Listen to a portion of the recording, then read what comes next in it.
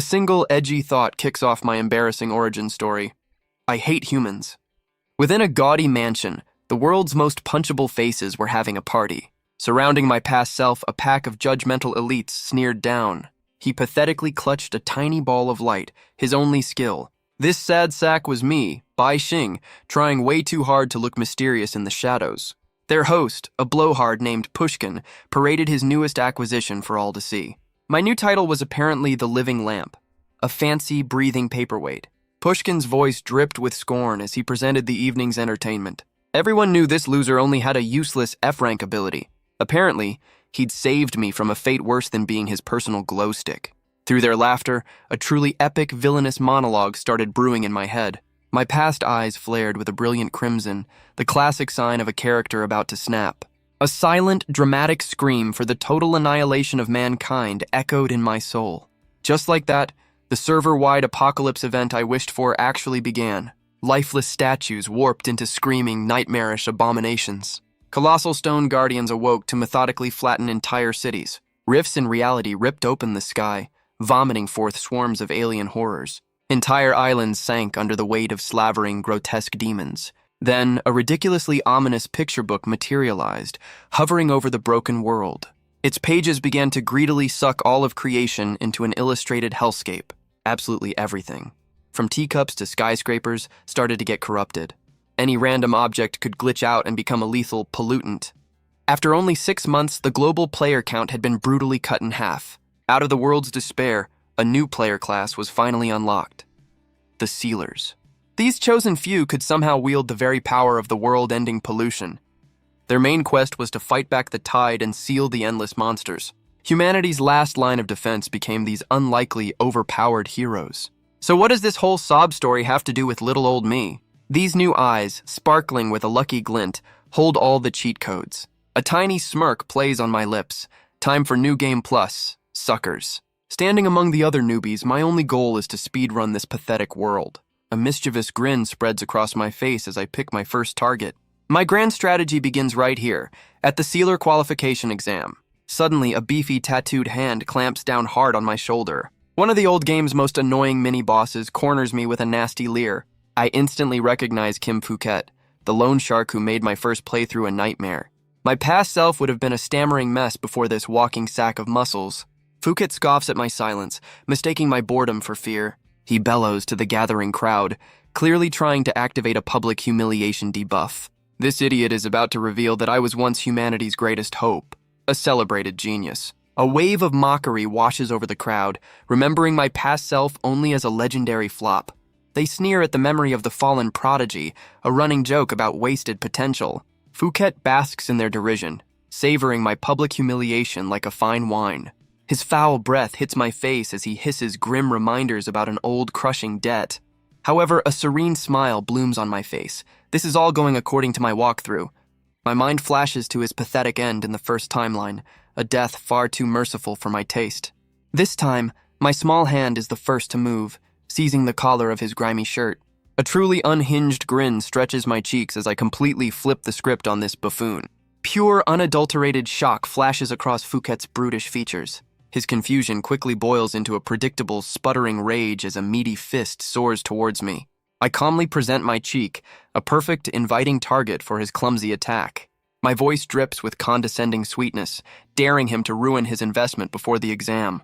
However will you collect if I'm disqualified for a little scuffle? I coo with a wicked glint in my eye. You can practically see the gears grinding to a halt in his thick skull as he realizes my checkmate. That oversized fist stops just inches from my face, paralyzed by his own insatiable greed. He withdraws with a string of pathetic threats, trying to salvage a shred of dignity. I simply form a little finger gun and aim it straight at his retreating back. Pew pew, I whisper playfully. You've just been tagged for later. Leaving him stewing in his own fury, I promise a much more interesting reunion is coming soon. Terrified whispers follow me through the parted crowd, their awe now curdled into fear. The other applicants give me a wide berth, branding me some kind of walking bad luck charm. A satisfied smirk settles on my lips because this predictable fear is exactly what I wanted. My thoughts drift back 3 years, to the start of this whole ridiculous tutorial level. A much younger, painfully naive version of me declared his grand dream of saving the world. Everyone hailed him as a one-in-a-billion prodigy, the hero destined to carry the server. Back then, the world ran on a simple algorithm of power levels and combat stats. His initial reading of 1200 shattered all previous records, stunning the officials into silence. Even the legendary headmaster Pushkin was summoned to witness the birth of a new main character. The old man activated his unique skill, Foresight, to read the data on my future. At first, the headmaster's gaze was blank, finding no trace of my awakened ability. Suddenly, a vision of overwhelming power seized him, a glimpse of a legendary fate. He spoke of a destiny that would outshine the brightest stars in the heavens. That prophecy went viral, cementing the legend of a genius who had yet to do anything.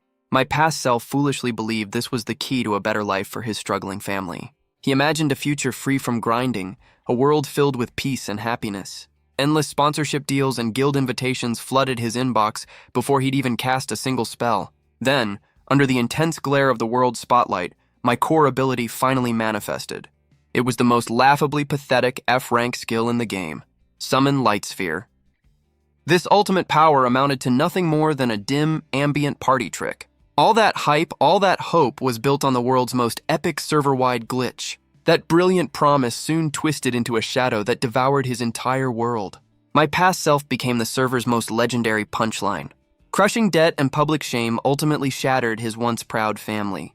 Now this very exam represents his last-ditch quest for survival. Returning to the present, I confirm every piece is moving exactly as my guide predicted. Across the field, my eyes lock onto a key character standing amidst the anxious mob. A stoic girl with raven hair draws a blade that glimmers with quiet purpose. Deep inside, a silent promise forms. She's the one NPC I'll protect when this world ends. Without warning, an authoritative voice crackles to life across the entire campus. Pollutants are being released onto the grounds as the sealer exam officially begins. Your mission is simple: team up, hunt down these creatures, and seal them for points. Examiner Shajo formally declares the start of this brutal high-stakes game. From her balcony, she offers a chillingly insincere wish of good luck. Absolute chaos erupts as 1,000 desperate players scramble for allies. Shouts fill the air as everyone desperately hawks their skills to join an elite party. High-ranked players are immediately swarmed, leaving the low-level newbies in the dust. The whole training field transforms into a frantic, chaotic bazaar of power and potential. One examiner dryly observes how the top-tier students had preformed their guilds. Another argues that strategic alliances are the cornerstone of survival in this field. With a dismissive scoff, Examiner Xiaojue injects a cold dose of reality. Only a sharp grin spreads across her face as she declares that living sealers have value. An aide quickly reports that nearly every student has found a team to weather the storm. Her gaze freezes on the monitor, her expression shifting from boredom to utter disbelief. Unbelievably, one lone applicant registers a staggering power level of 1200. Beside her, a proctor just chuckles, noting this supposed prodigy is playing completely solo. Down below, the field is a sea of newly formed squads with isolated figures left stranded. Before me, a panicked boy desperately pleads with a formidable-looking group for a spot.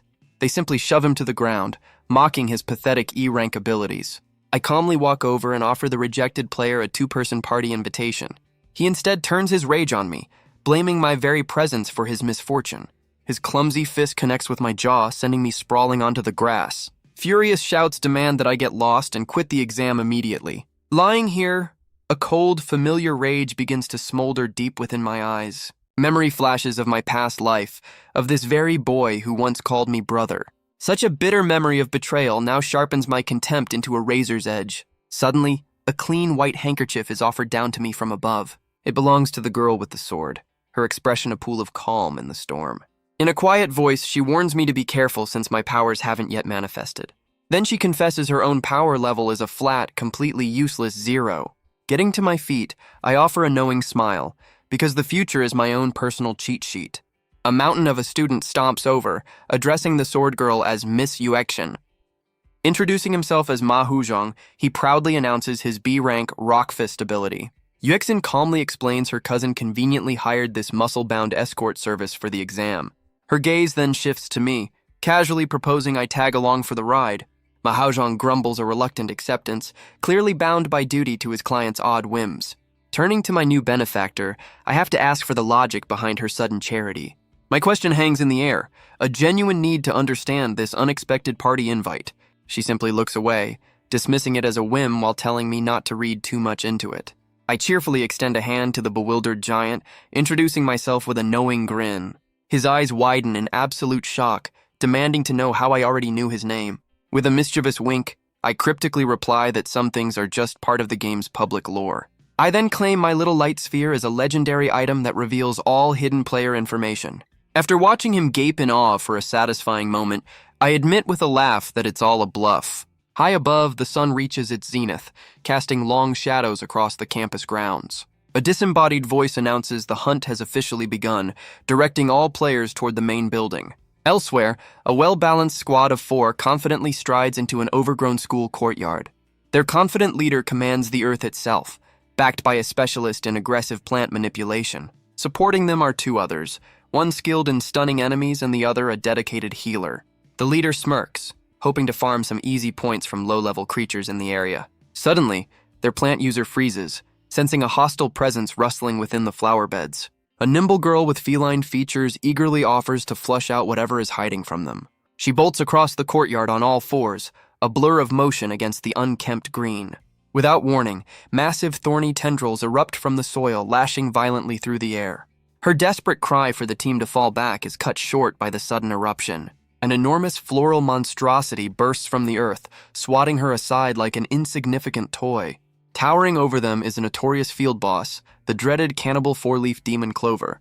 From the ground, countless smaller versions sprout in an instant, completely surrounding the panicked students. The entire courtyard is now infested with a writhing horde of 18 F-rank monsters.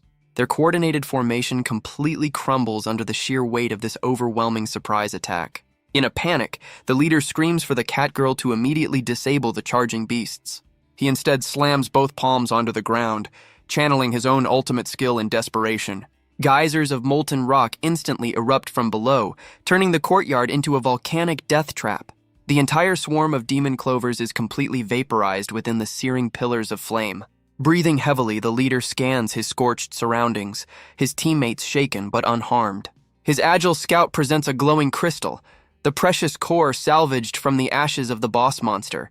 He explains how this single item can be used as bait to spawn endless waves of weaker creatures. A fanatical gleam fills his eyes as he preaches about securing humanity's future through these sealed powers. Far from the fiery battle, my own mismatched party navigates the eerily silent school corridors. Our new group moves with a palpable tension, each footstep echoing in the empty halls. Beside me, Yuexin keeps her blade at the ready, her quiet focus a constant warning that danger is everywhere.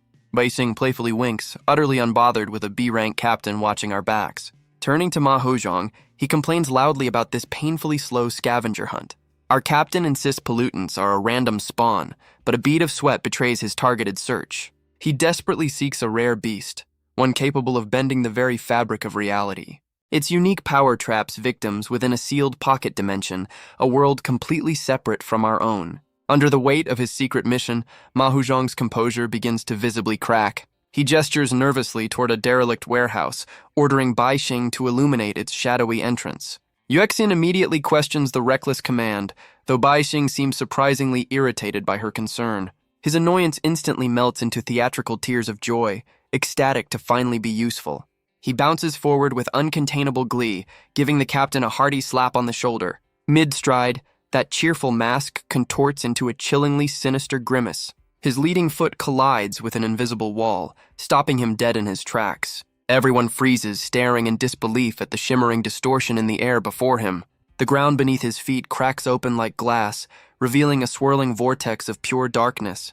His teammates watch in horror as unseen tendrils violently pull him into the abyssal rift. Miles away, inside a sterile control room, analysts diligently monitor the unfolding examination.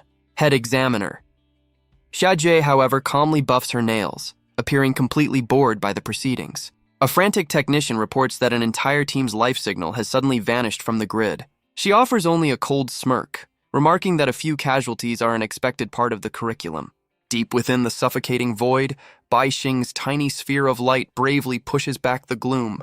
Its gentle glow reveals the horrifying truth that they are not alone in this pocket of nothingness. A monstrous C-rank crypt demon spider hangs directly above them, its many eyes gleaming with hunger. Ma Huzhong shakily assumes command, barking at the disoriented group to rally behind him. He quickly assigns combat roles to his high-ranking cronies, pointedly ignoring the rest of us. One of the hired mercenaries suggests simply abandoning Bai Xing to lighten their burden. Weixin's blade is instantly at the man's throat, her eyes blazing with protective fury. Ma Huzhong hastily silences the argument, reminding them that her judgment is absolute. He then dismisses Bai Xing with a sneer, telling him to just stand still and be a good little lamppost. Another thug chimes in, cruelly suggesting they just hang him from the ceiling for a better spread of light. The burly men erupt in mocking laughter, enjoying the casual degradation. Yet Yuexin's sharp gaze sweeps the darkness, her instinct screaming that a far greater threat is lurking nearby. Suddenly, a hand clamps down on her wrist, and she turns to see Bai Xing stopping her from drawing her sword again. He calmly inspects her weapon, identifying it as a rare artifact designed for hunting ethereal beings. Taking the hilt with a newfound confidence, he declares that it's his turn to be her shield. Weixin can only stare, her face flushing crimson at his impossibly audacious gesture. Bai Xing puffs out his chest, boasting about his flawless perception and unbreakable moral compass. His crimson irises narrow to slits, focusing on a single point in the empty space before them. He then drives the enchanted blade downward into the floor, striking something unseen by anyone else. The entire party flinches back as the impact reverberates through the strange dimension. With a triumphant, manic grin, Bai Xing calls out the true name of their invisible tormentor.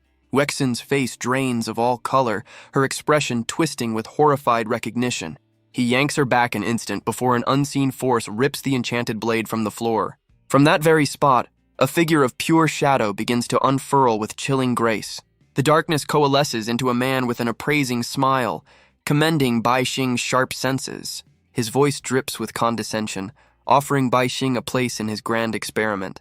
This is Ji Weiguang, the infamous A-rank researcher with a chilling obsession for unique abilities.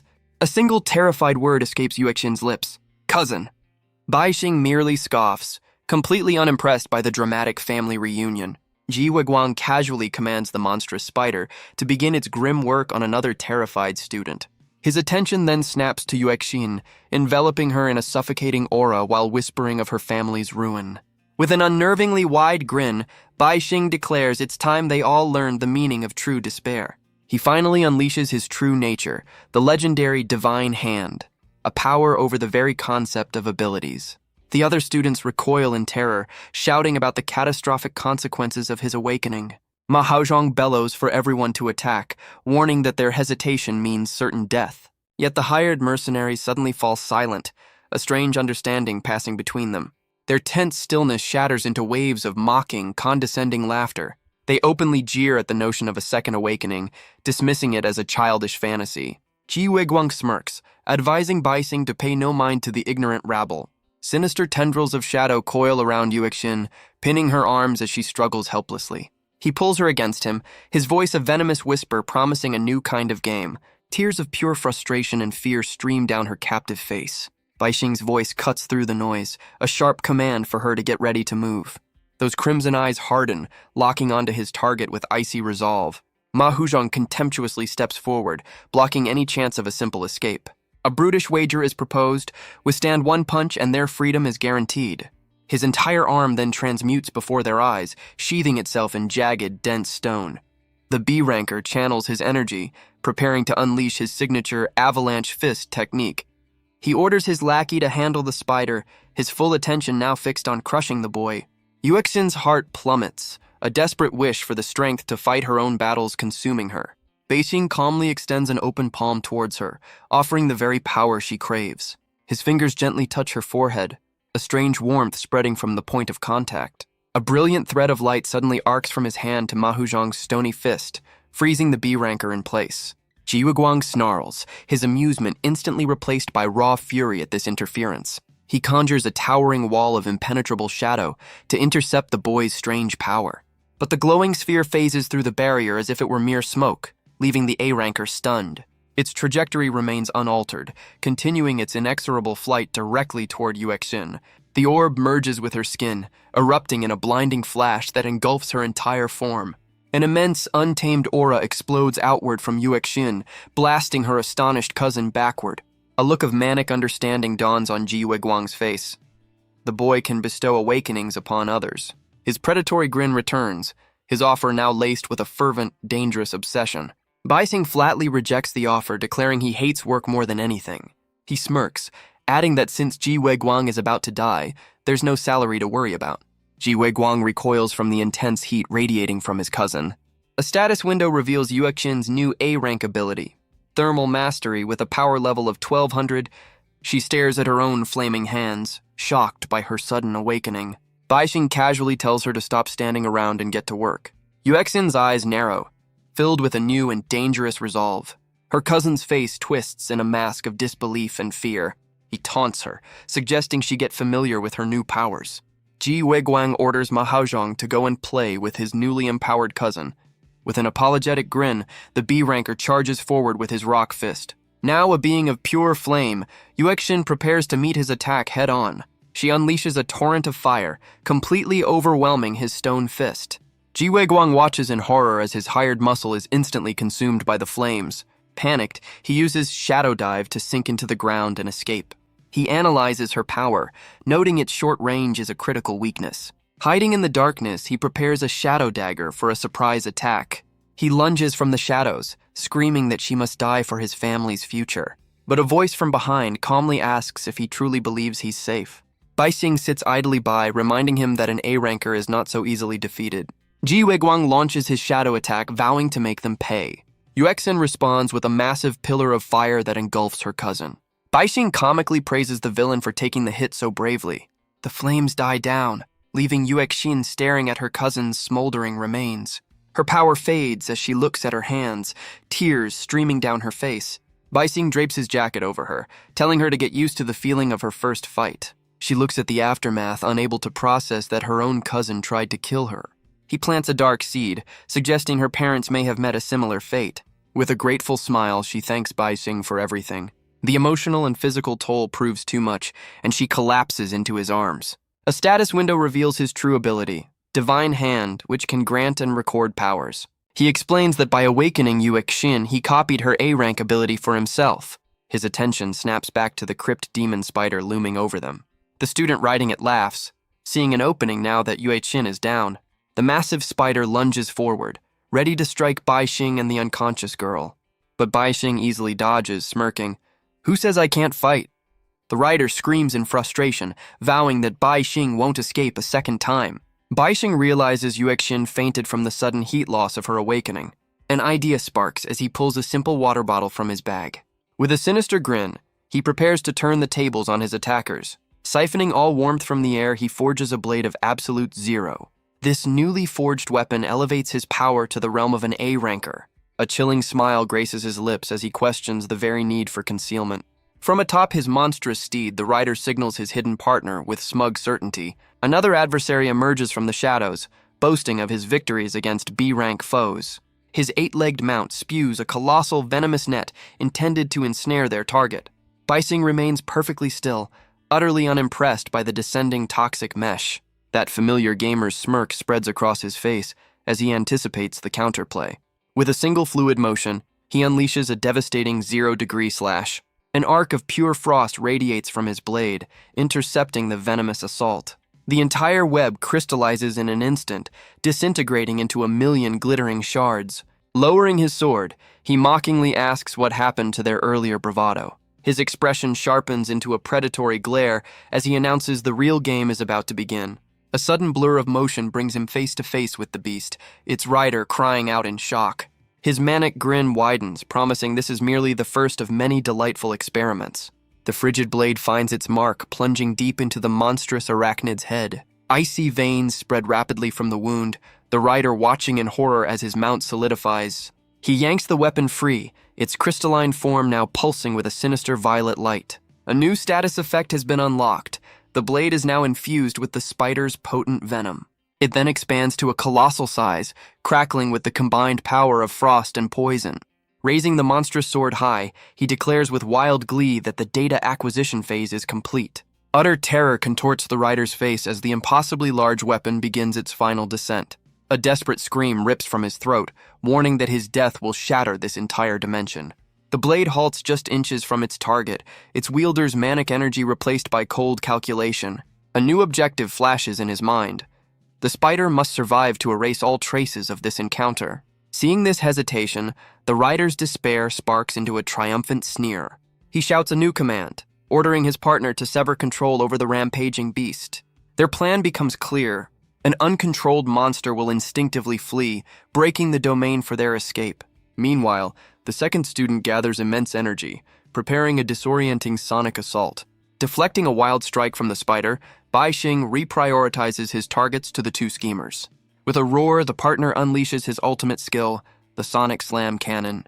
A terrifying, visible wave of concussive force hurtles directly toward him. For the first time, the blast connects, and a cry of genuine pain escapes his lips. Triumphant, the attacker boasts that every player, no matter how skilled, has a weakness. Urgently, his partner shouts for the final blow while their enemy is staggered and vulnerable. Taking the opportunity, the enormous spider lunges forward to crush its seemingly helpless foe. Venom-laced fangs descend, poised to deliver the killing strike. But in a flash of insight, his colossal sword morphs into an impenetrable shield of ice. Behind the frosted barrier, his eyes harden with the vow to never again let sentiment cause hesitation. The shield explodes into 1,000 pieces, providing the perfect cover for his lightning-fast repositioning.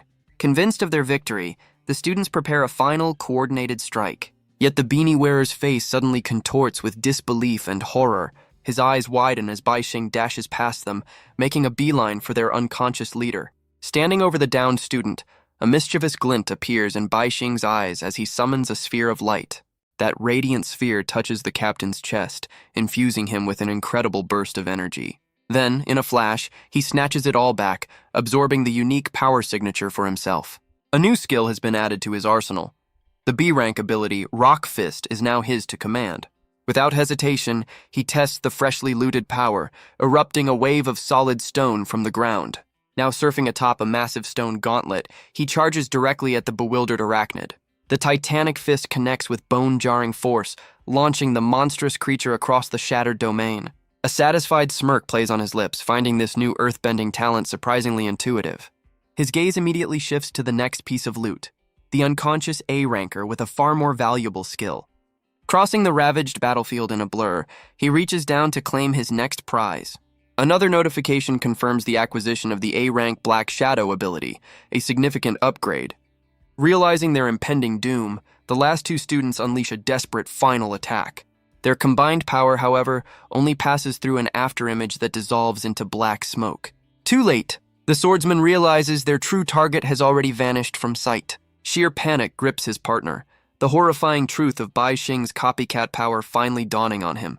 From his own shadow, inky tendrils erupt to ensnare the shrieking sound user. This newest acquisition adds sound control to an already overpowered skill tree. Only the swordsman remains, trembling before a foe who has become utterly unbeatable. With a grin that promises both pain and discovery, Bai Xing proposes one last beta test. He presents a chilling choice to his final, terrified lab rat. Now it is time to see if his newly acquired skills can be combined into a single, devastating combo. He casually explains the theory of merging rock, shadow, and sound into a perfect synthesis of destruction. Around his outstretched arm, a monstrous cannon of shadowy rock begins to coalesce. This ultimate weapon, he decides, will be called the Hellcrusher Gold Cannon. A wild laugh escapes his lips as he pours every ounce of stolen energy into the charging weapon. The resulting torrent of pure, chaotic power completely engulfs his last opponent. He watches the beautiful aftermath, pleased that the field test was a resounding success. As the last enemy fades, the corrupted dimension shatters like glass, revealing the familiar campus grounds. Kneeling beside Awakens, he calmly reports that the pollutant has been successfully contained. He presents a miniature, perfectly preserved spider as proof that no trace of the incident remains. Suddenly, his playful demeanor vanishes, his senses screaming at the approach of an uninvited audience. Lifting his gaze, he sees Examiner Xia Jue and her elite squad walking toward them. Her stare is cold and penetrating, an unspoken accusation hanging in the air. She wastes no time on pleasantries, demanding to know the whereabouts of Ji Weiguang. In that instant, Bai Xing understands she was a key player in this entire charade. His eyes drift to the oblivious Yuexin, a painful memory of her previous tragic end flashing through his mind. Watching the examiner depart, he silently confirms that this world's plot is far more complex than he first believed. Frantic shouts erupt from a suited man over Yuexin's still form. Uniformed guards immediately swarm around their fallen young miss. An imposing butler named Ji Renhei barks orders for an immediate evacuation to the hospital. One subordinate frantically speaks into his comms, his face a mask of pure panic. Another agent attempts to shield her, muttering about her disheveled state. Baixing's calm voice cuts through the chaos, explaining it's merely post-battle exhaustion. Furious, the butler seizes him by the collar, demanding a real explanation. Deja vu strikes as a memory surfaces of being framed for this exact scenario in his past life. His crimson eye narrows, analyzing the examiner's terrifying matter-decomposing aura. With a chilling smile, Xiajue warns that her ability can erase him from existence. Her attention then shifts to the butler, now a hulking reptilian monstrosity. They forge a temporary, monstrous alliance with a firm handshake. Looming over the boy, the beastly butler offers a simple deal: survive one punch to earn the right to speak. Internally, Baixing assesses the brute's stats and finds them laughably one-dimensional. He immediately throws his hands up in a display of theatrical terror, promising to spill everything. A wild story tumbles out about Ji Yueguang's secret plot to steal a legendary school treasure. Scoffing at the tale, Xiajue counters that she can't detect Yueguang's presence anywhere. Desperately, he adds that the target is an artifact belonging to Headmaster Pushkin. Mention of that legendary name drains the color from the examiner's face. Her own colleague whispers a frantic warning about the consequences of angering such a man. Confirmation arrives that the headmaster is conveniently off campus, giving a guest lecture. While being dragged away, Baixing endures the jeers of students assuming he has been abandoned. They mock him loudly, celebrating the expulsion of a supposedly useless teammate. A sly grin touches his lips as he helpfully suggests checking the headmaster's office for proof. Suddenly, Xiajue's sharp eyes catch a faint wisp of shadow trailing from his feet. Inky tendrils bind him as the squad cautiously follows the dark breadcrumb trail. Their path terminates precisely at the grand, imposing doors of the headmaster's office. Keeping him in a vice-like grip, they slowly push the heavy doors inward. Inside, a gasp escapes her as she recognizes Ji Yueguang's unmistakable shadow clone. A knowing smirk plays on Baixing's face. This very room was the stage for his previous life's downfall. Before their eyes, the clone retrieves a gleaming golden ox statue from a hidden compartment. Without hesitation, the shadow figure hurls the artifact directly into their hands. She catches the heavy statue instinctively, her expression a perfect picture of bewilderment. Baixing's grin turns wicked as he announces the grand opening of an S-class pollute domain. Instantly, a colossal dome of crimson energy swallows the entire campus. A memory of a lecture surfaces, explaining how these domains completely rewrite reality's laws. Each domain's twisted rules are dictated by the unique abilities of its master. Powerful domains can inflict anything from debilitating poisons to an eternal, unwaking sleep. Revealed as the lecturer is Headmaster Pushkin, a man rumored to see the future. On the blackboard, he had written the one absolute key to survival: know the rules of the game. An enormous lecture hall hums with the nervous energy of countless students. One student connects this ominous lecture to a recent catastrophic A-rank event. His neighbor whispers that releasing such classified data signals an unprecedented crisis. A younger boy asks aloud what the rankings even mean. An older student clarifies that the letters signify casualty rates, not the enemy's strength. He continues, explaining that S-class countermeasures are treated like national secrets. This grim realization dawns that something far worse than A-class is on the horizon. A single sharp clap from the stage instantly silences the growing panic. Headmaster Pushkin confirms their worst fears, announcing an escalation in pollutant activity. He then projects the horrifying survival statistics for the highest level domains. Within an S-class domain, a person's chance of survival plummets to a mere 1%. Sheer terror rips through the auditorium as the weight of his words sinks in. One desperate woman stands to ask the legendary prophet if this is the end for humanity. Pushkin meets her gaze with an unnervingly calm expression, acknowledging her plea.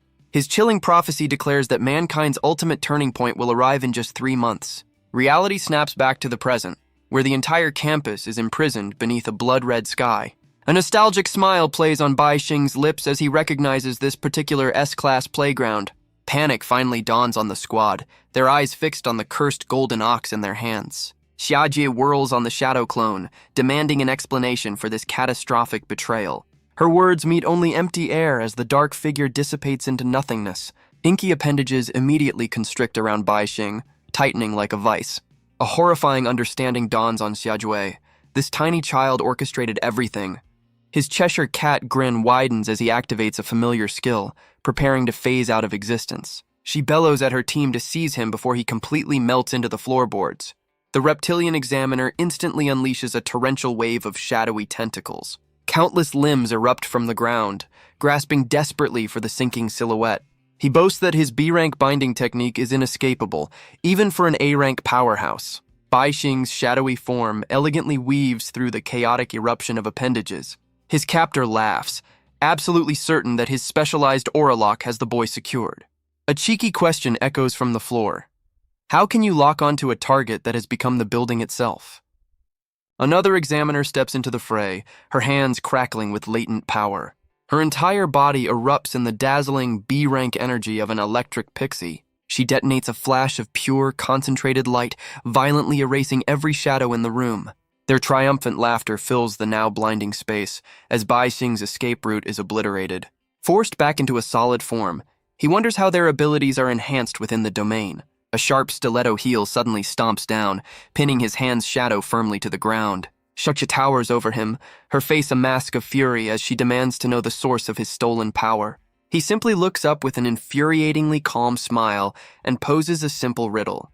Her rage finally boils over, raw energy coalescing around her as she orders his utter destruction. Yet his own counterattack is already unfolding, a silent scream poised to shatter their reality.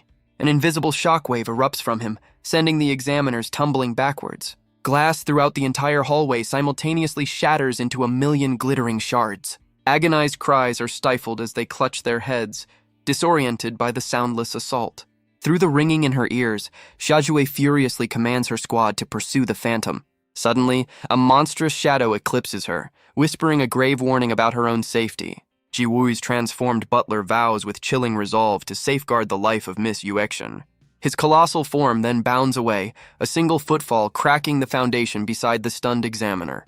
That reptilian guardian now tears through the school grounds with terrifying, unnatural speed. Shouju's mind races, desperately trying to connect his flight to the Ji family's darkest secrets. She redirects her remaining agents, ordering them to track the beast and locate an escape route. Outside, the assembled student body gazes upward at the blood-red sky, a terrible premonition dawning. Sheer pandemonium erupts as the chilling truth sinks in. A pollute domain has sealed their fate. Perched high on a rooftop, Bai Xing grimaces, annoyed that this life's playthrough also comes with a debuff. His remaining hand clenches into a fist, a silent promise to shatter this rigged destiny.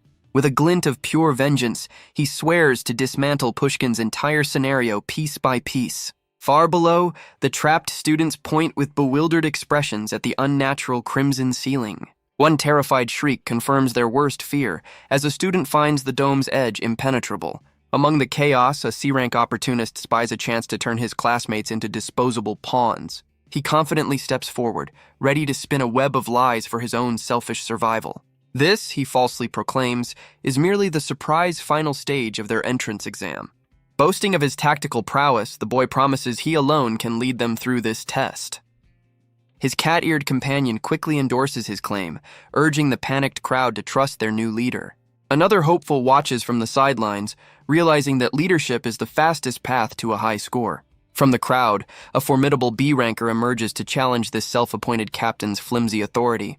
The would-be leader just smirks, preparing a flashy demonstration for the non-believers. His lava earth ability activates, transforming the ground before him into a bubbling pool of magma. He casually mentions the skill's long cooldown, smugly asking if anyone still doubts him. Without warning, a streak of crimson energy descends from the sky and strikes him down. His followers can only stare in mute horror as their captain is instantly erased from existence.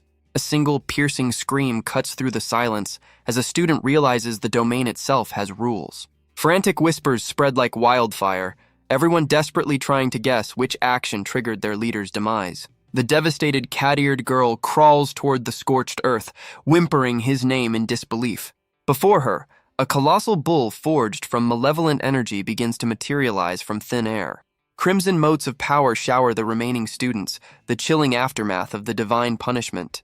That monstrous beast then lunges forward, its ethereal tendrils snatching screaming victims from the crowd.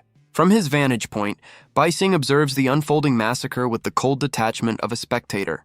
He idly muses that for these low-level NPCs, a game over was always inevitable. His memory flashes forward to a grim future where this exact demon bull is the city's final boss. That future vision shows the titanic creature standing astride the ruins of a conquered metropolis. Its ultimate attack would leave behind nothing but a vast, smoldering crater where millions once lived. What hope remains when he's already seen the final tragic cutscene?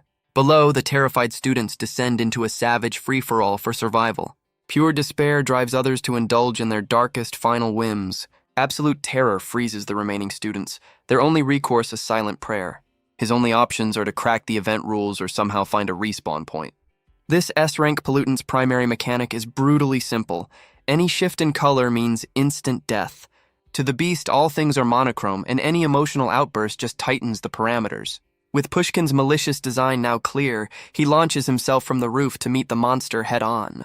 He instantly activates his copied A-rank skill, Thermal Mastery Control. By rapidly expanding the air beneath him, he expertly cushions his descent. Touching down with silent grace, his mind is already on the next step of his strategy. Using his shadow ability, however, would be a fatal mistake, a clear violation of the domain's law. Even the setting sun poses a threat. Its shifting colors a guaranteed trigger for the beast's fury. A chilling memory surfaces, making him pray the sky remains a constant, unwavering crimson. His resolve solidifies as he sprints away, now on a personal quest to rescue Guexin. Meanwhile, the entire academy remains a prison beneath the suffocating, blood-red sky. Across the campus, the reptilian butler and his subordinate move with unnatural speed. She struggles to match her guardian's blistering pace, his transformed body a blur of motion. Her frustration mounts as she demands to know why they are fleeing instead of hunting Bai Xing. He calmly reminds her that their sole mission directive has always been to protect the young miss. The butler confesses his pursuit of Bai Xing was merely a ruse to thank the boy for saving her. She sneers at his sentimentality, her loyalty sworn to Yue Guang and the family's true patriarch. A cruel smile spreads across her face as she resolves to eliminate this sentimental obstacle. Reaching a nondescript van, the butler anxiously inquires about Yuexin's condition. An agent inside reports that the girl is stable but remains deeply unconscious. A silent, knowing look passes between the two conspirators, their moment finally at hand. Beneath the vehicle, a cleverly hidden explosive device awaits its signal. Her partner clutches a small, pulsating sphere of light. The detonator? He fantasizes about the immense rewards he will reap once Yueguang seizes control. Offering a final, hollow apology to the unconscious girl, he moves to crush the sphere. Suddenly, an unfamiliar hand clamps down on his wrist, halting the motion. His partner hisses a warning, her eyes locked on the figures emerging from the shadows. Examiner Shatue and her team step into view, proposing a temporary alliance for survival. The examiner carefully considers her next move, realizing Yuexin is her ticket out of this nightmare. She hesitates, acutely aware of the danger in meddling with the Ji family's internal power struggle. Unimpressed, the transformed butler flatly rejects her proposal, his only concern being Yuexin's safety. Shaju's lips curve into a confident smirk as she offers him a foolproof escape plan. He merely scoffs at her bravado, certain she cannot comprehend the true nature of this prison. Her own A-rank ability is then revealed, a spatial backpack capable of storing living beings. Total disbelief washes over her subordinates as they witness her legendary spatial talent firsthand. Instantly, he deciphers her unspoken offer, his cooperation for the girl's guaranteed protection. She presses him for answers, questioning why his renowned family now shies away from the hunt. His hardened expression falters, confessing that true knowledge of these abominations only breeds terror. Only a monster, he declares with grim certainty, possesses the power to destroy another.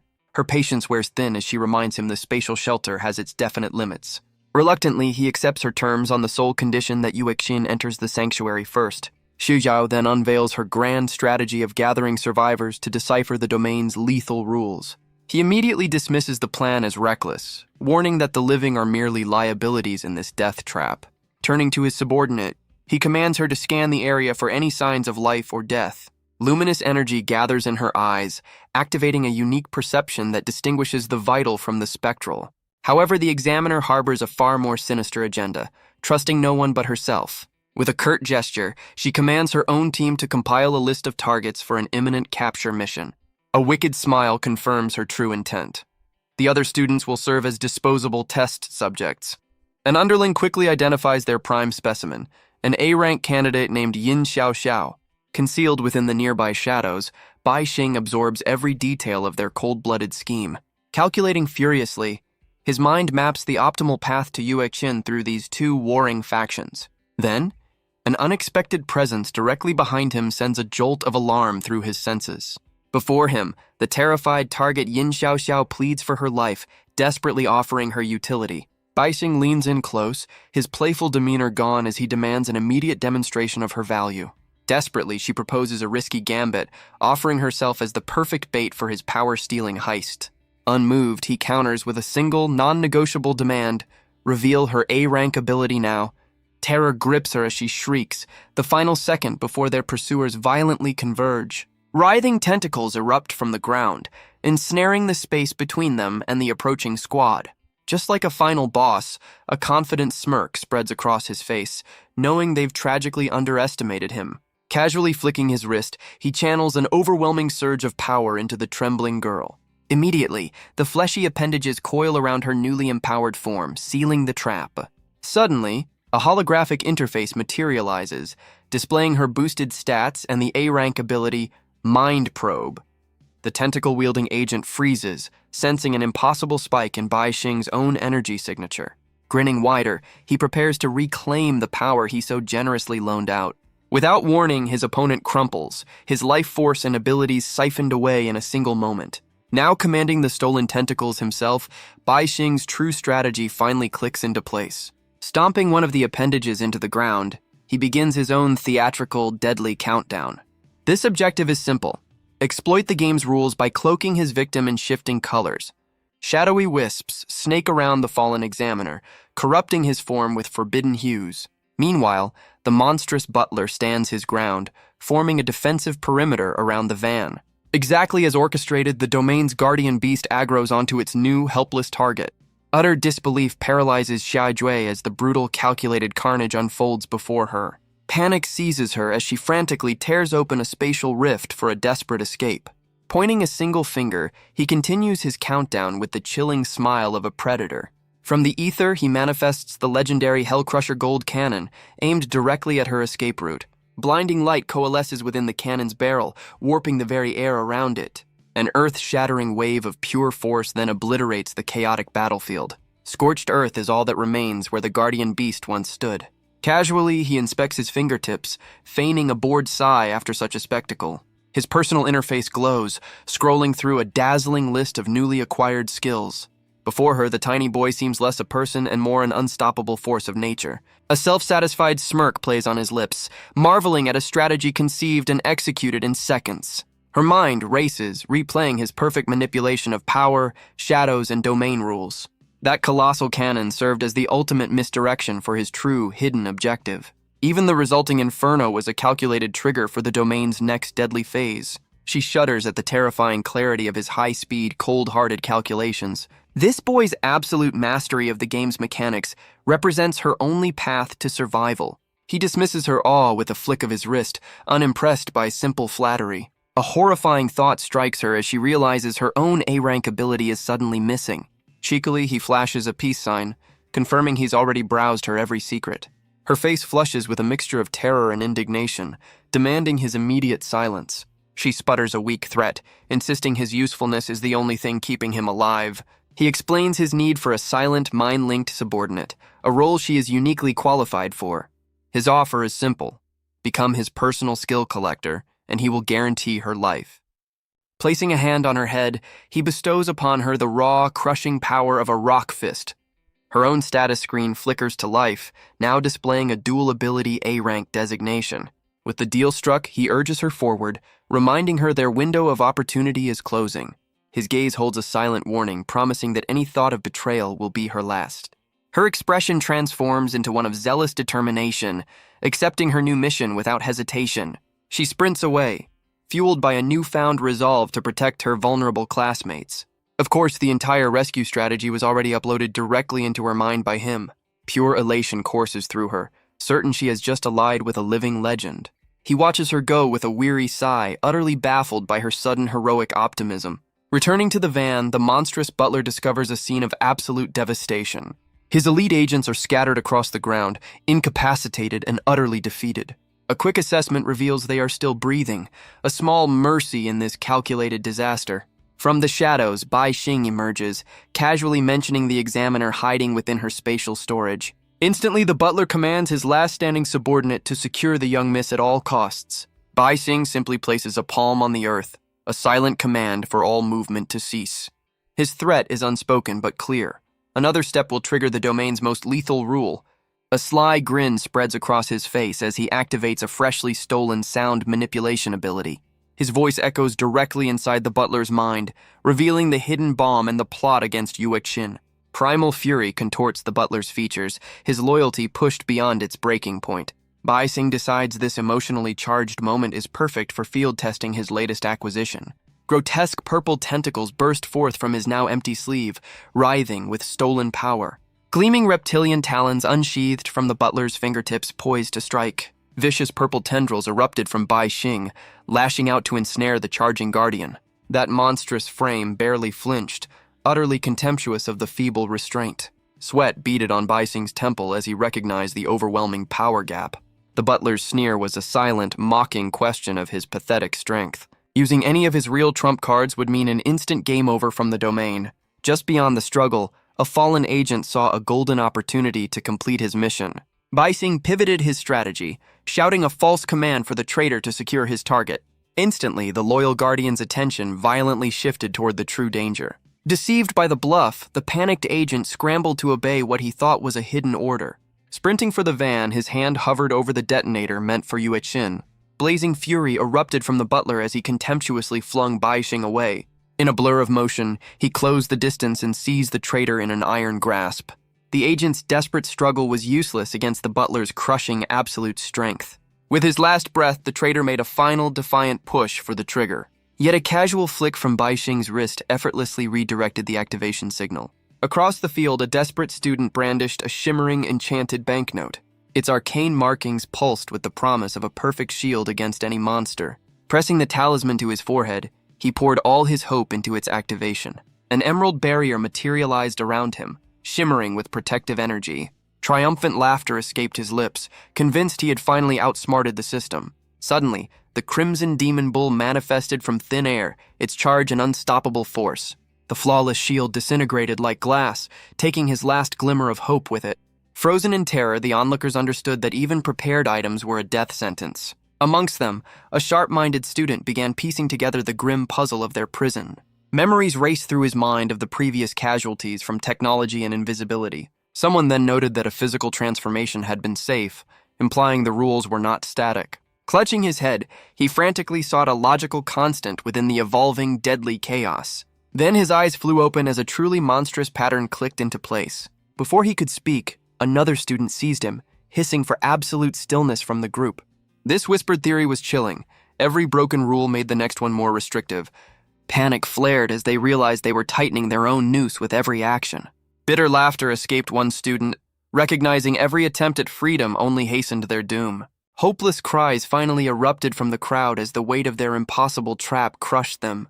Another boy began rambling maniacally, trying to reconcile physics with this twisted reality.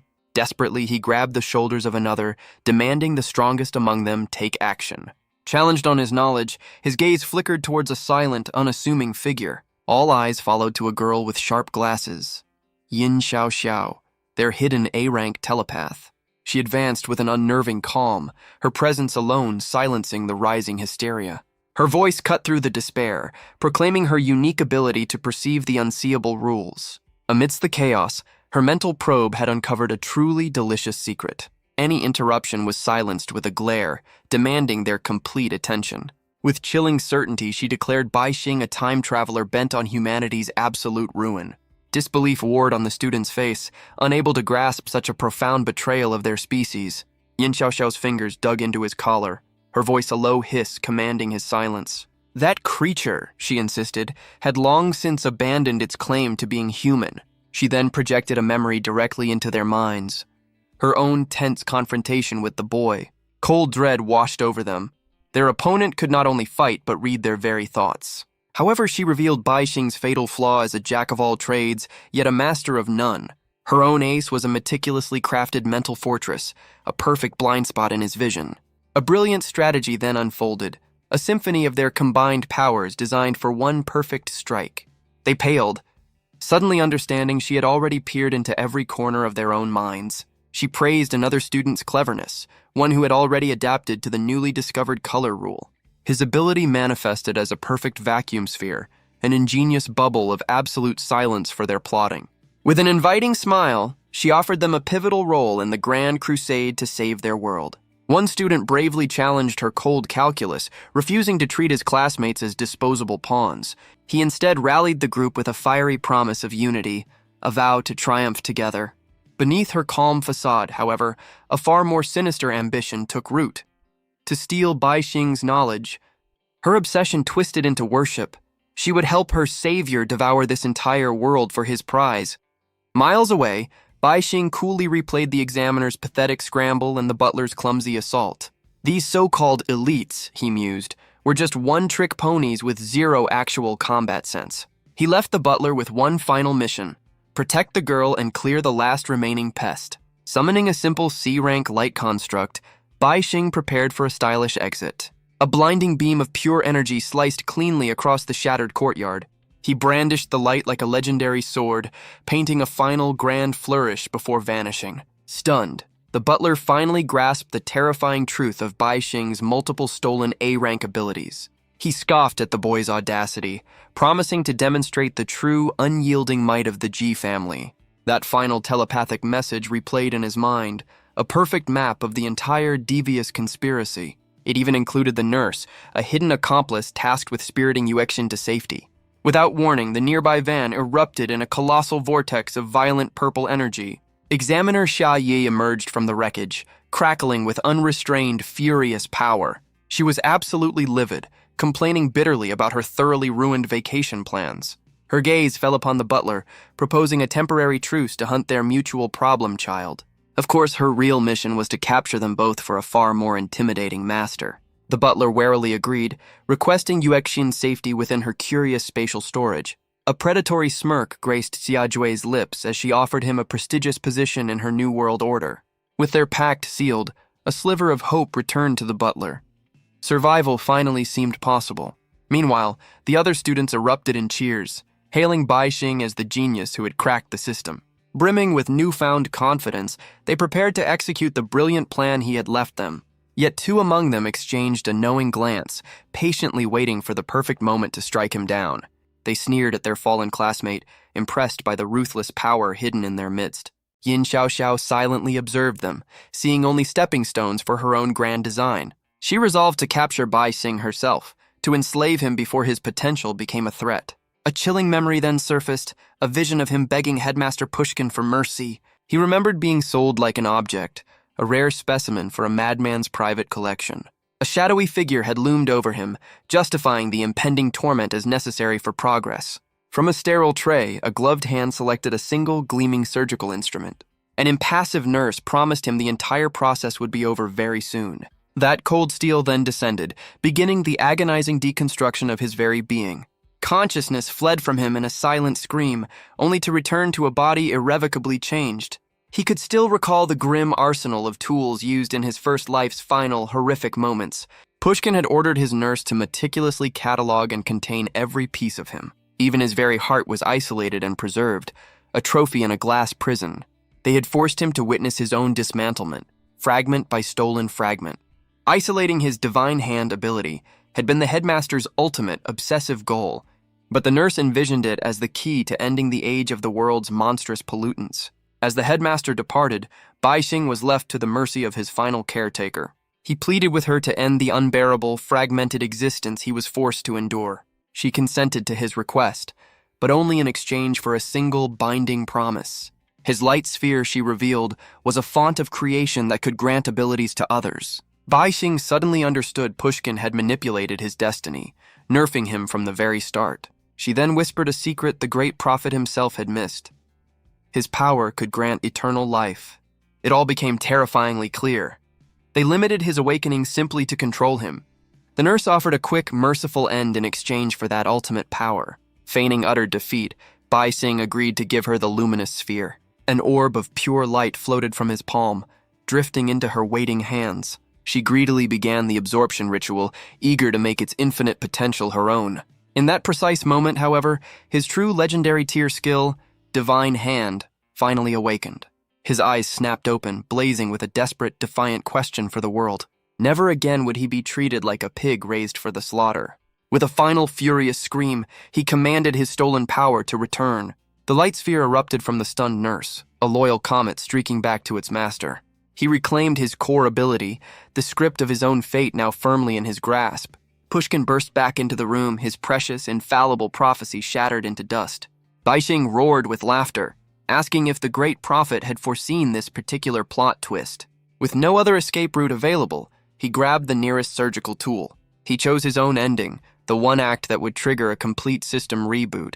Back in the present, Yin Xiaoxiao recoiled, shaken by the raw horror of his memories. A cool voice then drifted from above, asking if she had any more secrets to hide. She looked up to find Baixing on the roof, inviting her to join the grateful students below. Baixing offers a telepathic chat, mocking her sudden silence with a playful smirk. Yin Xiaoxiao scoffs at his accusation, demanding to know how a human could ever be a monster. He calmly explains that power itself is the ultimate corrupting debuff, twisting bodies and souls. Countless wars and the casual disregard for life were just the start of humanity's monstrous resume. She dismisses his grand philosophy as nothing more than a child's naive fantasy. His playful demeanor vanishes, replaced by a cold query about her treasonous thoughts. A wave of cold dread washes over Yin Xiaoxiao as she realizes her mind was an open book. He turns his back on her, admitting a lifelong policy of never trusting fellow players. The real monsters, he suggests, are those who treat their own kind like disposable livestock. She screams that any price is worth paying to finally cleanse the world of pollutants.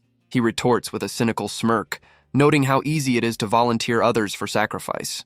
His crimson eyes gleam with a wicked idea, offering her a chance to make a more personal contribution. She recoils as if struck, spitting the word demon at his impossibly twisted logic. Yin Xiaoxiao points a trembling finger, fabricating a story of him absorbing the dungeon boss. Panic and conviction spread through the crowd as they prepare to fight for their survival. One confident B-ranker steps forward, becoming the focal point for a massive combined assault. A self-assured grin spreads across his face, certain their unified power will guarantee a one-shot kill. Her laughter rings out, sharp and manic, as she taunts him with the collective fury he now faces. Streams of pure energy converge upon the leader, his power level skyrocketing to an immense new height. Baixing watches the grand display from his rooftop perch, an expression of profound boredom on his face. Then, with a casual elegance, he raises a single, slender finger to the sky. Every head snaps upward as a colossal silhouette begins to blot out the daylight. An enormous shadow clone of him materializes above, dwarfing the entire academy courtyard. Yin Xiaoxiao's triumphant expression crumbles as she understands the brilliant simplicity of his trap. A wicked grin spreads across his face as he prepares to address his captive audience. He cheerfully explains the domain's exploitable rule. No light means no color. The powered-up student leader bellows in terror, realizing the fatal flaw in their plan. Despair marks the B-ranker's face, his ultimate attack utterly useless against an intangible shadow. Baixing calmly announces this is merely self-defense, but any attack will be met with annihilation. Their leader immediately cracks under the pressure, screaming that Yin Xiaoxiao orchestrated the entire plot. He then pathetically begs for mercy, offering a deal for Baixing to surrender his power. An amused glint appears in Baixing's eyes as he reveals he just copied their energy channel skill. He graciously offers to return their pooled energy, framing it as a generous gift. Instead, he yanks every last spark of power from them in a single, breathtaking instant. His internal system log explodes with notifications, cataloging over 60 newly acquired skills. He tisks in disappointment, unimpressed by the low-tier quality of his loot. Across the courtyard, the entire student body collapses in unison, their power levels reset to 1. Yin Xiaoxiao glares up from the ground, vowing the headmaster will make him pay for his demonic actions. Their punishment, he declares, will be to helplessly watch the true boss descend upon them. He concludes with a sinister grin, promising to clear the raid himself after they've had a good scare. Sunlight finally breaks through as the Crimson Domain shatters like glass. Within a lavish office, Headmaster Pushkin and his 2 assistants prepare for departure. A frown crosses his face as he senses the distant trouble, prompting a question about his unhurried pace. The headmaster offers a cryptic excuse, blaming a celestial server admin for his travel restrictions. He then dismisses one aide, gesturing for the other to accompany him alone. Without his companion Lin Qi, he admits the powerful seals are simply beyond his control. A predatory smirk graces Lin Chi's lips as she declares her restored power can handle the job, for a price. With a confident stride, she takes the lead, her destination set for the troubled academy. The abandoned assistant watches their departure, a storm of conflict in his eyes. A system window materializes, displaying Lin Chi's S-rank status and her golden blood trait.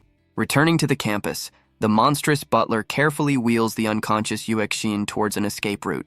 His associate urges him to hasten their escape so the hunt for Bai Xing can begin. The hulking butler hefts the stretcher, advancing towards a shimmering, unfamiliar portal. She snaps at him to hurry, her patience clearly worn thin by the delay. Suddenly, his slit pupil eye narrows, detecting the subtle scent of betrayal. His enormous foot stomps down, abruptly halting their forward momentum. Violently, he yanks the stretcher away, pulling Yuexin back from the portal's waiting maw. Utterly stunned, the agent demands to know how he saw through her deception. His cold gaze locks onto her as he asks if she intended to follow them through the gate. She admits to hearing Bai Xing's earlier warning about the domain's peculiar activation triggers. A cruel smile plays on her lips as she reveals the power of annihilation rests at her very fingertips. He calmly points out that activating her power would change her nail color, triggering instant death. Her laughter rings out as she counters that any random event could set off the trap, making inaction a gamble too. She gestures imperiously, demanding he deliver Bai Xing to her without another word. He seemingly concedes, agreeing on the condition that Yuexin is safely stored in her spatial inventory. The butler then instructs her to open a transfer portal far away, manned only by a powerless medic. Confident in her victory, Xiaojue smirks and accepts his seemingly foolproof terms. A swirling vortex of purple energy materializes at her command, ready to claim her new assets. His mind races, calculating the single second it takes for her to activate her personal escape portal. This entire plan is a high-risk gamble, hinging on the nurse now wheeling Yuexin forward. In a flash, his powerful reptilian tail sweeps out, catching the unsuspecting nurse at the ankles. A startled cry escapes the nurse as she pitches forward, crashing to the pavement. Shaiju's head instinctively whips towards the sound, her focus broken for a fatal instant. Seizing the opening, the butler pivots and drives his fist into the side of a nearby van.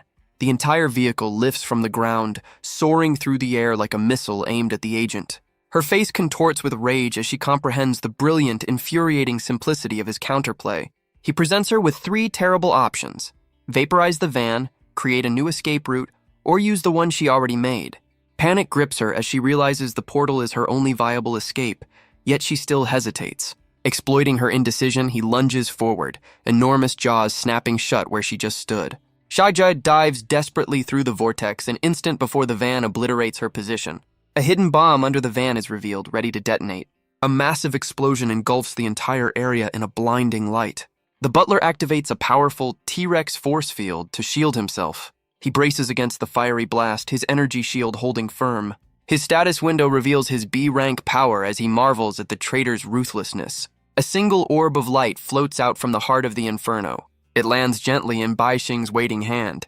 Bai Xing calmly congratulates him for passing the test, his status showing a newly copied A-rank ability. The butler turns in shock, asking when he arrived on the scene. Bai Xing praises his brilliant mind game, admitting he's been watching the whole time. The butler notes his primitive throwing skill has made him immensely stronger. Bai Xing proudly presents his new flying throne, a combination of stolen abilities. The butler scoffs, calling it a simple escalator and confusing Bai Xing with modern terms. He demands a cooler ride, sparking Bai Xing's childish excitement to build a UFO. The school remains trapped under the crimson sky, waiting for the inevitable. Bai Xing reveals the S-rank domain's secret, a rule he would have sacrificed millions to learn. The butler is stunned, demanding to know how he accessed such classified information. With a sly wink, Bai Xing offers to share the rules before nightfall. He explains the first rule. The Golden Bull statue is a seal that triggers the domain on contact.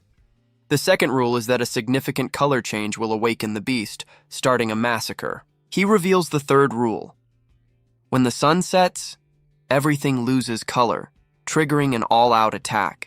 The final rule is that he will seal the beast's true form after it has eliminated all other targets. The butler realizes with dread that they'll be attacked as soon as night falls. Bai Xing opens a portal, joking that he and Yuexin will hide while the butler faces the danger. The butler sees through the bluff, and Bai Xing sighs at his lack of humor. A lingering question hangs in the air. Is survival truly possible? The nurse voices her doubt, wondering if they can really make it through this. Baixing reveals his true plan, to use his combined powers to create a safe zone of constant light. He recalls a time when he was asked to control the brightness of his light sphere. By matching his light to the setting sun, their area will be the only one that doesn't change color. He offers the butler a chance to live for Yuechin's sake, warning him not to cause trouble. The remaining agents look on with weary skepticism. The butler's gaze softens as he looks over the still unconscious Yuechin. Baixing sits alone, plotting his next move and anticipating Pushkin's arrival. He questions why fate has brought him back to these specific events, suspecting a deeper trap. The butler suggests putting Yuechin in the spatial backpack for her own safety. The nurse nervously agrees, wanting the comatose girl to be properly cared for. Baixing's crimson eye flashes with hidden intent. The remaining agents panic, insisting they were only following orders to protect Yuechin. Baixing explains her coma is temporary and urges them to get her to safety before the seal is complete. Baixing probes the portal, sensing something strange within its depths. He realizes the spatial pocket opens and closes in the same location. He clears a path, assuring them there's enough room for two. With a wicked grin, he warns that his death means they'll be trapped forever. The team rushes Yuechin's stretcher into the swirling vortex. As the portal closes, Baixing waves a casual farewell. The last of the light fades, plunging the world into twilight. A blood-red sky now hangs over the trapped school. The transformed butler looks up, sensing the approaching darkness. He turns to Baixing, asking if the boy is finally afraid. Baixing smirks, correctly guessing the G family's internal chaos is the real problem. The butler lectures him on the harsh reality of power and family ambition. Baixing asks about the family's secret research, offering a rare moment of respect. The butler reveals Yuechin's father theorized using pollutants to strengthen sealers. Shocked, Baixing realizes the G family's research is the foundation of modern power. The butler deflects, suggesting the experiments were for Yuechin's sake. Baixing cuts him off, his expression grim as he announces it has begun. In the distance, a lone student's desperate cries for help echo through the dark. A student is consumed by dark energy, cursing Baixing with his final breath. Fiery projectiles begin to rain down from the crimson sky. The school is bombarded, buildings crumbling under the relentless assault. The butler surveys the devastation, asking how Baixing plans to seal the beast now. With a crazed smile, Baixing wonders the very same thing. The butler explains the beast will now hunt them, the only remaining source of color. In the darkness, a pair of massive, glowing red eyes snap open. The colossal demon bull materializes, looming over the lone survivor. Baixing proposes a new strategy. What if he blinds the beast to color itself? He unleashes his shadow ability, sending dark tendrils toward the monster. The shadows completely envelop the demon bull, cloaking it in darkness. Baixing explains his A-rank shadow can be amplified with more power. He injects 3,000 power, supercharging his shadow ability.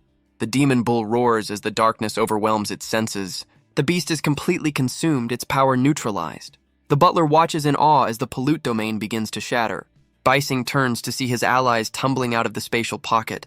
The nurse and agent are stunned, wondering if the nightmare is finally over. With a grin, Baixing announces the second step of his plan. He expands the spatial backpack, preparing to suck the beast inside. With a clenched fist, he activates the seal, trapping the monster. He confirms the sealing is complete, ready to unleash the bull again if needed. Before departing, he taps the unconscious Yuechin's forehead, leaving behind a parting gift. A single tentacular limb launches him skyward with explosive force. He offers a jaunty wave to the astonished reptilian butler below. His personal status screen flickers to life, showcasing a newly acquired flight skill. A mischievous grin spreads across his face as he rockets towards his next target, a certain loan shark. Miles away, a pair of regal purple eyes flutter open in a sterile medical room. Yuechin sits bolt upright, her mind a fog of confusion and lost time.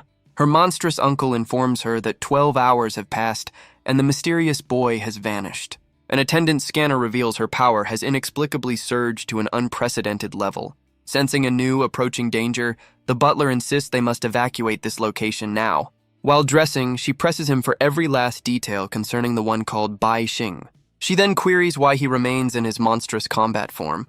He directs her gaze outside to the smoldering, apocalyptic ruins of their former campus. His grim expression confirms that a catastrophe of immense scale has indeed taken place. Turning to the few remaining subordinates, he commands them to vanish into the shadows.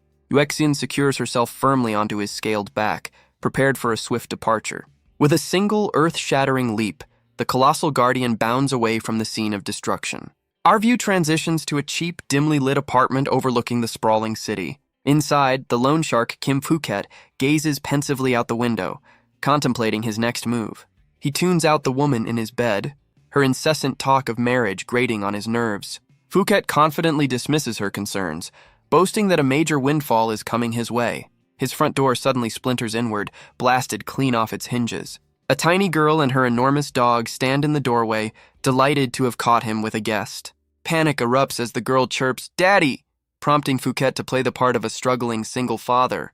Feeling utterly deceived, the woman scrambles for her clothes, demanding to be let go. Phuket simply grins, encouraging his daughter to give their new friend a big, friendly hug. He then casually exits the room, leaving the petrified woman alone with the strange pair. Without a shred of remorse, the loan shark saunters down the hallway. A calm voice echoes from a dark alleyway as he steps outside. "There you are." Ignoring the interruption, Phuket answers his phone, bragging to his boss about his recent collections. His mind is already buzzing with schemes to overthrow his superior and take over the entire operation. Suddenly, the call distorts with static, replaced by a new voice informing him that his every move is known. This chilling voice introduces itself as his new boss, with a very special task for him. Baising materializes from the shadows, phone in hand, coolly requesting a status update. An irritated Phuket begins to repeat his successful numbers, bewildered by this bizarre power play. His words catch in his throat as an unseen force seizes control of his mind and body.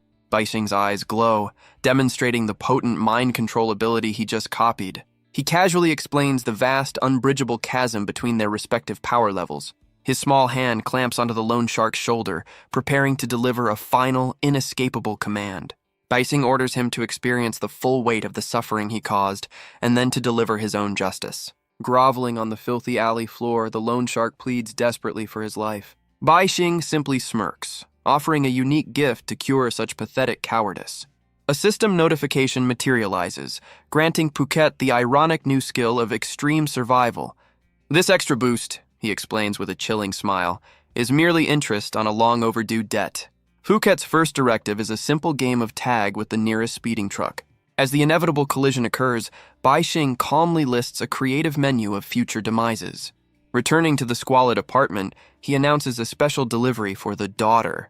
From behind the splintered door frame, a colossal canine head tilts with morbid curiosity. Its form shimmers, revealing the corrupted energy of a pollutant eager for a new game. The tiny girl gleefully showcases a brand new pair of legs, liberated from the sleeping woman. With a dismissive wave of his hand, Baising offers them a far more interesting diversion.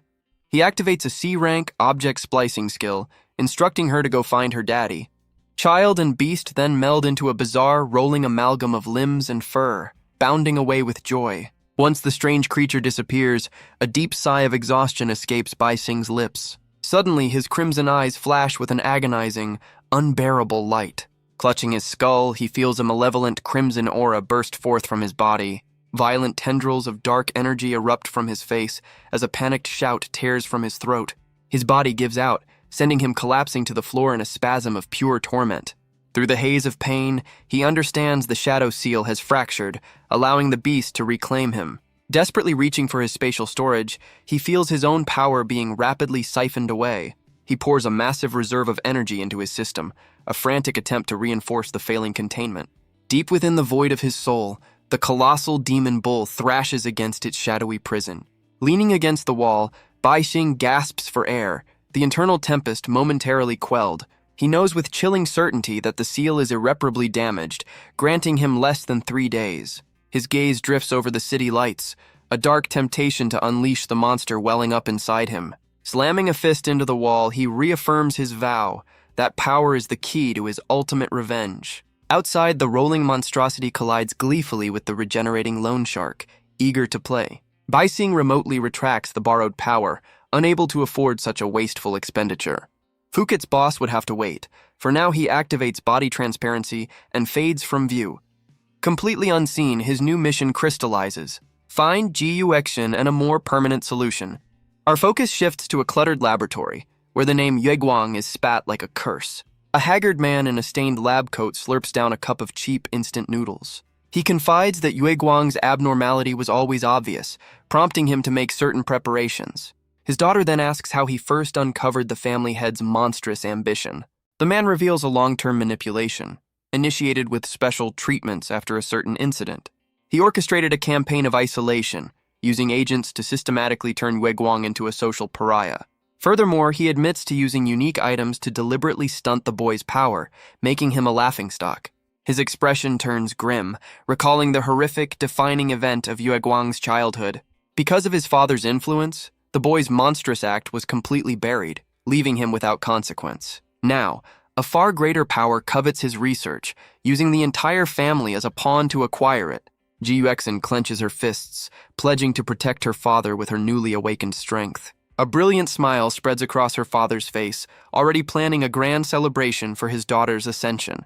He waves off her concerns, a curious glint in his eye as he mentions a certain boy named Bai Xing. Instantly, his demeanor shifts to a dark glower, warning of a terrible fate for any suitor who dares approach. His hand then softly pats her head in a gesture of pure fatherly affection, the threat momentarily forgotten.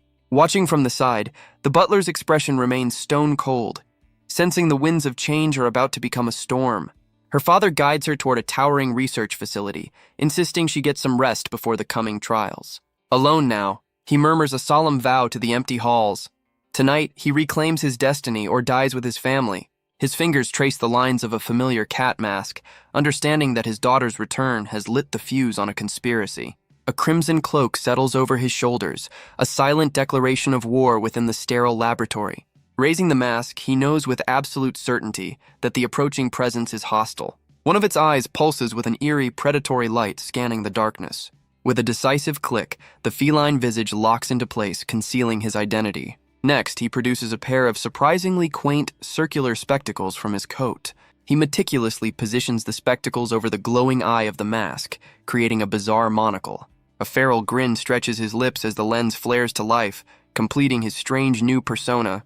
An interface panel materializes, detailing the synergistic effects of his three powerful pollutant artifacts. He chuckles under the mask, confident that this unholy trinity of items will pierce any veil of secrecy. Just then, his enhanced senses detect a ripple in the air, signaling an unseen guest has arrived. Meanwhile, the cloaked Bai Xing appears in the seemingly vacant lab, a flicker of confusion on his face. His own time is short, so he decides a simple, direct message is the most efficient approach. A single whispered offer echoes through the room, an exchange of information for the sake of Guexin. Through his lens, the father sees an impossibly long list of skills unfurl next to the boy, leaving him utterly speechless. He focuses his will, activating the full power of his omniscient lens to analyze this mysterious entity. A blinding flash erupts from the monocle as it dissects Bai Xing's very essence.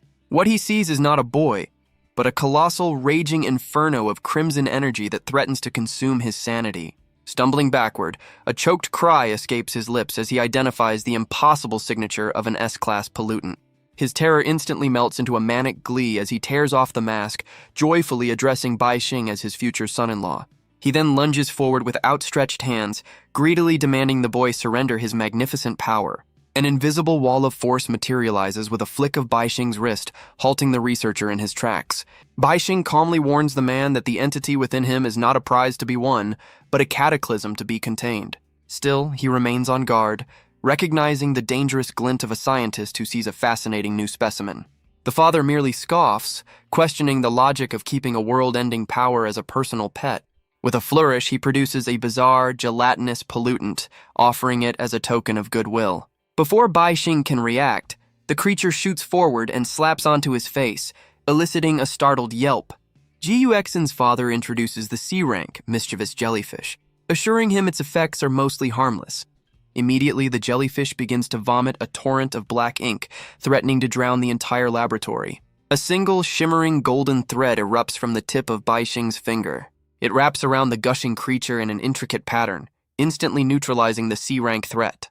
Completely unfazed, the researcher suddenly begins a strange parable about a small nation that struck oil. He speaks of a foolish nation that tapped into a forbidden power, shattering sacred pacts. Within a month, orbital scans revealed a continent swallowed by an abyssal, inky stain. Earth's greatest champions assembled to confront the S+ level anomaly that blotted out the sun. By their arrival, nothing remained but an endless, silent ocean of black under a starless sky. At the epicenter of this desolation floated the culprit, a ridiculously small jellyfish now safely contained. Its status window displays a comically simple yet terrifying directive: endlessly produce ink to occupy all available volume. The researcher proposes a brilliant exploit, pitting the jellyfish's infinite ink against the bull's infinite drain. A sudden realization dawns on Baixing. The bull has been siphoning his shadow reserves this entire time. Forget containment, he envisions a more direct strategy, using the ink as a tactical smokescreen against the beast. Voicing concern over a potential system crash, he's assured by the core principle that only a pollutant can truly counter another. Another bizarre creature is presented, a C-class octopus with the absurd rule of claiming exactly half of any given space. Unleashed in the void, the father claims, it would swell to encompass half the Milky Way itself. His crazed smile widens as he gestures toward a hidden vault, a veritable treasure trove of rule-bending artifacts. An offer is made for the entire collection in exchange for the bull, a trade Baixing immediately identifies as a terrible scam. Calculations spin behind the researcher's eyes, weighing the boy's stealth capabilities as a potential weapon against Pushkin. The proposition is met with a firm rejection, as the bull is clearly a main quest item, not vendor trash. Frustration boils over into a wild accusation, questioning if his own daughter is now part of this insane bargain. Unfazed, Baixing simply offers a small lens, considering the jellyfish seal a more than equitable exchange. Abruptly, the man's fury dissolves into tenderness as he pushes the lens back, designating it a gift for Awakens. His bizarre, ink-stained limb receives the trinket, a silent acknowledgement of the strange truce. With a flick of his wrist, the minuscule jellyfish is deployed into the sub-dimension to confront its colossal foe. Almost instantly, the phantom drain on his energy lessens, confirming his tactical gambit is a success. Turning his back, the researcher dismisses him with a wave, declaring his own pressing matters now take precedence. A casual finger points towards a large window, indicating a far more direct, if unconventional, exit. One last, chillingly paternal warning is issued about the consequences of ever harming his daughter. He nods in agreement, utterly baffled by the man's lightning-fast mood swings. Choosing not to question the bizarre encounter further, he manifests shadowy wings and dives from the shattered pane. Gliding through the moonlit city, his next objective crystallizes. Find Yuexin, then resume the gear grind. Alone once more, the scientist slides open a concealed panel in the wall, revealing a dark recess. From within, he retrieves a menacing A-class artifact, the legendary Black Monkey Claw. A vibrant red cloak is slung over his lab coat, signaling a dramatic shift from scholar to warrior. Several imposing figures materialize in the lab, their leader addressed with cold familiarity as brother. Shimmering status displays identify the intruders as elite members of the powerful G family clan.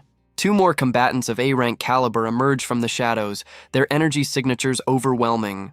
Beneath his mask, the father scoffs at their foolish talk of unshackling the very forces he struggles to control. His grip tightens on the claw, a silent vow to protect his life's work from his own kin. Miles away, a solitary guard maintains a silent vigil before the gates of an opulent, isolated estate. Within its walls, Guxin sits peacefully in the center of an immaculate, sterile, white room.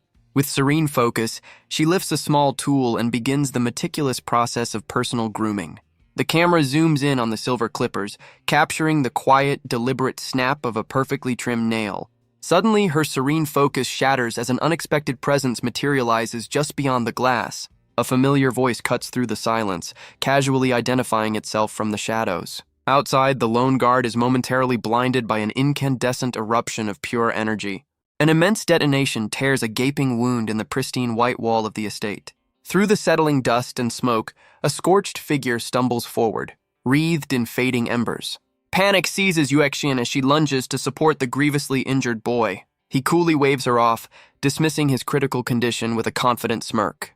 Shimmering blue panels materialize around him, listing a ludicrous number of high-tier regeneration skills. Instantly restored to perfect health, he playfully accuses her of setting a trap. She stammers an explanation, pointing at the window where a shadowy appendage had first appeared. His own tentacle sprouts to demonstrate its harmless suction cups, a detail that only deepens her suspicion. Baixing shrugs with an easy grin, claiming his wellness check is complete and it's time to bounce. A wave of guilt washes over her, regretting her panic when he clearly needed help. Waving the bizarre limb, he laughs off her concern, treating his dismemberment like a minor debuff. Her hand moves to call for backup, but he sharply warns her against interfering with his next move. Without another word, a cascade of brilliant white feathers bursts from his shoulders. Two immense angelic wings unfurl majestically behind him as he declares his departure. Impulsively, she latches onto his arm, insisting he can't leave without a proper thank you dinner.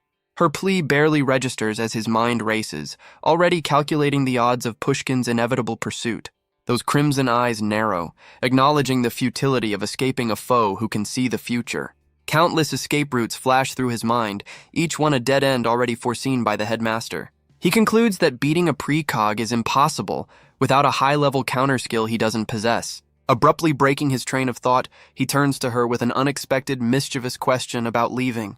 Her confusion melts away as a shimmering light envelops her, swapping her simple clothes for an elegant blue dress. She offers a knowing wink, suggesting that sometimes the best plan is to enjoy the moment.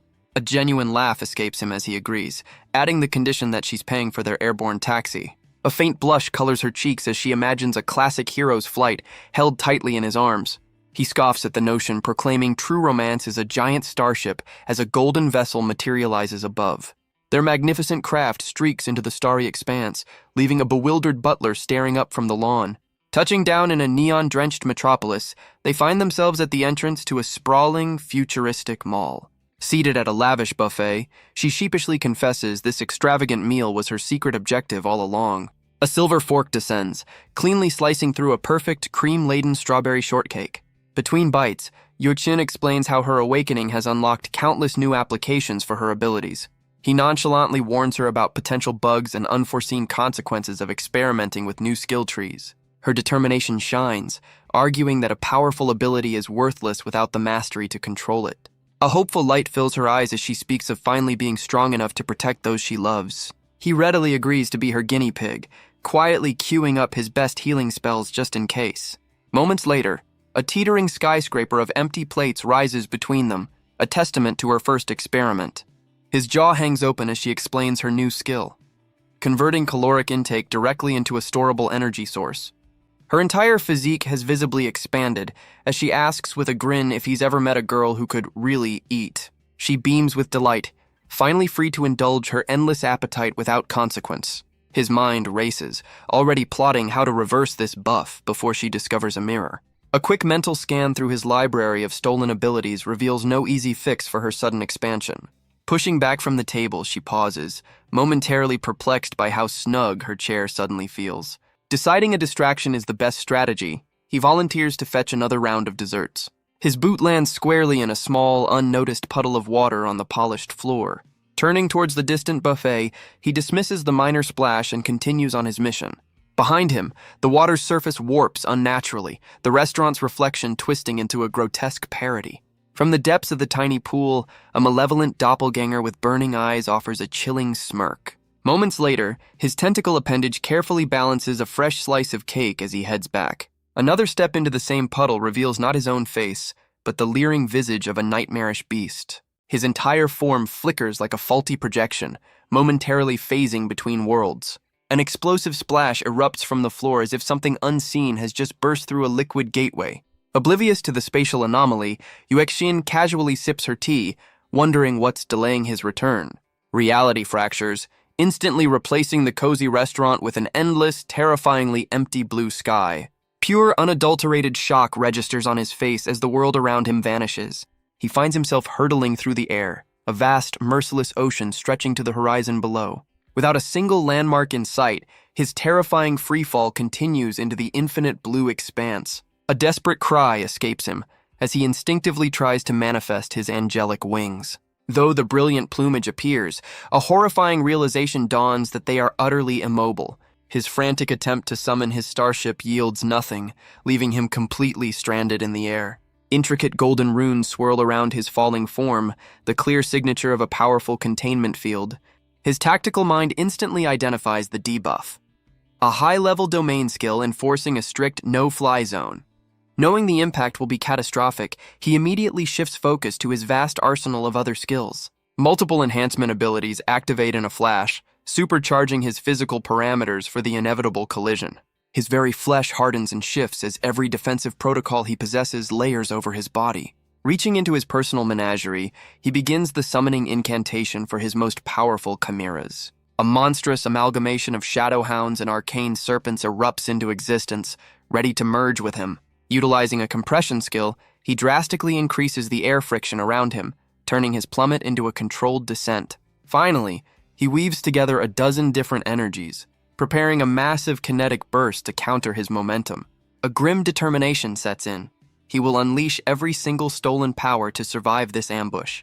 Thankfully, recent acquisitions from the students granted him mastery over water, regeneration, and item repair. Yet his thoughts race, trying to pinpoint which enemy possessed the power to trap him in such a bizarre dimension. Far beneath the waves, a shadowy silhouette with a flowing tail turns its gaze upward, sensing his imminent arrival.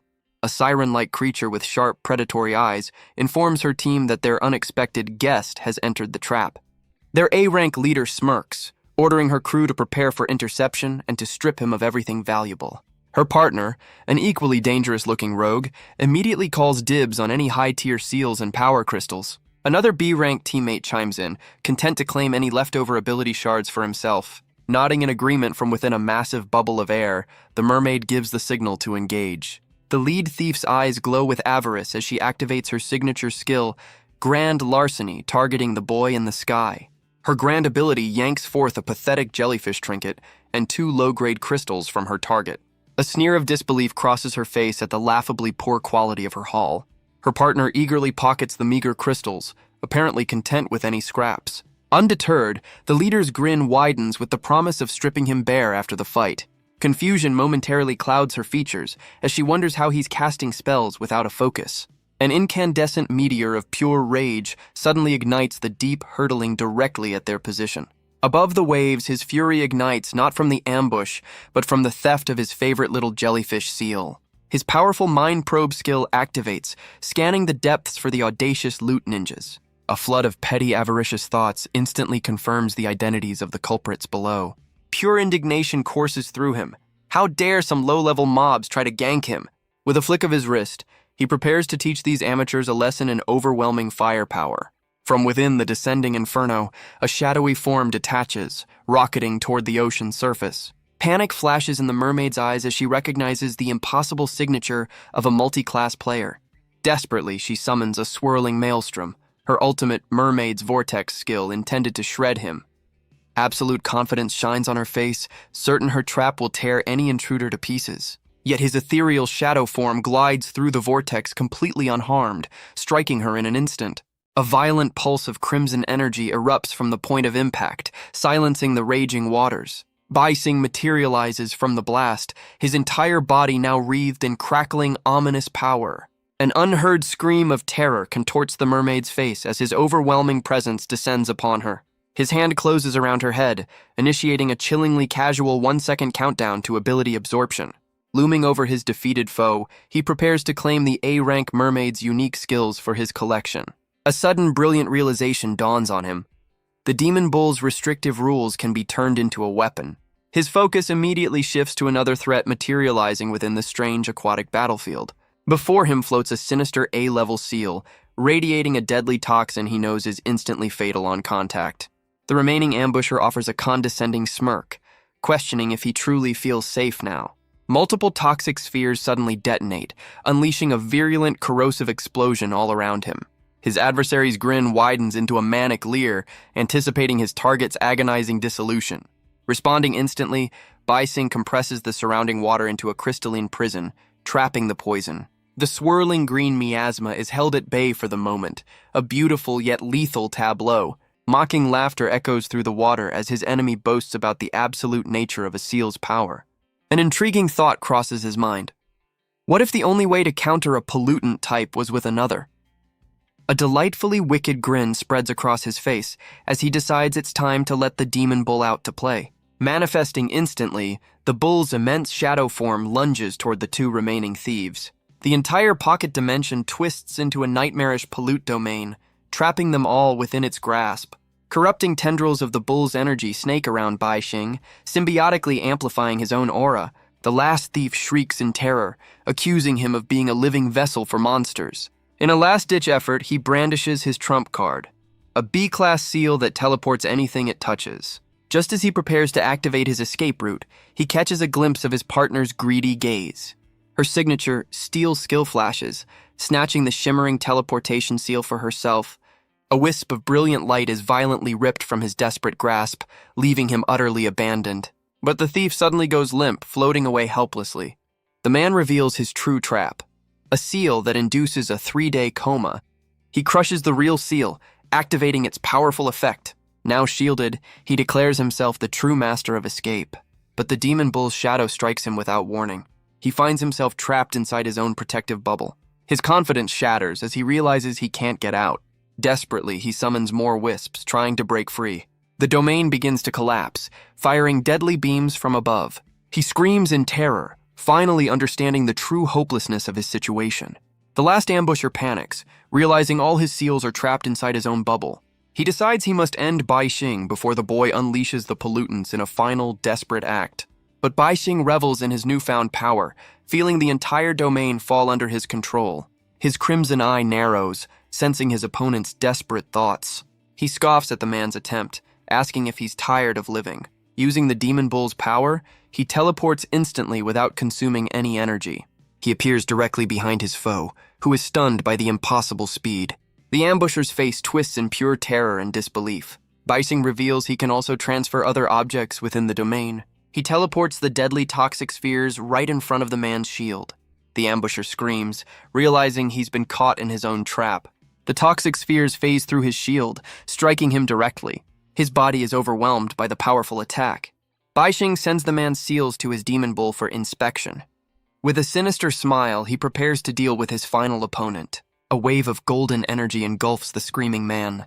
Defeated, he curses the mermaid who dragged him into this mess. A status window confirms Bai Xing has copied the B-rank air bubble ability. He smiles, pleased by this unexpected and useful new power. He teleports to the unconscious thief, who floats inside a protective bubble. He copies her A-rank Steel ability, a perfect supplement for his divine hand. But he notes the ability requires one of her hands to activate. Using body splicing, he calmly removes her arm. He then uses body transformation to attach it to his own empty sleeve. Flexing his new fingers, he's glad to finally have a hand again. He sends the stolen jellyfish seal back into his spatial pocket.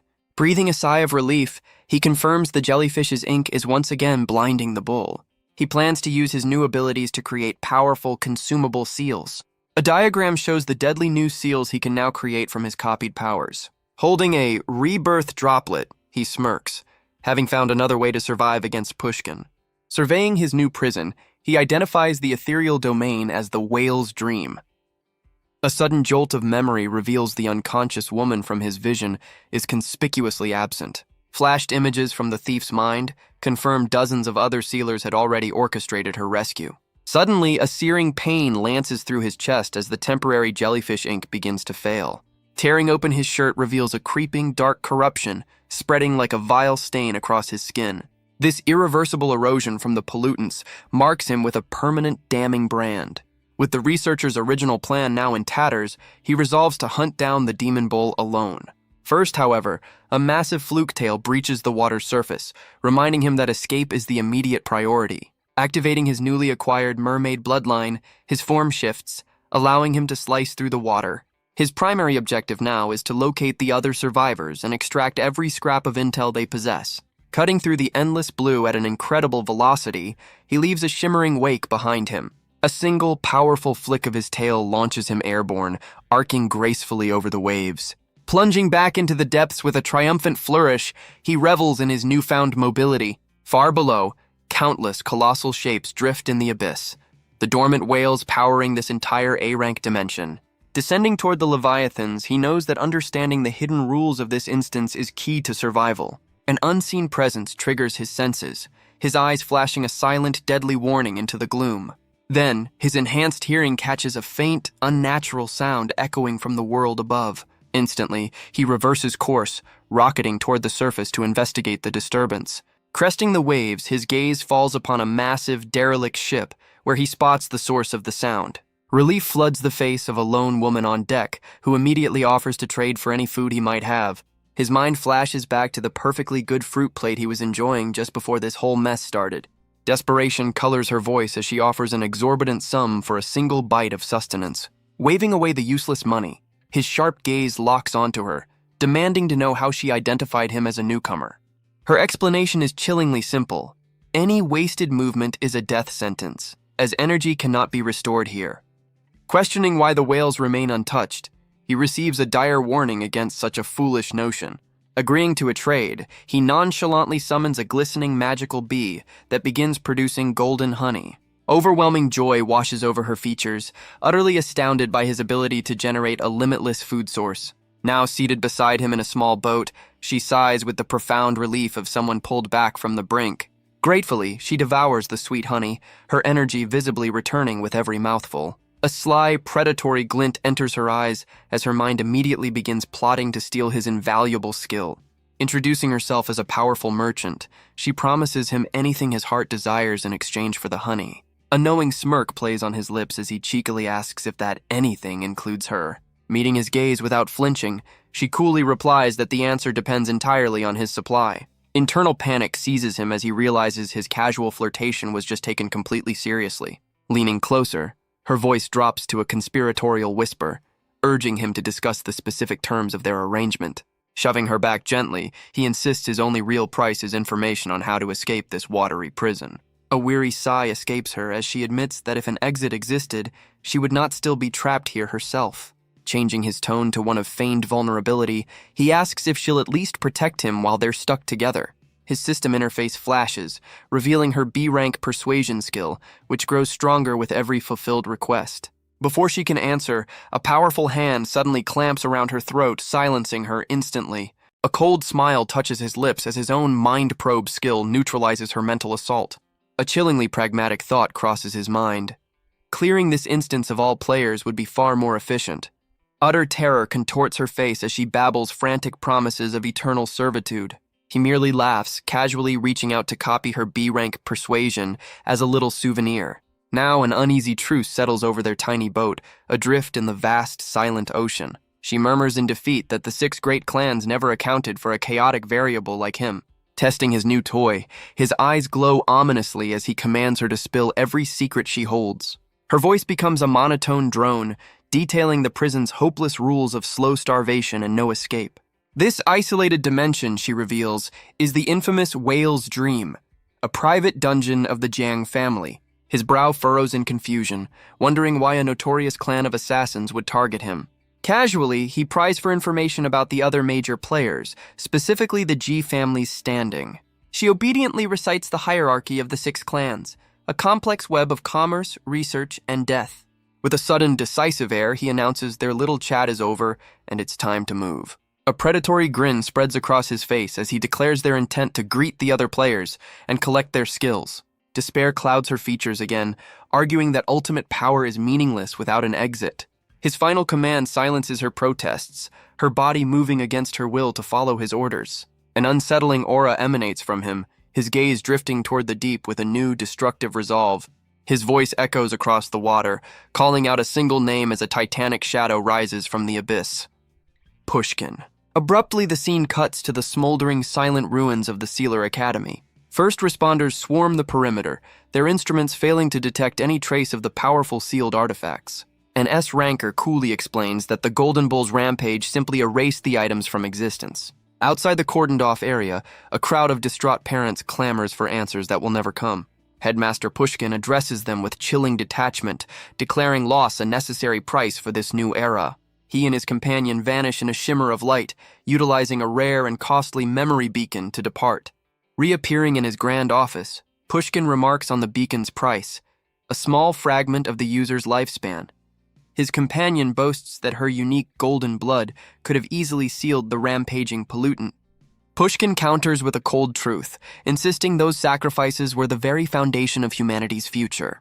Turning to a bookshelf, he triggers a hidden mechanism, revealing a secret passage into darkness.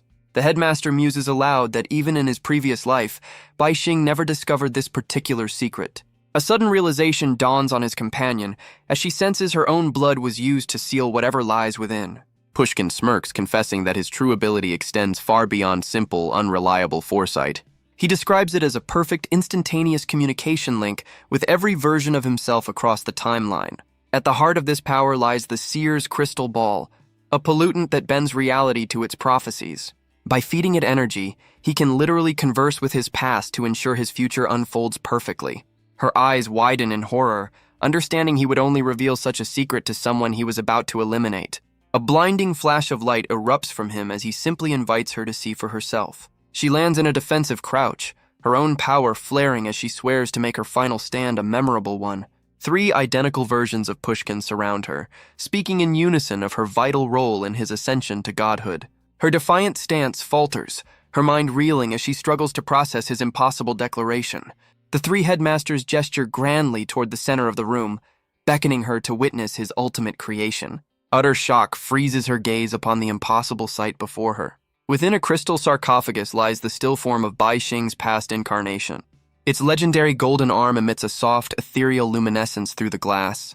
A silent scream escapes her as she stumbles back from the macabre display. One of the duplicates calmly gestures, identifying the body as the hero's past.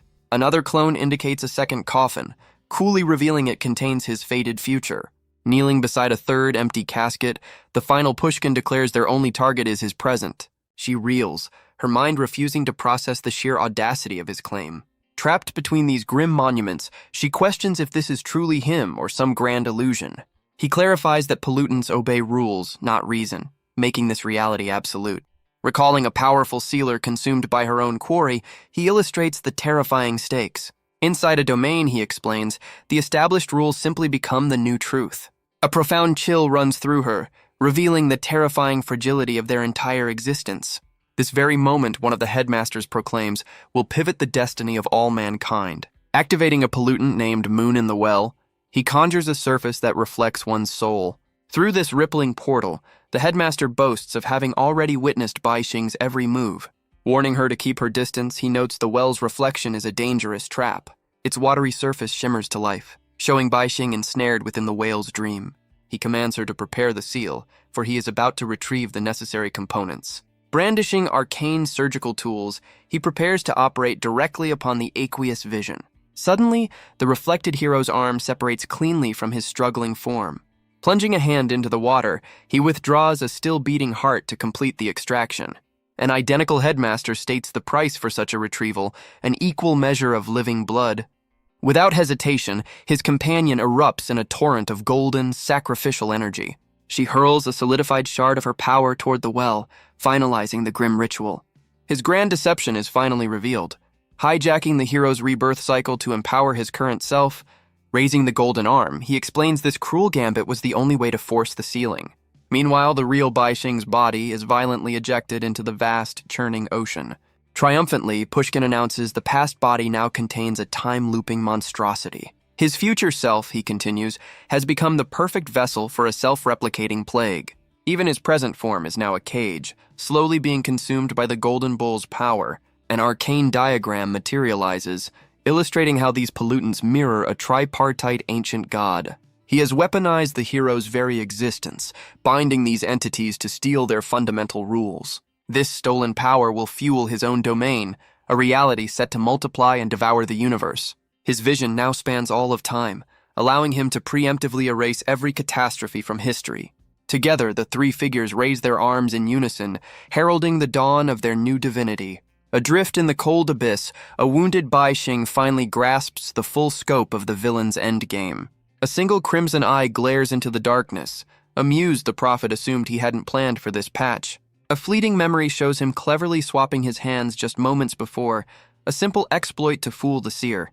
His regeneration sputters beside the silent whale, and for a moment, he almost believes it's game over. Desperate times call for desperate looting, so he fashions a blade of pure water to borrow a few spare parts. A single focused slash parts the flesh of the colossal beast sleeping in the abyss. Heaving with impossible strength, he extracts a massive, pulsating heart from the creature's core. An immense surge of power crushes the colossal organ down to a perfectly compatible size. Utilizing a daring object fusion skill, he slots the brand new loot directly into his own chest cavity. A thunderous new rhythm echoes through his frame, signaling a successful, if unorthodox, upgrade. Sporting a manic grin, he wonders aloud if the so-called prophet saw this particular stat boost coming. Continuing his impromptu field surgery, he begins processing the whale's other vital components for personal use. Every last survival and healing buff activates simultaneously, barely keeping his body from tearing itself apart. The newly integrated organs begin to glow with a potent violet aura, knitting themselves into his very being. His revival feels fantastic, a glorious realization that this whale's gear is top-tier loot. Casually testing his new lungs, he unleashes a concentrated jet of water from his mouth. That single exhale blossoms into a monstrous swirling vortex that churns the deep ocean. Aboard her tiny vessel, the startled woman scans the horizon, certain a new sea monster has just spawned.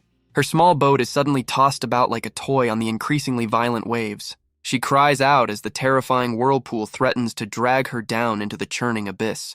Baixing observes the chaos with a bit of awe, realizing a single breath now holds the power to stir the seas. He clutches his chest, a sharp reminder that installing legendary-grade equipment comes with some serious system instability. Only his passive regeneration skills are preventing a total system crash from the overwhelming power. Knowing the final boss is completely unaware of his respawn, he decides it's the perfect time for a counter-gank. Now he just needs to figure out this domain's permadeath rule and how to re-equip his missing hand. With a tremendous leap, he explodes from the surface, soaring through the air to the utter shock of his companion. He lands with enough force to splinter the wooden deck beneath his feet, a testament to his new strength. The bewildered woman simply asks what on earth just happened, her mind reeling from his sudden reappearance. He nonchalantly explains that his new explosive power caused a minor muscle strain debuff on the landing. His regeneration stat immediately kicks in, knitting the damaged leg back together in a flash of light. Brimming with newfound confidence, he declares it's time to regroup with the rest of their raid party. His companion, however, looks distinctly green, pointing out a critical flaw in their escape plan. She gestures to the waterline, explaining his new high-density organs are quite literally sinking their only ride. Seeing no other option, he dives back into the ocean, figuring he'll just have to provide his own propulsion. The woman watches, completely baffled as he flails about, unable to perform a simple swim stroke.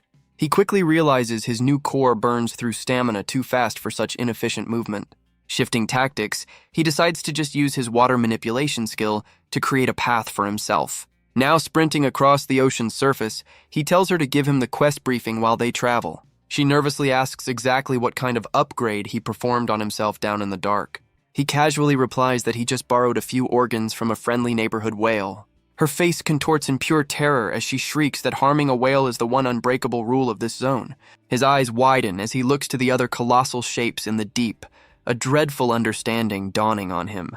She confirms his worst fear, whispering that only one of those creatures was ever truly a whale. Far away within a hidden chamber, Pushkin's grand and terrible ritual finally reaches its magnificent conclusion. Within the coffin, the golden organs pulse with an arcane light as the final seal activates. His exhausted companion sighs, muttering about her severe blood deficiency and the desperate need for a vacation.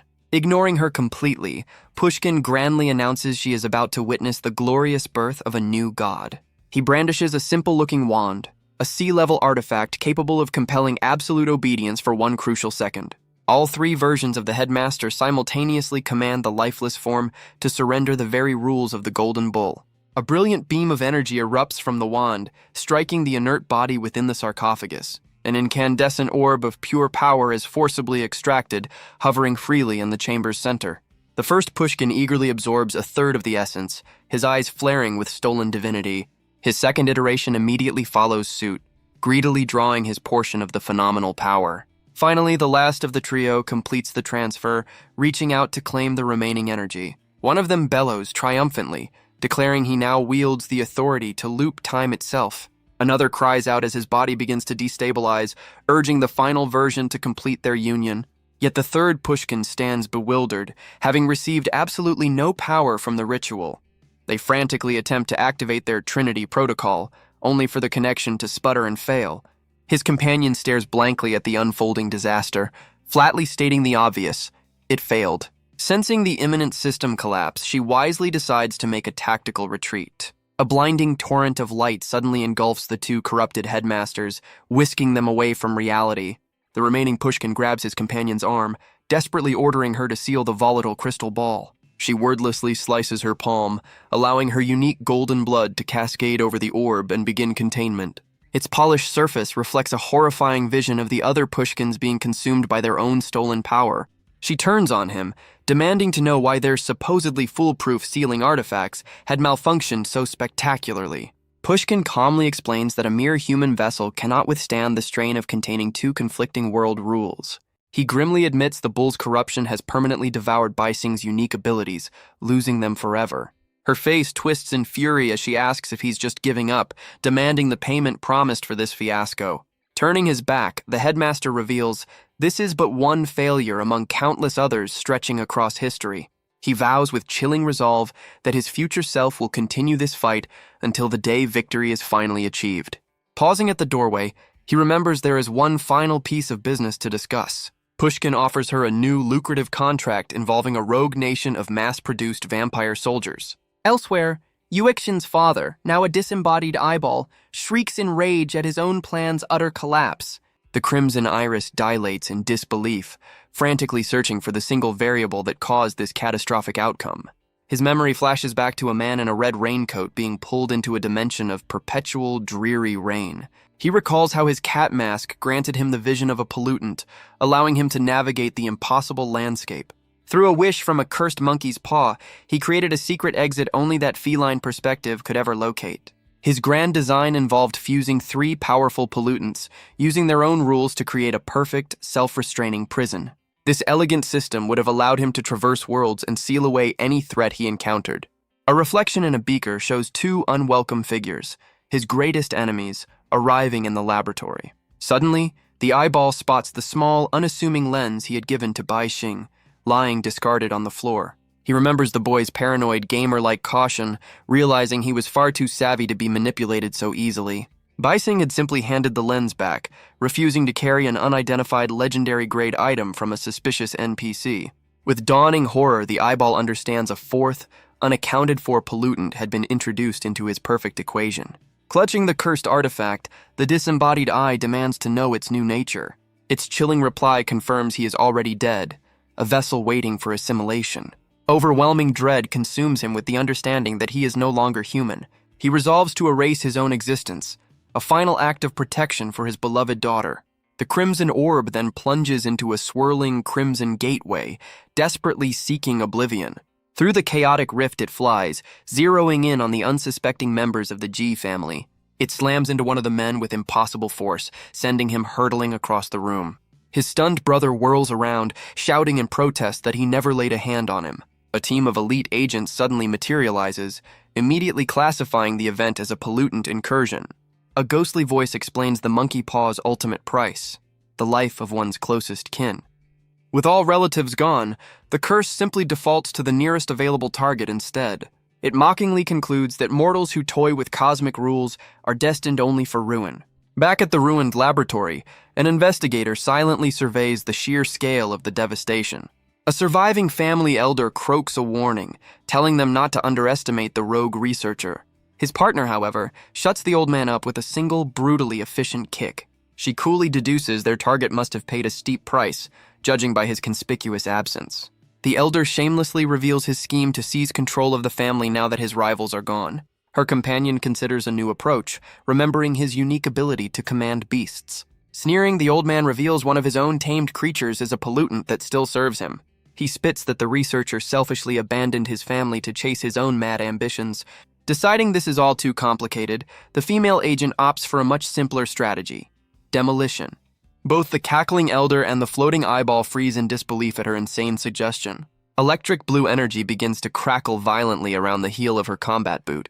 She launches herself skyward, a living thunderbolt streaking through the darkened hall. Her white lightning footprints technique allows her to race vertically up the skyscraper's exterior. Landing gracefully on a higher floor, she crouches low with a predatory grin. The elder watches in horror, realizing she has already tagged the entire level for destruction. A mischievous wink signals her intent to detonate every single energy marker simultaneously. An immense conflagration erupts from the building, tearing a jagged hole in its side. Her partner calmly whistles, summoning a colossal eagle from his private dimensional menagerie. This magnificent beast soars fearlessly through the smoke and cascading debris. They leap onto its back, riding the majestic creature away from the collapsing structure. Glancing back, the male agent notices the tenacious old man has somehow survived the blast. The elder's ornate snake-headed cane carries him away from the wreckage like a serpent. He cackles madly, believing his path to the family fortune is now completely unopposed. Unconcerned, the agent decides to simply wait, knowing his prey will have to show himself eventually. Suddenly, his partner's eyes begin to radiate a strange, phosphorescent glow. In the blink of an eye, they find themselves standing back in the perfectly pristine hallway. His companion glances at her watch, puzzled that its display shows no temporal displacement. He realizes with a jolt of terror they are trapped by a time-looping power no human should possess. That floating orb warns them that abusing cosmic laws only invites madness. Its grand explosion was nothing more than a cheap parlor trick, a simple wish granted. This reality-bending illusion is now a permanent, unbreakable fixture of their prison. Having established its new game, the creature discards its other powerful artifacts. Pure human cunning it boasts will be more than enough to crush them. Her partner glances over, silently asking if this is a fight they can even win. Pulling out a satellite phone, she decides to check in with the other squad first. She reports their primary target has vanished along with a fellow agent. Across the city, a woman named Julia confirms one loose end has been neatly tied up in the whale's dream. Locating the researcher's mysterious daughter, however, remains their most frustrating problem. Julia scoffs at the pathetic decoy they found, a transparent and almost insulting ploy. Her holographic file identifies her as Julia Zhang, a hunter patiently waiting for the true prey. Beside her sits Xenia Zia, sister to the examiner who was recently retired. Xenia's fist crashes against the steel table as she furiously demands proof of death. Julia calmly explains that victims of the whale's dream simply become whales, leaving nothing behind. Their mission, she coldly reminds her, is to systematically dismantle the entire G family. A raw scream of anguish tears from Xenia's throat, mourning a sister and a canceled vacation. Back in the pristine hallway, the agent snaps her phone shut with grim finality. Overhearing their genocidal plan, the eyeball decides it's time to stop playing games. It instantly materializes within a hidden control room, ready to spring its trap. A single command from the creature sends thick iron shutters crashing down over every exit. Everyone inside flinches as the entire skyscraper is plunged into metallic darkness. Through a reinforced window, the orb laments ever needing to use this protocol against mere mortals. Heavy magnetic locks engage with a deafening thud, sealing them inside their tomb. The agents exchange a look, knowing their cunning target is now watching their every move. Without hesitation, the female agent ignites her boots with crackling white lightning. She becomes a blur of motion, painting the floor with volatile trails of azure energy. Her partner simply points upward, signaling a much more direct path to the top. A single powerful stomp detonates her energy markers in a blinding upward explosion. Concrete and steel vaporize above them, revealing a brand new, custom-made exit. The beast tamer bellows, summoning his next monstrous ride from the dimensional rift. A colossal armored goat carries them effortlessly through the gaping hole in the ceiling. He flashes a cocky grin, promising to smash through the last 2 floors with ease. Their tormentor's voice echoes from the walls, promising their climb has only just begun. It boasts of having so many more delightful tools to share with its new guests. Nearby, a reinforced containment unit bursts open to reveal something slimy and ravenous. Countless glistening tentacles immediately begin to flood the entire chamber. They barely escape, blasting through the next ceiling in their desperate vertical race. Upon landing, he summons a trio of shadow wolves, ready for whatever comes next. But his confident expression immediately shatters at the impossible sight that greets them. A colossal octopus now completely barricades their only path forward. Its immense appendages strike with overwhelming force, engulfing the hunters and their wolves. She cries out in frustration, demanding to know if he can tame this corrupted monstrosity. He grimly confesses his taming abilities are useless against true pollutants. Both agents scramble frantically, dodging the crushing grip of the cephalopod. From its hidden perch, the eyeball gleefully notes how the octopus exploits the very holes they created. The creature's mass swells at an alarming rate, threatening to devour the entire floor. It smugly predicts the imminent demise of its 2 guests under the monster's growing weight. Yet the beast tamer calmly calls out to a specific shadow wolf, his secret weapon. The wolf's head lifts to show a disturbing canvas of vacant, hollow pits where eyes should be. Suddenly, every socket snaps open with an otherworldly light, unveiling its terrifying, corrupted identity. A jolt of pure horror strikes the eyeball. The hunter is somehow commanding a pollutant. He calmly requests his pet's aid, initiating a deadly hunt that requires 4 specific traits. With a tense grin, he feeds the creature its first clue, specifying their quarry's approximate size. In response, one of the creature's many eyes emits a deep, menacing purple glow. Instantly, a matching violet sigil materializes on both of the agent's foreheads. Julia coolly explains the mechanic at play, a 4-point lock for absolute termination.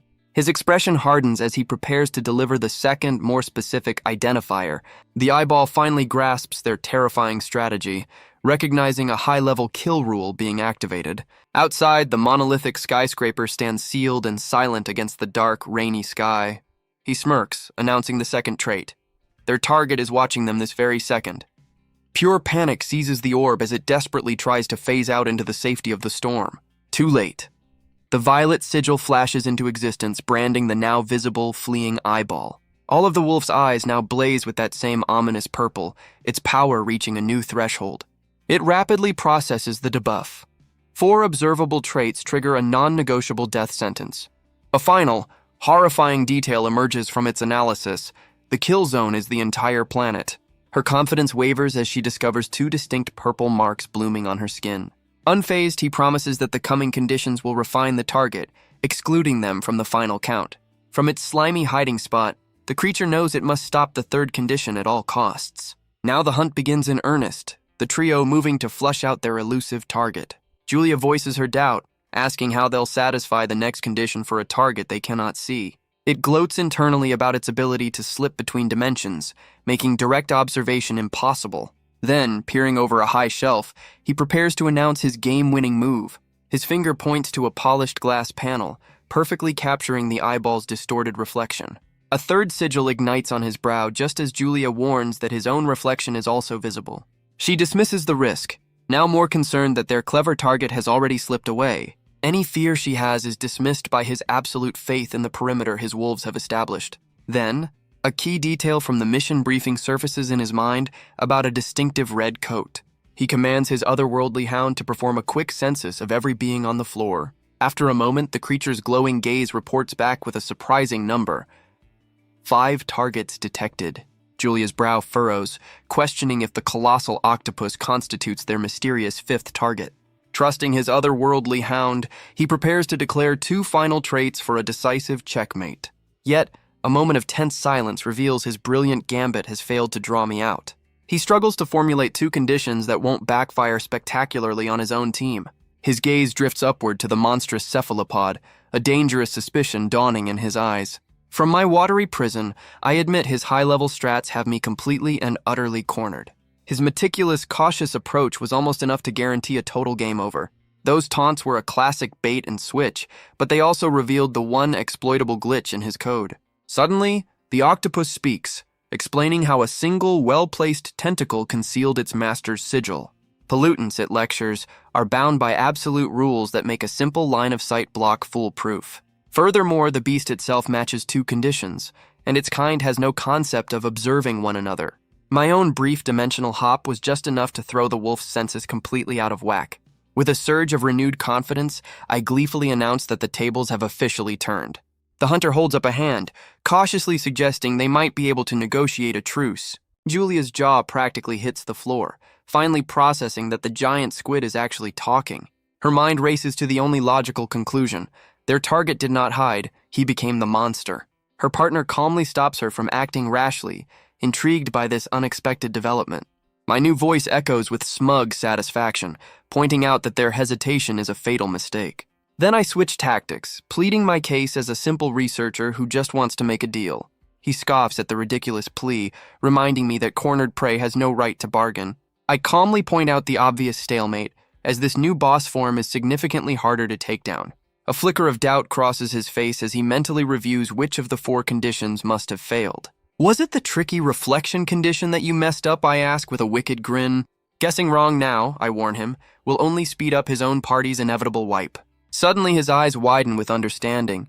The wolf had counted the researcher and monster as one.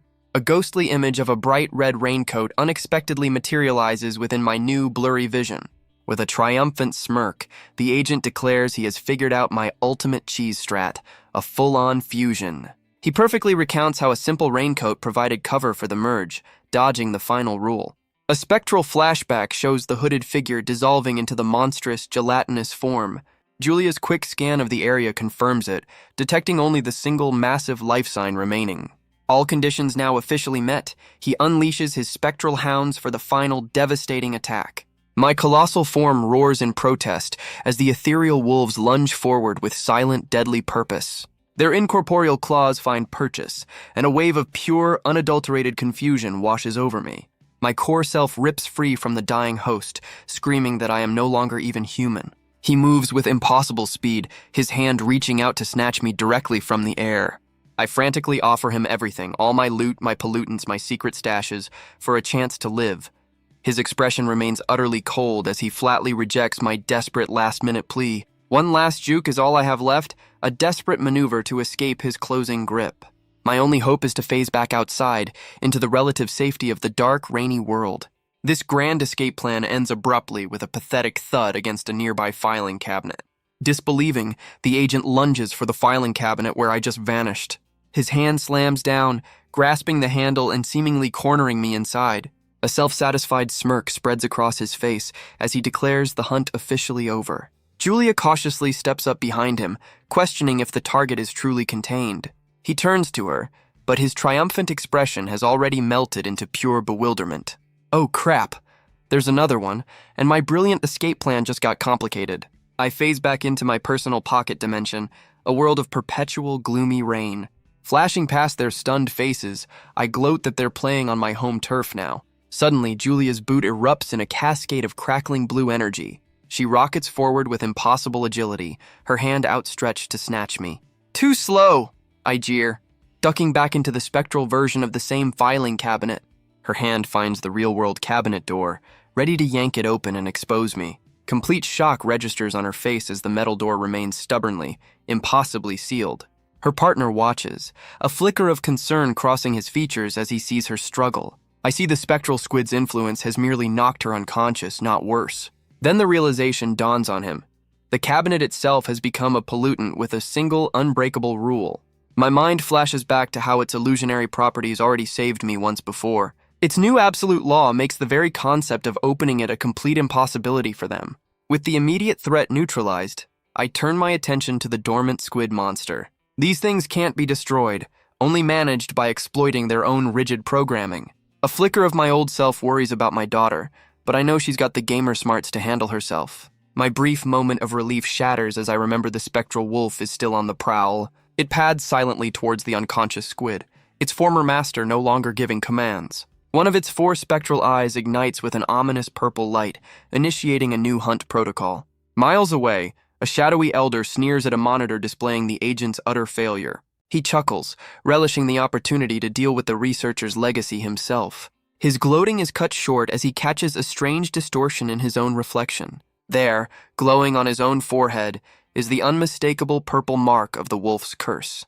Back in the office, the wolf's eyes flare brightly, its long-distance target now acquired.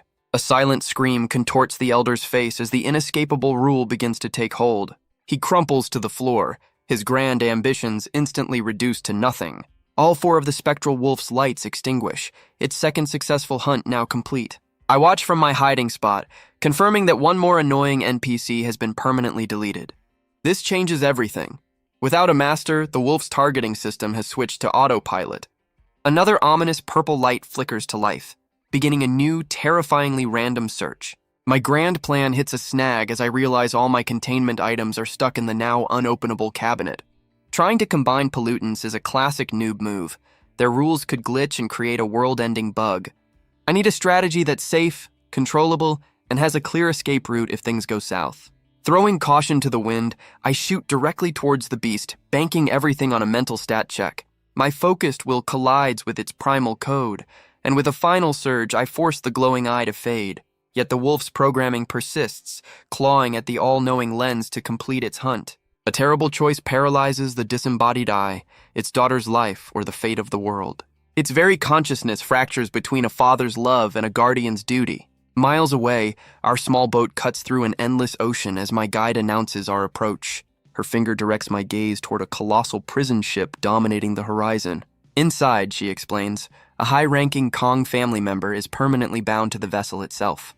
I can't help but think he should have picked a cooler ride, maybe an aircraft carrier.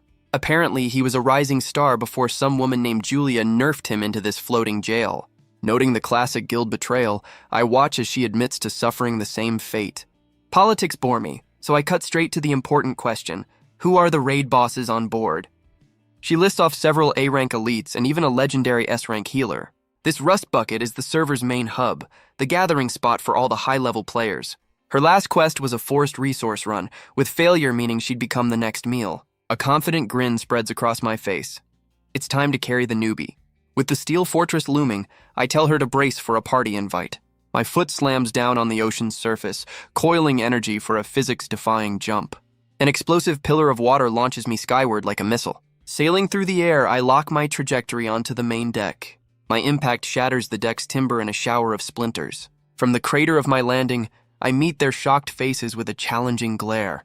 The assembled crew stares, immediately assuming I'm a pawn sent by their rival Julia. One of them, a smug A-ranker, scoffs at the dramatic entrance. His companion, however, smirks with the hope of some decent entertainment. Their apparent leader steps forward, demanding to know who I am. I just give a lazy smirk, telling them I'm here for a friendly wellness check. Their eyes drift past me to the boat below, identifying my guide as a mere merchant. That smug A-ranker takes a deep breath, power gathering in his throat.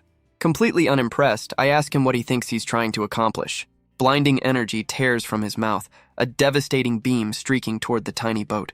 Down below, her face twists in terror, knowing these lawless players are about to delete her. But I just clap my hands together, releasing a focused concussive wave of my own. Both invisible forces collide mid-air, erupting in a silent, blinding flash. The resulting shockwave atomizes the water's surface, obliterating the small vessel. Stunned silence falls over the deck as William stares, his ultimate move easily countered. He glances down at the churning water, satisfied his target has been vaporized.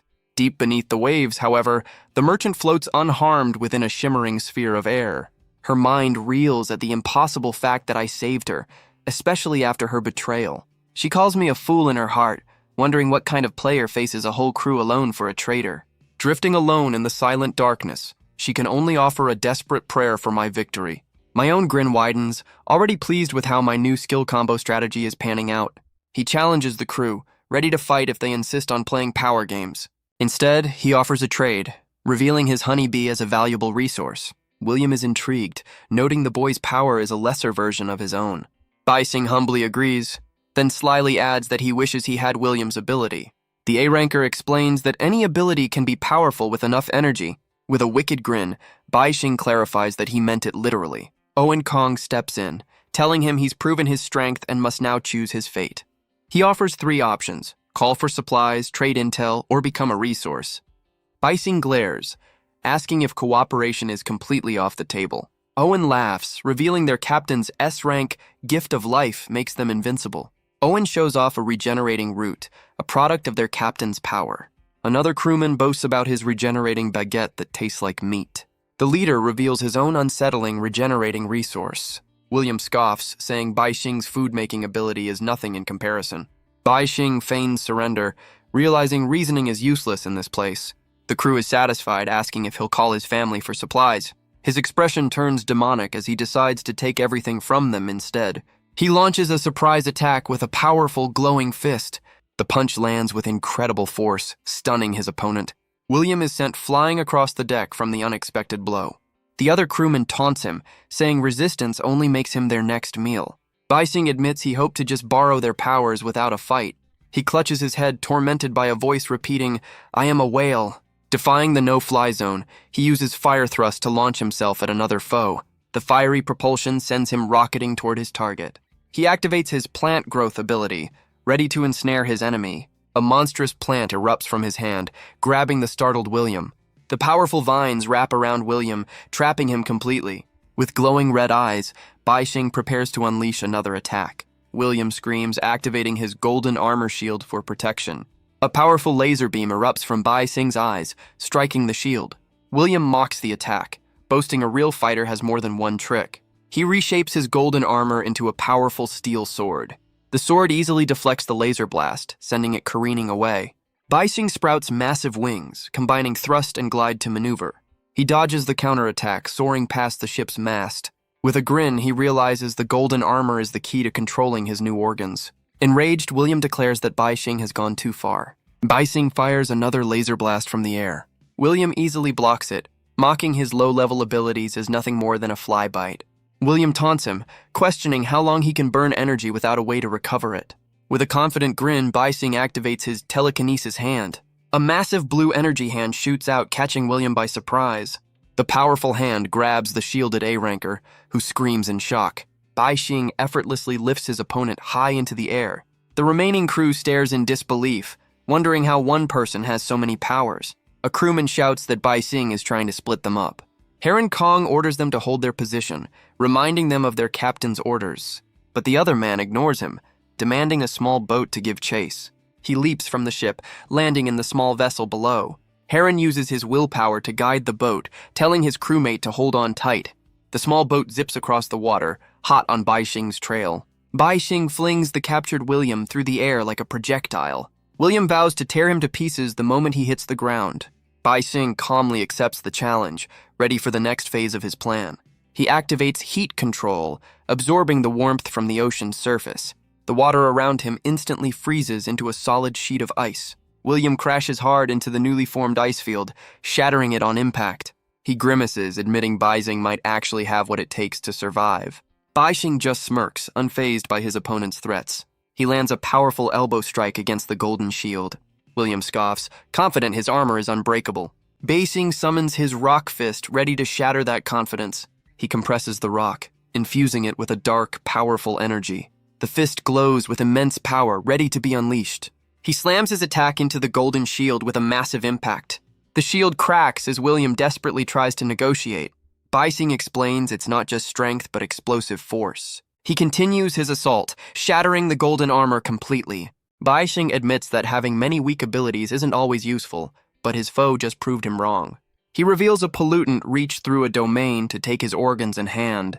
The golden shield shatters under the force of his enhanced fist. Purple tentacles erupt from his empty sleeve, shooting toward his foe.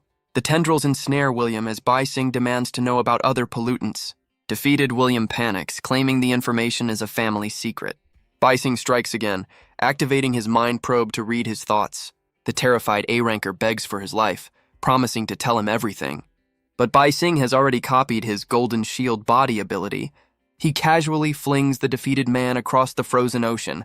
William sinks helplessly into the dark, icy water. He struggles for a moment before a strange transformation begins. His body contorts, a massive tail sprouting from his legs. The transformation completes, turning him into a colossal whale. Bai Xing confirms the domain's deadly rule works just as he thought.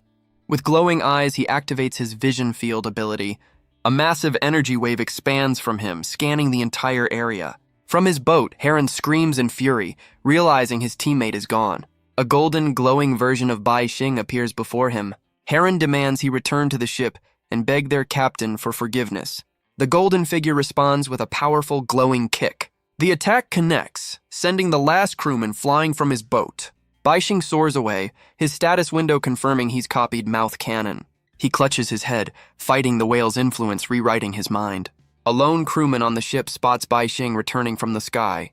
He lands hard on the deck, shattering the wood beneath his feet. The crewman nervously asks where his two companions have gone. Bai Xing's rock-covered hand shoots forward in response. He grabs the man by the face, lifting him effortlessly into the air. With glowing red eyes, he demands to see their captain, Leo. A new figure appears, introducing himself as the captain and noting Bai Xing has eaten whale meat. Bai Xing cuts to the chase, offering a way out in exchange for the captain's ability. The captain smirks, warning the boy that coming after him is a very bad idea. Bai Xing tosses the last crewman aside, revealing the others won't be waking up. The captain is impressed, noting Bai Xing figured out the rules soon after arriving. He reveals that Bai Xing isn't the only one who understands how this domain works. The captain declares he's not trapped, but is building a new era for humanity here. He extends a hand, inviting the talented newcomer to join his ambitious cause. Bai Xing scoffs at the offer, pointing to the two men he just defeated. The captain explains no one truly dies here, they just get lost in the dream. Dismissing the offer, Bai Xing demands the useful Gift of Life ability. The captain taunts him, promising to show him something far more interesting. He activates Golden Shield Body, erupting in a brilliant, blinding aura. Baixing recoils in shock, stunned by the sudden display of immense power. The captain unleashes an upgraded sea-level flash eyes attack. The intense light overwhelms Baixing, forcing him to shield his face. Baixing counters with his own mouth cannon, unleashing a powerful sonic blast. He then activates his own golden shield, bracing for the captain's attack. The sonic blast sends a fiery projectile hurtling through the ship's mast. The captain summons a massive iron palm cage to trap his foe. The giant metal hand closes around Baixing, ensnaring him completely. Dangling me over the churning ocean, the captain suggests a little chat. A playful smirk is my only answer as body morph activates, my solid form dissolving. Flowing like quicksilver, I escape his watery prison with almost mocking ease. Freedom tastes sweet, but a weapon tastes even better as my body reconfigures into cold steel. Behold my masterpiece, a colossal blade shimmering with an ominous purple aura. Swinging the colossal blade, I happily declare that it's my turn to play. Rather than face my blade, the captain opts for a classic debuff, blanketing the deck in a dense mist. Soon, the entire colossal vessel vanishes into an impenetrable wall of white. Using my fire skill as a makeshift rocket, I zip through the blinding fog with my sword leading the way. His disembodied voice echoes through the mist, taunting me to survive his next little trick. Suddenly, the air crackles with immense power as he unleashes a top-tier lightning ability. An apocalyptic spear of pure energy descends from the heavens, aimed directly at me. A moment of comical horror dawns as I realize this giant sword is also a giant lightning rod. Quickly, I summon a Spark Flash Sprite, a tiny creature designed to eat electricity for breakfast. It's immediately obvious this B-tier summon is about to be overloaded by an A-tier spell. Another mocking jeer cuts through the storm as he prepares a follow-up attack. Time for a classic strategy switch. The sword melts away, reforming into multiple projectiles. Telekinesis sends a volley of massive shurikens spinning up into the storm clouds. They intercept the bolt perfectly, scattering the deadly energy harmlessly into the fog. With graceful ease, the captain weaves through the storm of electrified metal I've created. Seeing me blink away the afterimages, he wrongly assumes I've lost track of my own attack. But my telekinetic grip never wavered, and the shurikens whip around to pin him against the main mast. Total disbelief washes over his features, stunned by such a creative use of combined abilities. I can't help but admit that fighting someone with so many cool abilities is a genuine thrill. This fog has served its purpose, I announce, before casually willing it to disperse. It clicks into place that he's a multi-ability user too, which raises some very interesting questions. Let's see what the peanut gallery is thinking with a quick mind probe of the crew. Hilariously, the entire crew is mentally cheering for me to beat their own captain. Beyond their amusing disloyalty, however, their surface thoughts offer zero useful intel. Switching targets, I send a telepathic message to my little friend hiding below the waves. Her reply is chilling, confirming the abilities belong to powerful and recently vanished young elites. So that's his game, a power-thieving hack who can't earn his own skills. A predatory grin spreads across my face as I reveal the ghost bugs I sent scouting hours ago. Their report was simple. The ship is empty of anyone but his regular non-powered crew. Now I can analyze him properly, not as a player, but as a system pollutant with a set of rules. Gamer instincts kick in, instantly deducing the first 3 rules of his whale's dream domain. A final, crucial piece of the puzzle slots into place, exposing his domain's fatal flaw. Humans are trapped in an endless loop here, a dream from which only the whale can awaken. Utter disbelief contorts the captain's face, wondering how I cracked his system so fast. Then comes the dawning horror. He knows I've just found the master exploit for his entire domain. My spectral scouts slip silently beneath a sealed cabin door. Inside, they confirm the missing elites are merely sleeping, their powers ripe for the picking. A delightfully devious plan hatches to yoink their skills before they even wake up. From his perch, the captain observes my stillness with a flicker of nostalgic interest. His loud-mouthed first mate openly scoffs at my pathetic shuriken display. That taunt about my missing hand immediately places him at the top of my 2-gank list. Offering one last chance to surrender, the captain seems utterly convinced of his victory. Only a dismissive smirk answers him, a silent dare to bring his A-game. With a dramatic flourish, he draws his hand back to summon something truly immense. Loudly, the crewman boasts of an incoming A-rank ability that can tear domains apart. An arrogant grin splits his face as he unleashes his divine blade projection.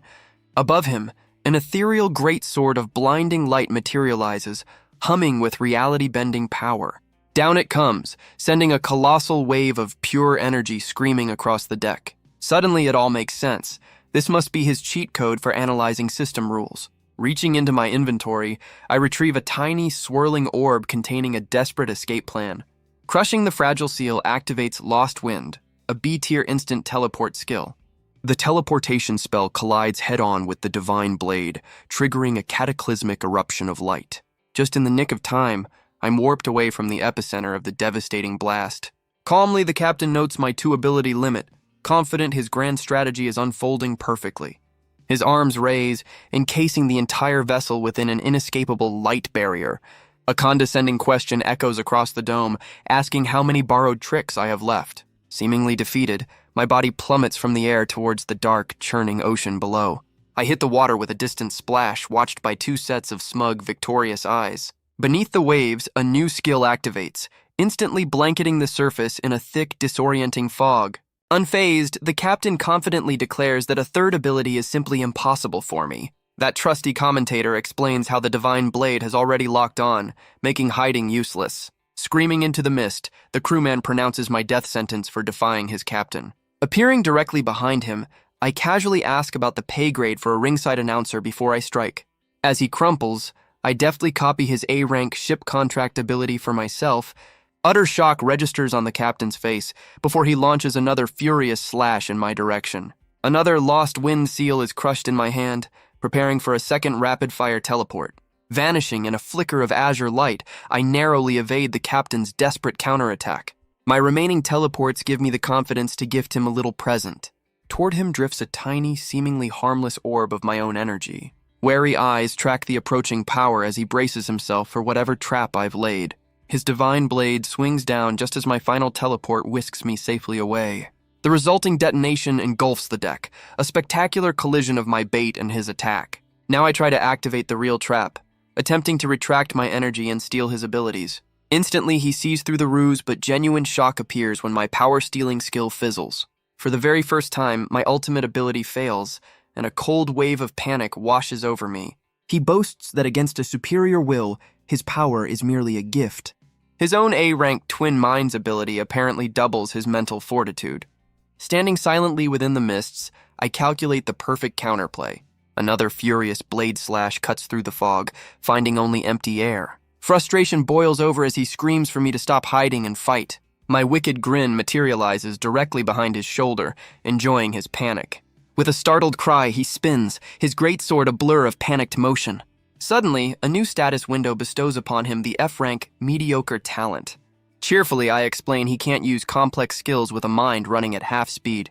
This nasty little debuff actively sabotages his cognition, logic, and emotional control. Does this curse not affect me too? He wonders aloud. I just smirk, admitting this handicap is less than a day old for a pro like me. How, I wonder playfully, can his long-range attacks possibly hit me now? While he hesitates, I plan my infiltration of the ship to farm some more abilities. Disappointment clouds his features, a flicker of genuine regret for my defiance. Golden light flares within his eyes as he laments the loss of a potential recruit. From his lips comes a final, devastating command. Sweet dream returns. Utterly engulfed by a blinding radiance, I cry out in sheer confusion. Somehow he has weaponized the very rules of this domain against me. An irresistible force pulls my body into a strange void, originating from within. Everything fades before I realize I'm now a prisoner inside his memories. The world resolves on a young boy named Leo, told his power will never be enough. Alone in the oppressive darkness, dejection weighs heavily upon his small frame. For a handful of cash, he joins a transport squad as a simple backup. Leo quickly discovers they are shipping contaminated food, but his boss silences him. Desperate for a promised bonus, he later confronts the corrupt captain. But the man just scoffs, claiming the money is needed to bribe the elders. You are mockingly told to keep dreaming if you want to escape this life. Then, a single phone call announces their entire operation has been shut down. To save his own skin, the captain frames the disbelieving young man. Heavy iron doors slam shut, sealing away Leo's last shred of hope. Within his cold cell, he mutters that only in dreams can he find what he truly desires. Grim resolve hardens his expression, deciding dreams are better than this cruel world. Curled on the cot, he closes his eyes, seeking freedom and light in his imagination. Abruptly, the grim cell dissolves into a vast and peaceful blue sky. There, a well-dressed version of Leo gazes up at his perfect, quiet world. Embracing the beautiful sanctuary he has created, a faint smile touches his lips. Through a sun-drenched field he runs, believing he can erase the filthy past. Only his dream self, he decides, can finally live the life he was always denied. One final, powerful thought grants this perfect copy the gift of life. Back in the cell, the real Leo's eyes snap open with a new, terrifying resolve. The dream version appears before him, a being of pure golden light. Leo realizes the truck's contamination infected him, turning his dream into a pollutant. The dream self smiles, now a pollutant that carries its creator's will.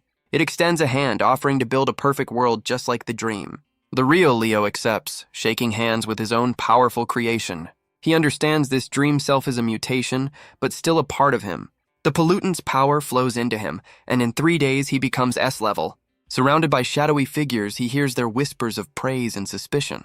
Leo concludes the world is rotten and that humanity needs a new beginning. A mysterious woman invites Leo to a chat, acknowledging his growing power. His dream self offers a hand, vowing to build a new world free of corruption. Back in the present, Baixing screams, trapped within the captain's powerful dream. He's surrounded by countless dream selves, all trying to overwhelm his will. He clutches his head, resisting the mental assault meant to steal his abilities. Mocking the weak coercion, he pulls out a glowing rebirth drop. He crushes the orb, deciding to rewind time just a few crucial moments. Dark energy envelops him as he activates the powerful time reversal item. He zips through the dreamscape, a blur of purple energy escaping the trap. His eyes flare with crimson light as the rebirth is successfully completed. Back in reality, he reveals he used the drop just before diving into the sea. He then used a strange ability to swallow the merchant, keeping her safe. His shadow form appeared behind the crewman, stealing the ship contract ability. Baixing explains he anchored that moment in time, putting his plan in place. The captain turns in shock, stunned to see Baixing back on the ship. Baixing cheekily asks if the captain noticed what he dropped into the water. Leo is confused, wondering what his foe could have possibly left behind. Baixing activates a magnetic field, pulling his hidden shurikens from the deck. The metal projectiles fly through the air, aimed directly at the captain. Leo easily deflects the attack with his crackling lightning blade. With a confident grin, Baixing catches one of the shurikens, declaring his victory. The captain scoffs, pointing out that none of the so-called traps even touched him. Baixing just smiles, warning him that poison is the least of his worries. In a shocking move, he drives the shuriken deep into his own chest. He collapses as the captain watches in disbelief, questioning his sanity. Leo realizes too late that Baixing has found a loophole in the domain's rules. Lying on the deck, Baixing reveals he fused his own organs with the ship. He explains how the captain's dream self is immune to the domain's rules. With a crazed grin, he declares the ship is now connected to all 3 of them. Using his new contract, he commands the entire vessel to flip over. The massive ship capsizes, crashing into the turbulent ocean. Underwater, Baixing taunts the captain, revealing his real body is with the original whale. He explains their new bond. Leo is linked to the dream, while he is fused with the whale. With the ship as a bridge, the whale's cognitive contamination now flows into Leo. As Leo floats helplessly, his power to control the dream begins to drain into Baixing. The captain desperately tries to recruit him, offering a perfect world within the dream. Baixing calmly admits humanity is corrupt, but he has no interest in destroying this place. With a wicked grin, he decides to just borrow the dream's most powerful abilities for himself. His eyes glow with power as he declares, "I am the whale and I will awaken." The scene snaps back to the empty restaurant where the ambush began. Baixing screams on the floor as a purple tentacle erupts from his body. The monstrous appendage thrashes wildly, a side effect of his new power. He clutches his head, realizing he's absorbed 1/3 of the whale's contamination. His face contorts in agony as he fights to accept the cognitive rewrite. A massive whale looms over him, but he knows he has the abilities he needs to survive. Back in the domain, a colossal whale swims away from the sinking ship. Leo floats in the water, confirming that his opponent has escaped. His dream self appears, stunned that Baixing found his true location so quickly. The dream self wonders why Baixing fought so hard, as if he knew about their final attack. Leo reveals that his link to the whale lets him see everything that happens in the dream. He explains that Baixing used a rare rebirth drop to outsmart them. The dream self realizes their memory attack was too weak without stronger powers. Leo's body begins to dissolve as he decides they must explore the outside world. He turns away, noting the selection for the next dean is just around the corner. The two Leos stand together, ready to announce their new era to the world. Their feet stand on the water's surface, a sign of their control. Their bodies melt away, dissolving into the endless ocean. They rise again, ascending to a second, deeper layer of the dream. The dream self spots the unconscious merchant floating in the deep. He forms a sharp blade of water with his hand, preparing to strike. The dream self unleashes a powerful water attack on the helpless merchant. But her body begins to change, her head morphing into a whale's. She transforms completely, becoming a massive whale that looms over them. The two Leos stand on the whale's back, ready to descend to the third layer. His foot steps onto the water's surface, a sign of his absolute control. Leo reveals they can travel through dreams within dreams, as long as the whale exists. The scene fades into the endless blue of the dream's ocean. He declares his plan to build a ninefold heaven across 9 layers of the dream. His new world will have a place for pollutants, a place for deities. One world was designated solely for sealers. Another was meticulously crafted for ordinary people. An oppressive gloom fell across the dreamscape as his grand design solidified. This creeping darkness revealed the chilling ambition behind his utopia. He vowed that every being would be categorized and locked into its proper place. His dream self declared they had built the foundation to end the age of contamination. Their next mission was to find more pollutants to complete this new world order. With their purpose clear, the two Leos vanished to begin their crusade. Jerking back to reality, I choked on the intense psychic feedback from his memories. So, his insane method of self-contamination was a terrifyingly efficient path to power. That singular obsession with a new era had become the absolute rule of his avatar. I quickly understood that any doubt in this path meant immediate self-destruction. Finding no other choice, I prepared to refine this ridiculously overpowered skill for myself. A defiant roar escaped my lips as I activated the A-level ability, Twin Minds. From my body erupted a massive pillar of shimmering golden energy. The blinding light then split, condensing into a second, identical version of me. Together we stood, twin masters ready to exploit this incredible new power. Without warning, a gargantuan purple whale burst from the churning ocean below. This colossal creature soared through the air, aiming directly for us. Realizing the dream was targeting my original self, I initiated my ultimate gambit. A torrent of violet energy immediately swamped my former body. My new self then bestowed the gift of life, making it a truly independent being. It was commanded to exist as my subordinate life form for all eternity.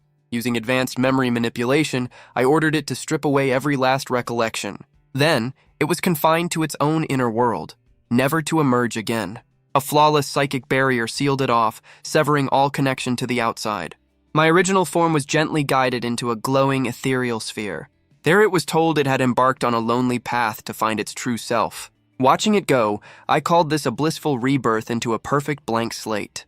In that instant, a new consciousness was born, opening its eyes for the very first time. Slowly, the fledgling being began to think, looking up at its world with wonder. It questioned its own strange existence, wondering what it was and where it was going. The creature sat up, feeling as though it were trapped inside a tiny, luminous egg. Standing tall, it declared a singular desire to finally see the outside world. My new consciousness, I explained, was not human, whale, or anything so easily defined. With a grim certainty, I knew my understanding had changed. I was simply myself. Trapped in a formless white void, the newborn being could only wonder how to escape. It finally chose a direction and began to walk, leaving footprints in the endless space. For an unknowable amount of time, the lonely figure just kept moving forward. Eventually, its steps grew weaker as its very body started to fade away. Adrift without purpose, the nascent creature felt its very essence begin to dissolve. I mused that even a newborn self needs a little push to get started on the tutorial. Every one of my past triumphs and hard-won skills would serve as its starter pack nutrients. With a knowing smirk, I flicked 2 motes of brilliant energy into the formless white. Suddenly, a blinding flash of light startled the fledgling being out of its stupor. It now stood upon a creeping black shadow, from which 2 malevolent red eyes stared back.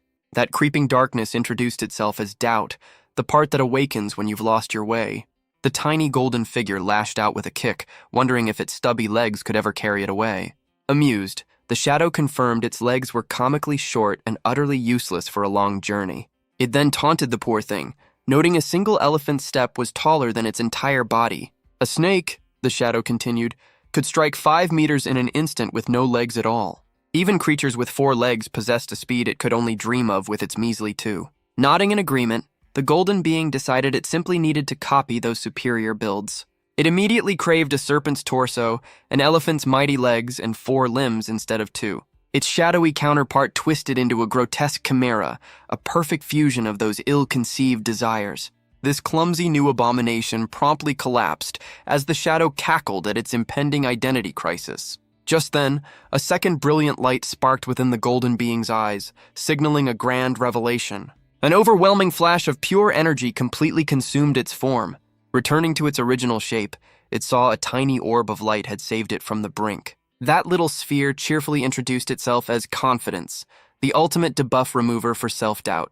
The being finally grasped that trusting its own path was the only way to clear this stage. Acknowledging it had been lost, fresh power surged through its limbs as the world began to fracture. The orb affirmed that true confidence was an infinite power source, urging it to press onward.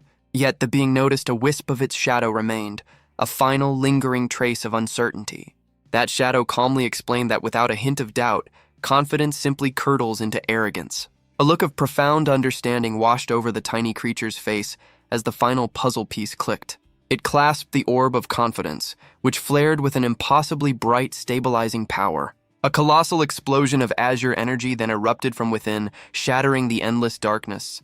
Now perfectly balanced, the being vowed to wield both its light and shadow to discover its true purpose. Snapping back to reality, my own arm pulsed with a dark, crackling aura. I realized that by embracing this internal conflict, I had neutralized the whale's mental contamination. This profound struggle had unexpectedly forced both my shadow and light abilities to evolve. Sporting a wicked grin, I decided to name this awesome new power the Hand of Self. My gaze swept across the now empty restaurant, suddenly wondering where Yuexin had vanished. A cold fury instantly replaced my triumphant mood as I sensed something was terribly wrong. The scene rewinds 15 minutes, showing the neon-lit city streets at night. Yuexin sat alone at the table, her expression etched with worry over my long absence. She nibbled on a piece of food, her anxiety mounting with every passing second. Finally activating her unique senses, she sent out a pulse of energy to pinpoint my location. Her sweeping scan returned an unnerving result. Only 6 other people occupied the entire building. Her senses detected only a lone staff member at the front desk. Deep within the kitchen, a single oblivious chef continued his work. A pit formed in her stomach. Bai Xing had completely vanished from the building. Resolve hardened her features as she rose from the table, a plan already forming. Someday she would need to face these threats without a party leader to guide her. Tapping into the immense well of energy now coursing through her, she felt ready for anything.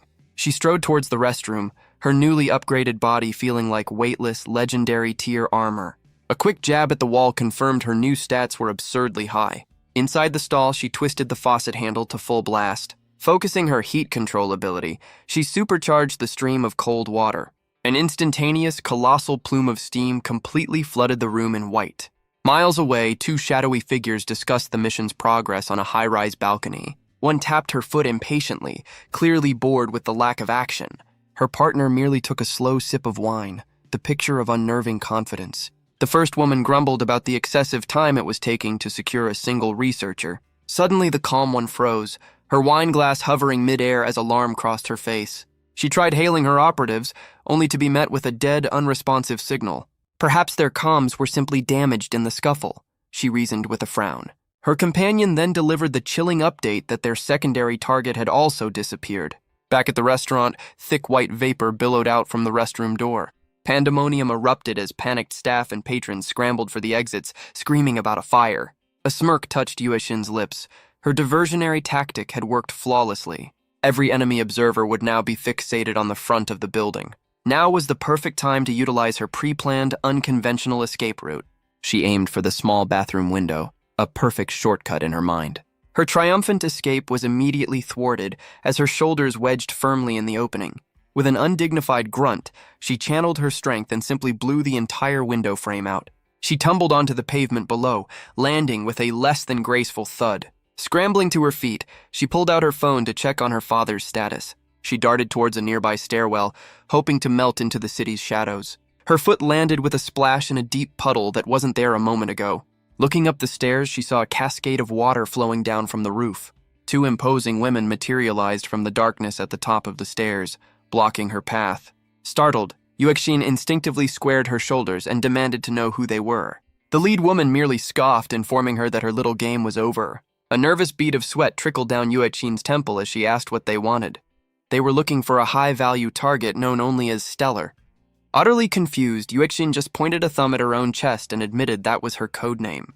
The second woman exploded with rage, accusing her of being a pathetic liar. Yuexin could only stare back, completely baffled by their absolute disbelief. Then it clicked with an almost audible snap. They didn't recognize her at all. These goons were hunting her dad, using an outdated character profile. A wave of guilt crashed over her for dragging Bai Xing into this dangerous quest. Her tiny hands clenched into fists, a bitter frustration rising at her own powerlessness. Lying now could trigger an even worse event flag for her father's safety. Running from this boss fight was no longer a viable strategy. She drew herself up to her full, unimpressive height and announced that they had found their target. Crackling golden light began to dance between her fingertips, a clear invitation to battle. They wouldn't risk a fatal blow, not when she was the key to the main mission. A whip of pure flame lashed from her palm as she promised this encounter would be their last. Her memory suddenly flashed back to a distant, moon-drenched night. Sunlight streamed into a familiar courtyard as a voice called her name. The sharp whistle of a wooden sword cut cleanly through the still air. A much younger Yuexin moved with relentless precision, grinding out experience with every swing. Her loyal butler gently suggested a brief respite after her 10,000th practice swing. She flatly refused, insisting her current stats were still pitifully low.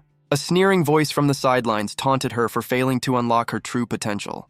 Those biting words only served to ignite a blazing inferno of determination within her. With a burst of speed, she closed the distance between them in a single explosive step.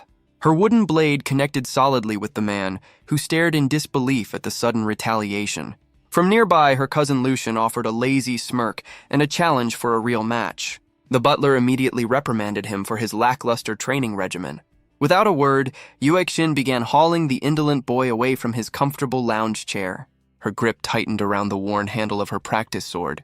She dared him to break her hold, promising to concede if he could manage it.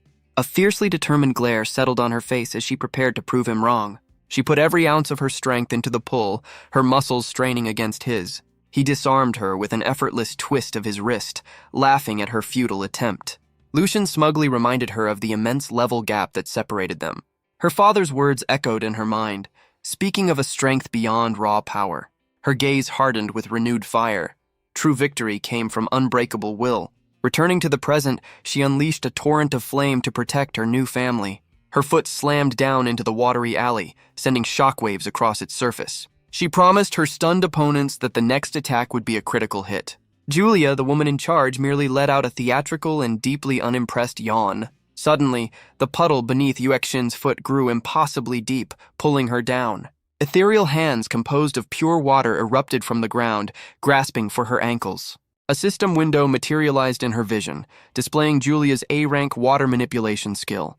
Yuexin countered instantly, blasting a concentrated jet of fire from her outstretched palm. She smirked, confident her fire-type attack had a massive advantage over their water-based skills. She launched herself through the air, her blazing sword arcing down in a fiery cleave.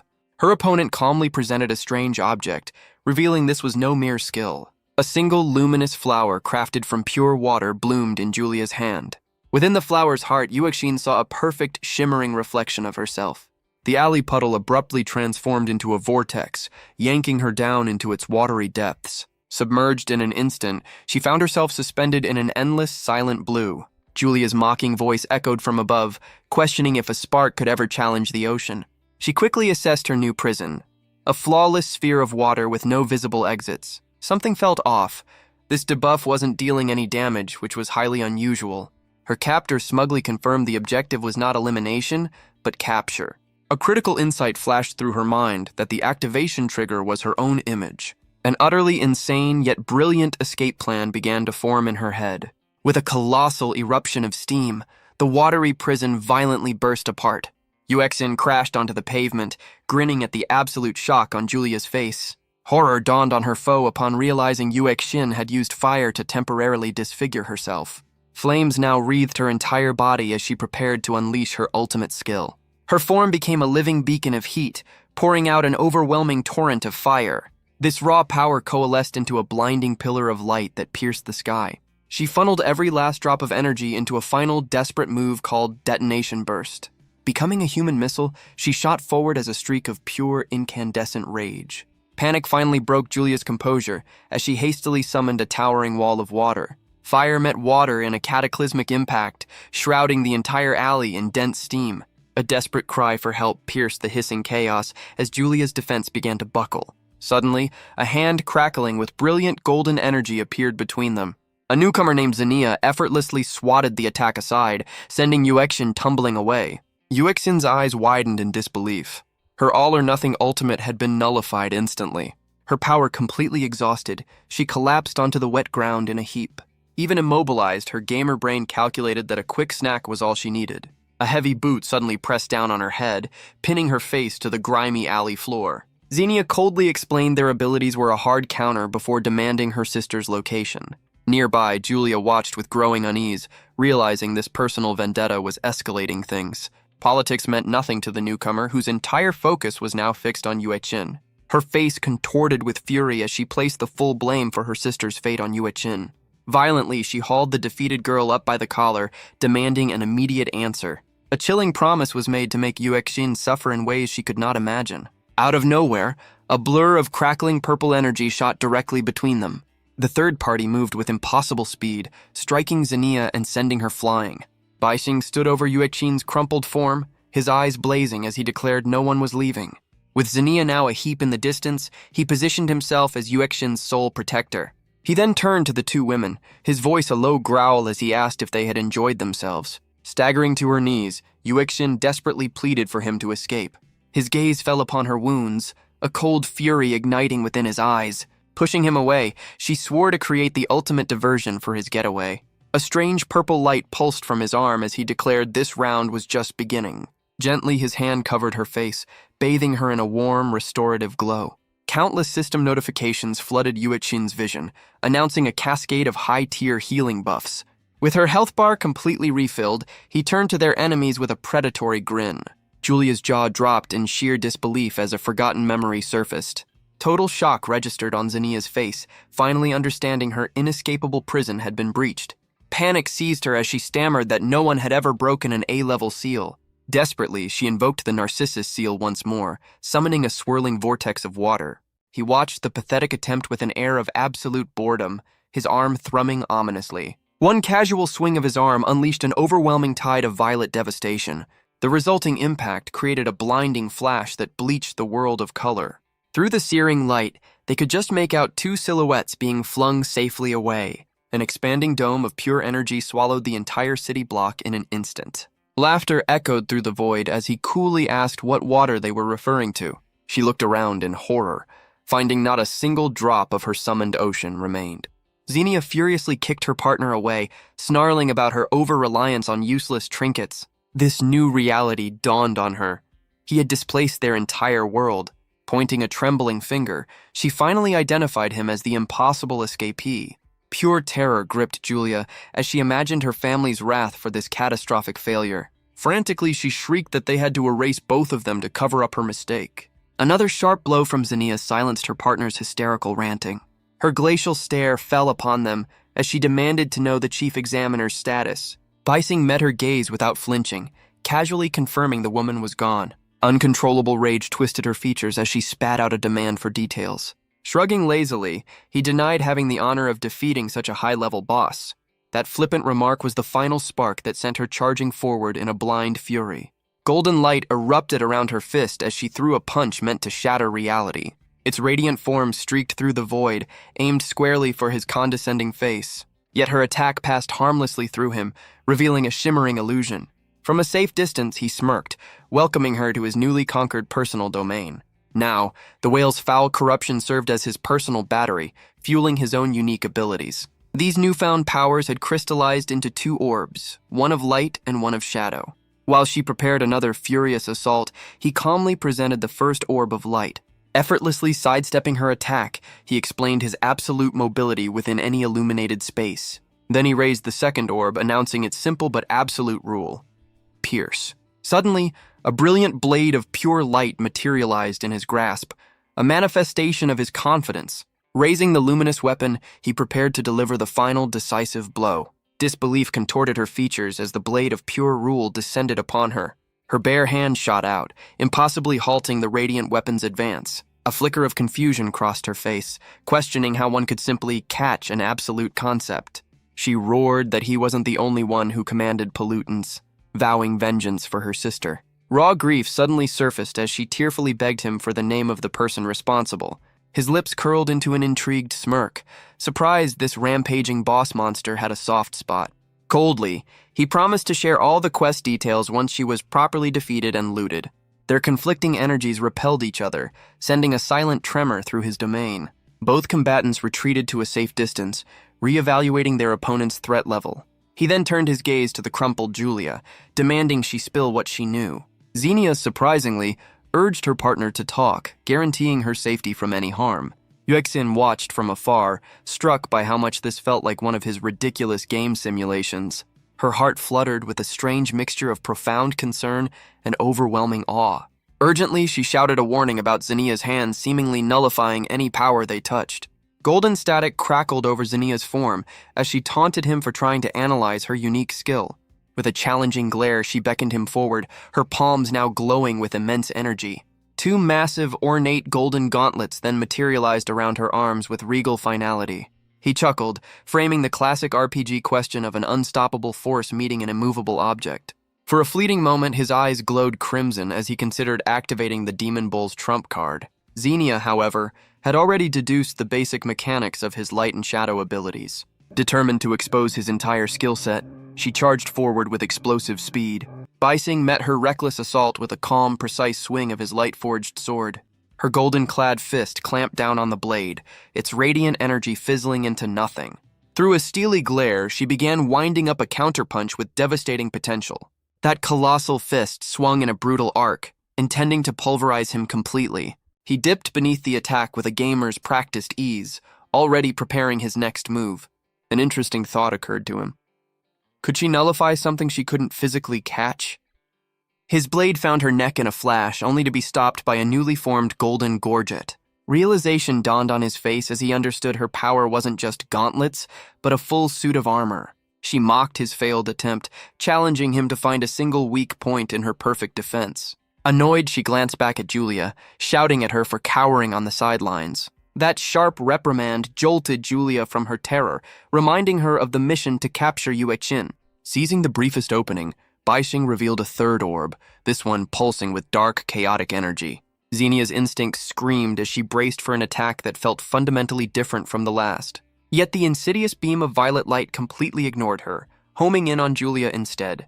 A horrifying shriek tore from Julia's throat as she was overwhelmed by an agony no one else could see. He casually explained his demon assault, a debuff that forces the target to confront their own inner demons. This entire power system, he continued, was a game of balancing his own confidence with doubt. To offset the ego inflation from his absolute light abilities, he needed the humbling influence of shadow, a wicked blade of pure darkness. The shadow blade coalesced in his free hand, completing his dual-wielding stance. A sudden understanding clicked into place for Xenia as she analyzed his dual-wielding stance. Her lips curled into a smirk of genuine if fleeting admiration for his tactics. That brief respect vanished, replaced by a cruel promise of his imminent defeat. Suddenly, a flicker of movement drew her gaze to Yuexin, who was inching toward Julia's prone form. Flustered, Yuexin offered the world's worst excuse about simply adjusting her friend's collar. Unbridled fury contorted Xenia's face, her voice a raw scream of betrayal at the attempted theft. Her grief and rage coalesced, unleashing the S-level skill known as Divine Avatar, Battle Proxy. Tears streamed down her face, each one a memory of the beloved sister she fought to avenge. A colossal golden effigy materialized behind her, born from a solemn vow to share her pain. The Avatar's immense palms pressed together, gathering a catastrophic storm of pure power. A torrent of searing crimson light erupted forth, threatening to consume everything in its path. Panic seized Baixing as he dove for Yuexin, who was directly in the devastating attack's trajectory. He swept her into his arms, a frantic escape plan forming amidst the swirling chaos. Above the ruin, Xenia coldly commanded her construct to unleash its absolute, unrestrained might. He deftly dodged the crushing blow, sprinting across a newly formed bridge of solid light. Their previous location was utterly obliterated, the building's rooftop vanishing in a silent, fiery bloom. Luminous wings burst from his back, lifting them clear of the cascading destruction below. Clinging to him, Yuexin breathlessly warned that this wasn't even her final form. The pollutant was still unused. Xenia's voice cut through the haze, taunting their futile attempt to flee her inescapable domain. She raised a gauntlet to reveal an A-level ceiling item, its name echoing with menace. Force Shackles. This terrifying item didn't just block attacks, it could erase the very concept of force from existence. Her smile widened with cruel intent as she prepared to unravel the very physics holding the structure together. With a pulse of dark energy, even the unyielding pull of gravity began to fray and dissolve. The entire skyscraper started to crumble, its massive chunks floating weightlessly into the air. All that remained was an ascending column of golden light and atomized debris where the building once stood. They ascended rapidly, barely outrunning the impossible deconstruction of the world beneath them. He glanced down, a new level of concern etched on his face at this display of reality-bending power. One last, silent detonation from the ground up erased the last vestiges of the skyscraper from sight. Xenia remained serene in the epicenter of ruin, her colossal avatar looming patiently behind her. A deadly projectile suddenly pierced the curtain of smoke, streaking directly towards them. Holding Yuexin close, he barely managed to parry the lethal shard with his radiant blade. She begged him to release her, convinced her presence was the only thing holding him back. From below, Xenia's voice dripped with poison, questioning his willingness to abandon his companion. A brilliant, unshakable grin was his only answer, a silent vow to protect her at all costs. Yuexin's eyes fell, the bitter feeling of being the escort quest NPC weighing heavily on her heart. He offered a comforting smile, cheekily referring to her as his ultimate secret weapon. Xenia scoffed at the display, daring the upstart to challenge the absolute nature of her new domain. Her shackles flared once more, casting the intricate lines of a massive containment field into the air. This shimmering violet prison rapidly expanded, ensnaring them within its inescapable perimeter. Bising's wings strained against the immense pressure, the powerful field threatening to snuff them out. Yuexin's eyes glowed, revealing she'd been running a full diagnostic on their foe's abilities. Within her mind, she saw the avatar's core weakness, a missing piece required for its ultimate form. Those accursed shackles, she explained, redirected all damage to Xenia, nullifying his entire strategy. Regret flashed across her face. Her brief hesitation was a critical error in this high-stakes, rule-based combat. He tightened his grip, his expression hardening as their opponent's true power became terrifyingly clear. So, a divine construct and a domain that could hijack the planet's spin, just another Tuesday. A colossal piece of skyscraper screamed towards them, superheated and glowing with raw kinetic force. Basing suddenly understood the bait, realizing she was waiting for him to deploy a light orb for a perfect counter. Holding her steady, he called out, asking if this entire elaborate trap was built just for him. Xenia's lips curled into a triumphant smirk, urging him to simply accept his checkmate. Yet a wild, unyielding grin spread across his face as he asked if she truly thought the game was over. Her composure finally cracked, a furious shout escaping her as she unleashed the full might of her earth toss. The golden titan behind her mimicked the motion, tearing massive chunks from the floating debris field. It then slammed its fists into the ruins below, causing the very ground to erupt in a silent shockwave. A volley of incandescent projectiles launched from the chaos, a meteor shower aimed directly at them. Far from the battle, the scene shifted to a dark, ominous night sky heavy with untold secrets. Flashing lights painted the facade of Huawen No. 2 High School, cordoned off by a perimeter of official vehicles. A stern female officer announced the area was now the exclusive jurisdiction of the peace agency. From the shadows emerged a man in a tailored suit, demanding entry to retrieve his fallen subordinate. She coolly blocked his path, her gaze like ice as she informed him he would have to go through her. He turned away with a theatrical sigh, a calculated pause in their escalating war of wills. His voice dripped with condescension as he addressed her by name, questioning the need for these little games. In response, a coiled whip materialized in her hand, its tip humming with contained power. Rebecca denied her title with a dangerous smile, claiming to be an ordinary citizen teaching a lesson. The air crackled with unspoken threats as the two formidable figures prepared to finally clash. Suddenly, a panicked agent broke the standoff, reporting the appearance of an imprint mirage on school grounds. The agent stammered under the man's withering glare, insisting his orders were to report any anomaly immediately. His eyes narrowed on Rebecca, accusing her of orchestrating this entire scene to provoke his unique ability. He saw her true goal, to nullify his contaminated weapons rule and seize its legendary power. Rebecca's calm expression finally hardened, admitting a professional curiosity about the infamous Black Hand of Oblivion. With a sneer, he detailed her own power, a strange ability to animate objects into inescapable prisons. He warned her to stand down, revealing a list of far more important targets requiring his attention. Her glare was unwavering as she ordered him to vacate her operational area at once. Turning to her subordinate, she commanded the man be escorted home, a clear dismissal of his status. He refused to budge, revealing his own top researcher, Joyce Sia, was among the missing inside. His entire promotion, he confessed, hinged on a secret project concerning ancestral deities and human bloodlines. Rebecca's demeanor softened into mock compliance, subtly reminding him who was truly in command. She then produced a photograph of Principal Pushkin, one of the most powerful deans in the nation. A sly grin touched her lips as she extended an invitation to view the imprint mirage together. The man fell silent, his mind racing to calculate the risks of her unexpected, treacherous offer. She explained how these imprints could replay history, even from within the deepest contamination zones. With a predatory smirk, Rebecca wondered aloud if the principal ever anticipated his uninvited guest. Perhaps Pushkin was also grinding for a promotion, running his own clandestine side quests. He simply declared his intent to await the agency's official sanitized report. Then his eyes narrowed as the mystical mirror pulsed with an otherworldly luminescence. Its shimmering surface resolved into a startling vision of Bai Xing confronting the colossal golden bull. Flickering images cascaded across the mirage, replaying the utter pandemonium of the school's disastrous exam. A sinister, corrupted energy began to crackle along the length of Rebecca's coiled whip. She let out a frustrated sigh, annoyed that this little recording device suddenly decided to work perfectly. Turning on his heel, the man announced he was now personally retrieving the boy and girl from the vision. Her patience finally shattered as she moved to intercept his brazen departure. An incandescent flash of crimson erupted between the two imposing figures. The street buckled under a silent, concussive blast of raw power. Rebecca's gaze sharpened, instantly recognizing he had just changed the rules of their game. She barked an order to her subordinate, locking down the entire district as she prepared for a high-speed chase. In one fluid motion, she slid into the driver's seat of a nearby patrol car. Her entire form flared with an emerald light as she activated the will of imprisonment. The vehicle shuddered to life, its chassis now wrapped in a menacing, ethereal green aura. Its tires bit into the asphalt as the engine let out a guttural, supernatural roar. The speedometer needle snapped past its physical limit as the car launched from a dead stop.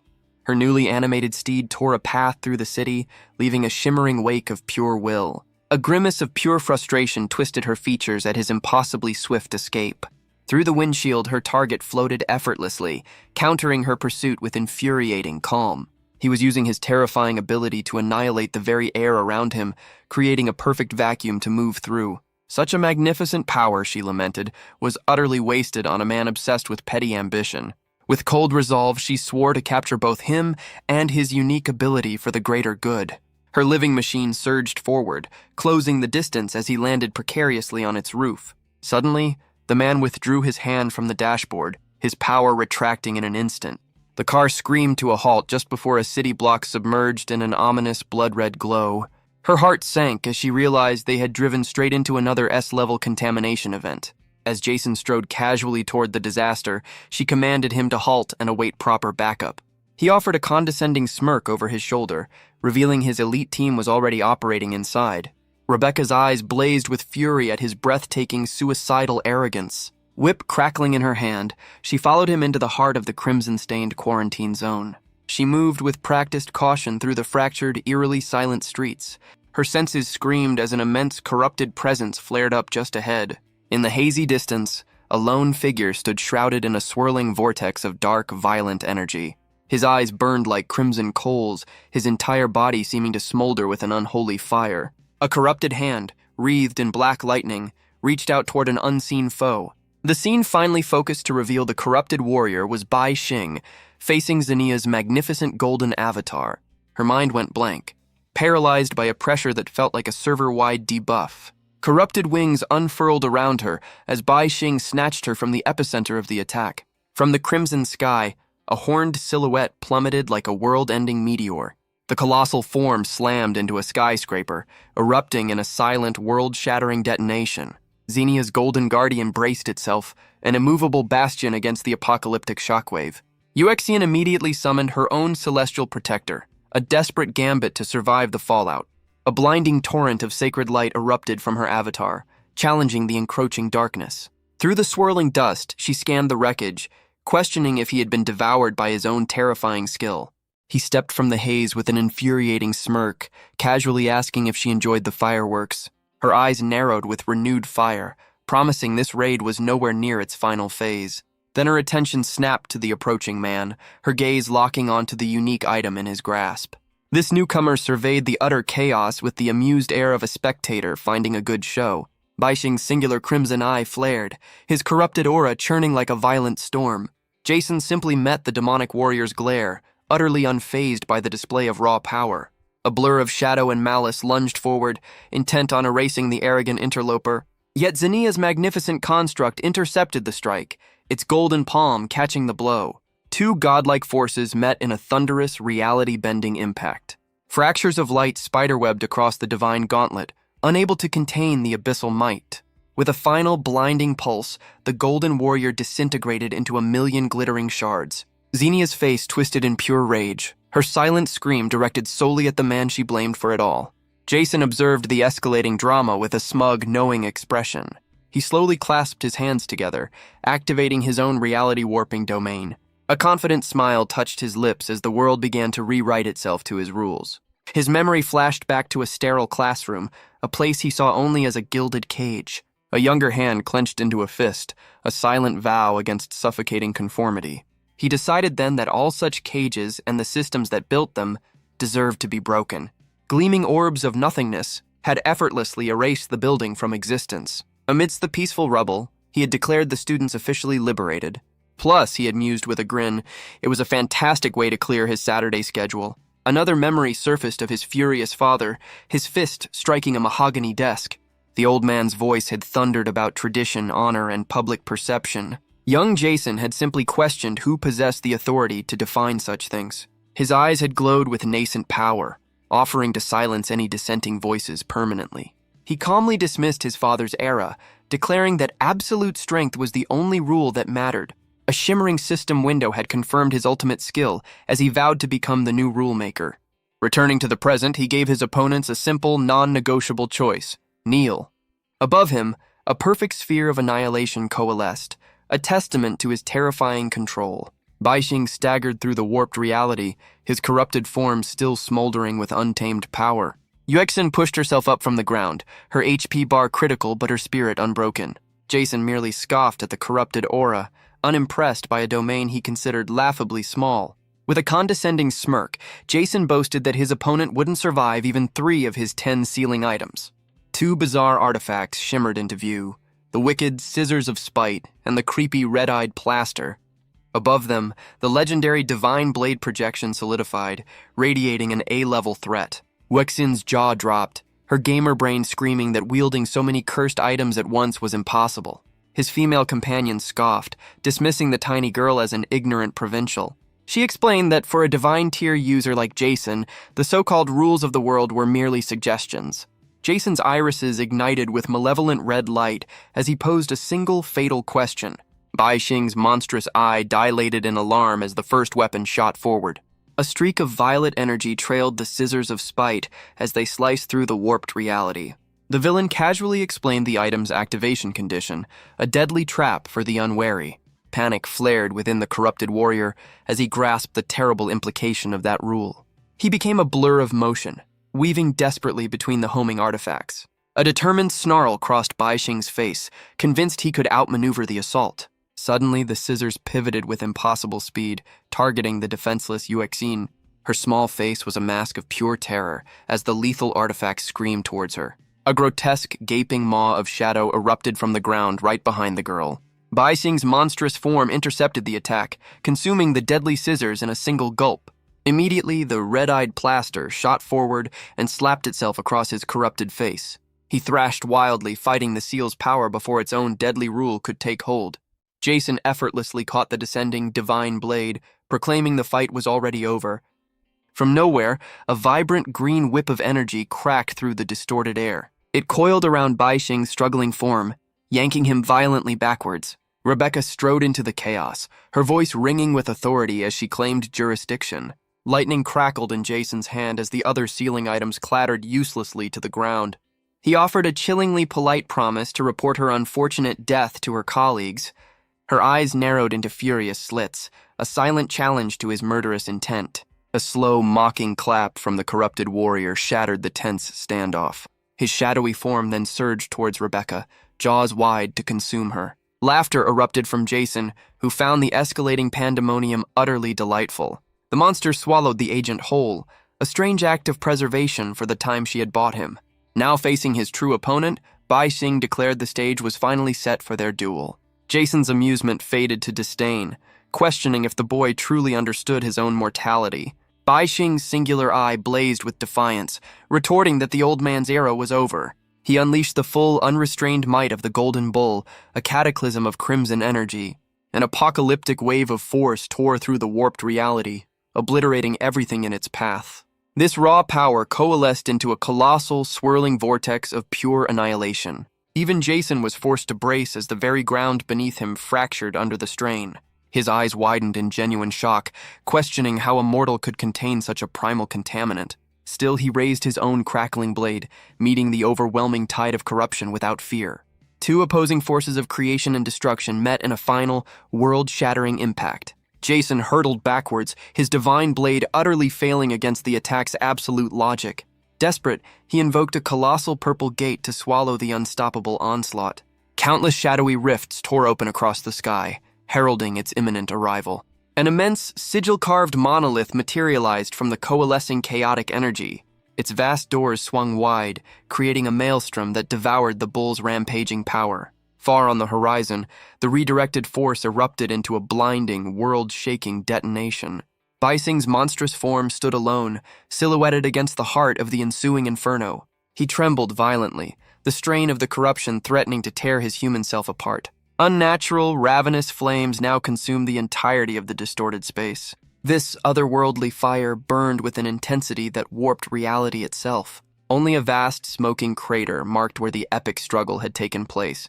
Weakened from the massive output, the corrupted form finally crumpled to its knees. A searing pain in his chest revealed the contaminant was spreading faster than ever. He snatched up the fallen divine blade, knowing this was his last chance to avoid a game over. With a defiant roar, he plunged the sanctified weapon deep into his own torso. An agonized cry tore from his lips as he carved away his corrupted arm to halt the infection. He then hurled the twitching, severed limb as far as his remaining strength allowed. It dissolved into a fleeting shadow of a bull before vanishing completely. A familiar blue window materialized as he spammed every healing skill in his arsenal.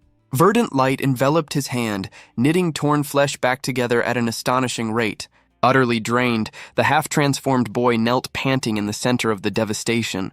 He took a comically deep breath, his cheeks puffing out like a chipmunk's. A moment later, he unceremoniously spat out the 3 women he had swallowed for safekeeping. Xenia collapsed to the ground, greedily gulping down mouthfuls of fresh air. Awakens immediately scrambled to his side, her worried eyes fixed on the horn still on his head. His own crimson eyes blinked slowly as he insisted he was perfectly fine. Rebecca's whip cracked ominously as she marched forward, demanding an explanation. She furiously accused him of nearly obliterating the city and eliminating a fellow candidate. A tired smirk touched his lips as he simply gestured for her to look around. Her jaw dropped upon realizing they were standing in a dense, untouched forest. He nonchalantly explained his domain's map swap feature had relocated them mid-fight.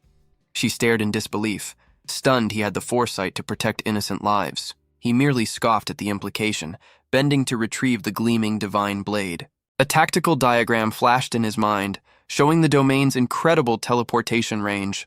It had been a simple calculation to avoid the inevitable bureaucratic headache. A greedy glint appeared in his eyes as he claimed the legendary weapon as his prize. His victory celebration was cut short by the sight of a plaster-covered head on the grass. Not far from it lay the discarded pair of scissors, glinting innocently. Rebecca just rolled her eyes, seeing the obvious softy beneath the monstrous facade.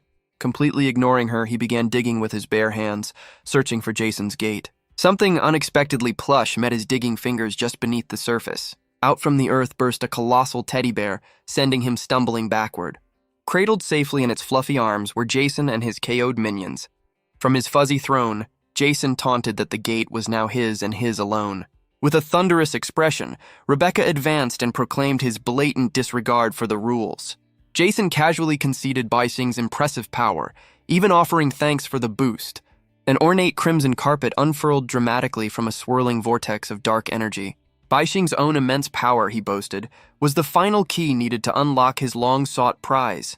Triumphant joy spread across his face as he declared the principal's seat his next conquest. Maniacal laughter echoed through the forest as he zipped away on his newly acquired getaway vehicle. One desperate hand shot out, grasping for the stolen orbs of power vanishing into the distance. The sudden surge of experience points confirmed the awful truth. He had been used as a living battery. Instantly, his thoughts turned to the mysterious gate, wondering what kind of endgame content it held. Determination hardened his features as he resolved to grind his levels higher than ever before. Rebecca's sharp gaze fixed upon him as she inquired about a classmate named Stellar. She then dropped a bombshell, offering him an official invitation to become a principal candidate.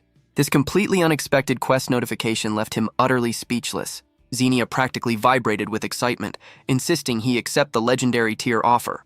Turning from the frantic blonde, he instead asked Yuexin for an introduction. A blunt denial was his only reply before he turned his back on Xenia's sputtered protests. Cold fury laced his voice as he recalled the enslavement attempt during his boss battle. Xenia's gaze fell to the ground as she mumbled about survival and a debt she intended to repay. Her head snapped up, a brilliant, desperate idea flashing in her eyes. With a flourish, she presented Rebecca, the formidable director of the peace agency. The director simply extended a gloved hand, her expression a mask of professional calm. An internal danger meter suddenly redlined, prompting him to signal a tactical retreat to Yuexin. His corrupted, monstrous hand then gently but firmly closed around her wrist. Without another word, he pulled her into motion, preparing to flee the high-level NPCs. Ominous purple energy began to crackle beneath his feet, coiling for release. They vanished in a searing streak of violet light, leaving two stunned women in their wake. Both women could only stand in the sudden silence, staring at the empty space. Suddenly, a message pinged in Xenia's mind. A simple, direct order to handle the debriefing. Nervously, she turned back to the director with a shaky smile, attempting to explain his unique personality. Meanwhile, a violet comet carved a path across the distant city skyline. Yuexin's worried gaze settled on his corrupted arm, her voice suggesting a trip to the nearest healer. He just smirked, casually asking if she disliked his new demonic character skin. That transformation, he explained, was a permanent debuff from using a forbidden skill. But her concern, she clarified, was for him, because the entire world now felt irrevocably changed. Baixing simply replied that accepting the difficult new game mechanics was part of leveling up in life. Yuexin fell silent, wondering if the whole server had been infected by the same corruption. He just scoffed, asking when the server was ever not corrupted. Yuexin pleaded with him to reconsider the guild invitation, calling it a golden opportunity. Every part of that woman, he countered, was a finely honed weapon aimed directly at his back. She sighed at his paranoia while he silently hoped she'd never need his survival instincts. Their violet teleportation streak ended abruptly before a monolithic corporate skyscraper. A quick scan upwards confirmed his suspicion that the building's entire geometry had shifted. Her face paled as she recognized the tower's final defense protocol, an impenetrable lockdown state.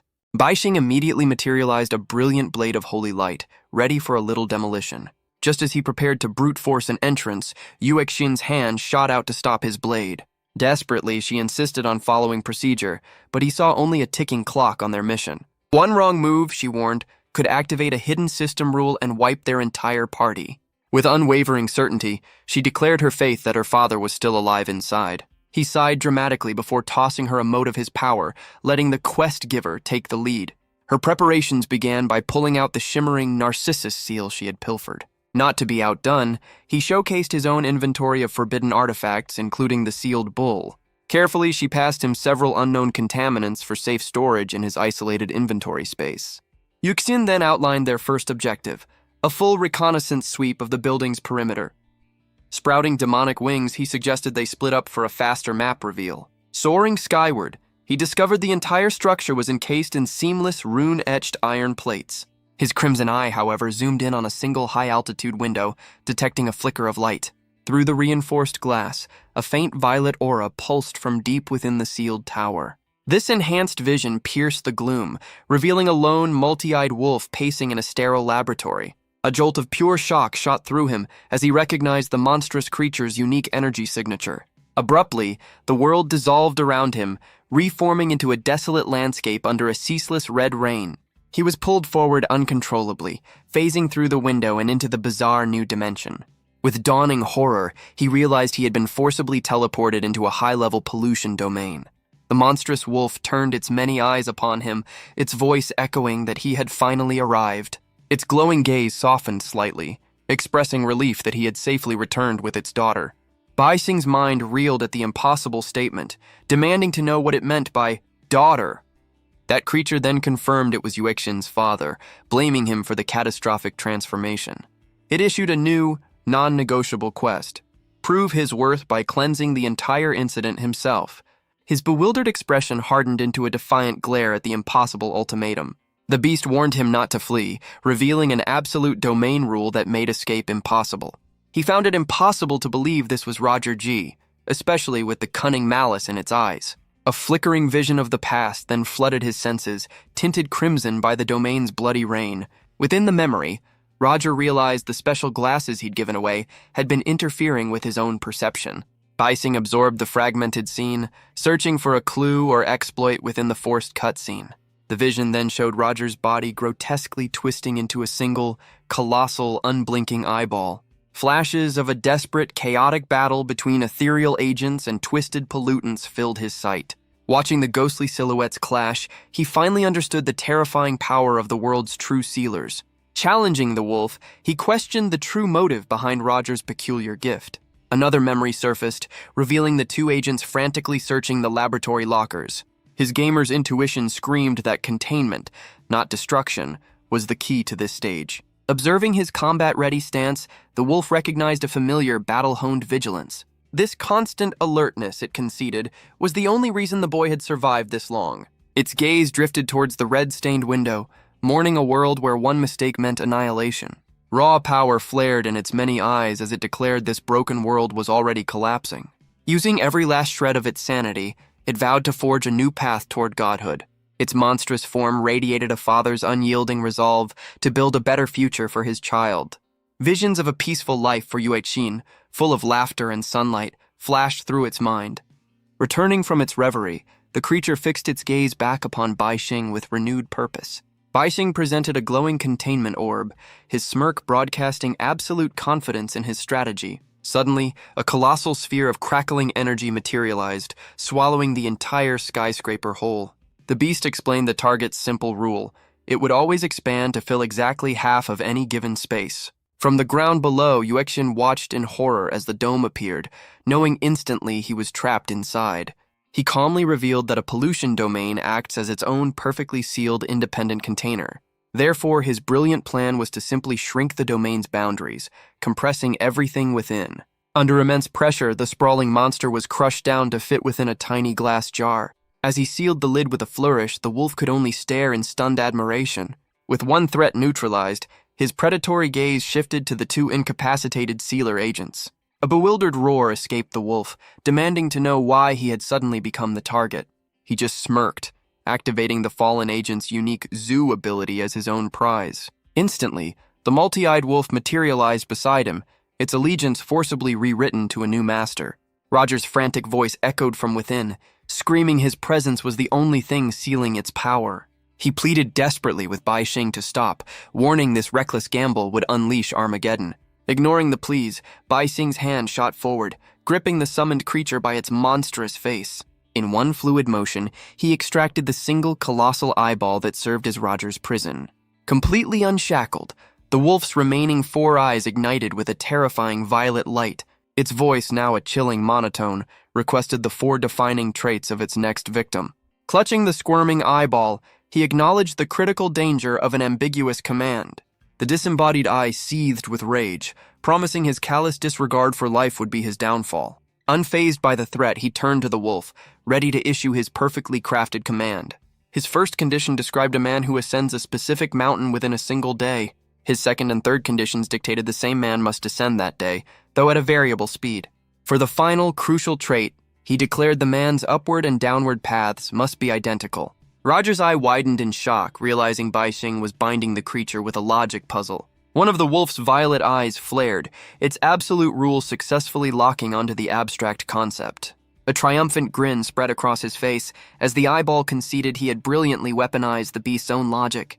He casually dismissed the now leashed monster, telling it to await his future command.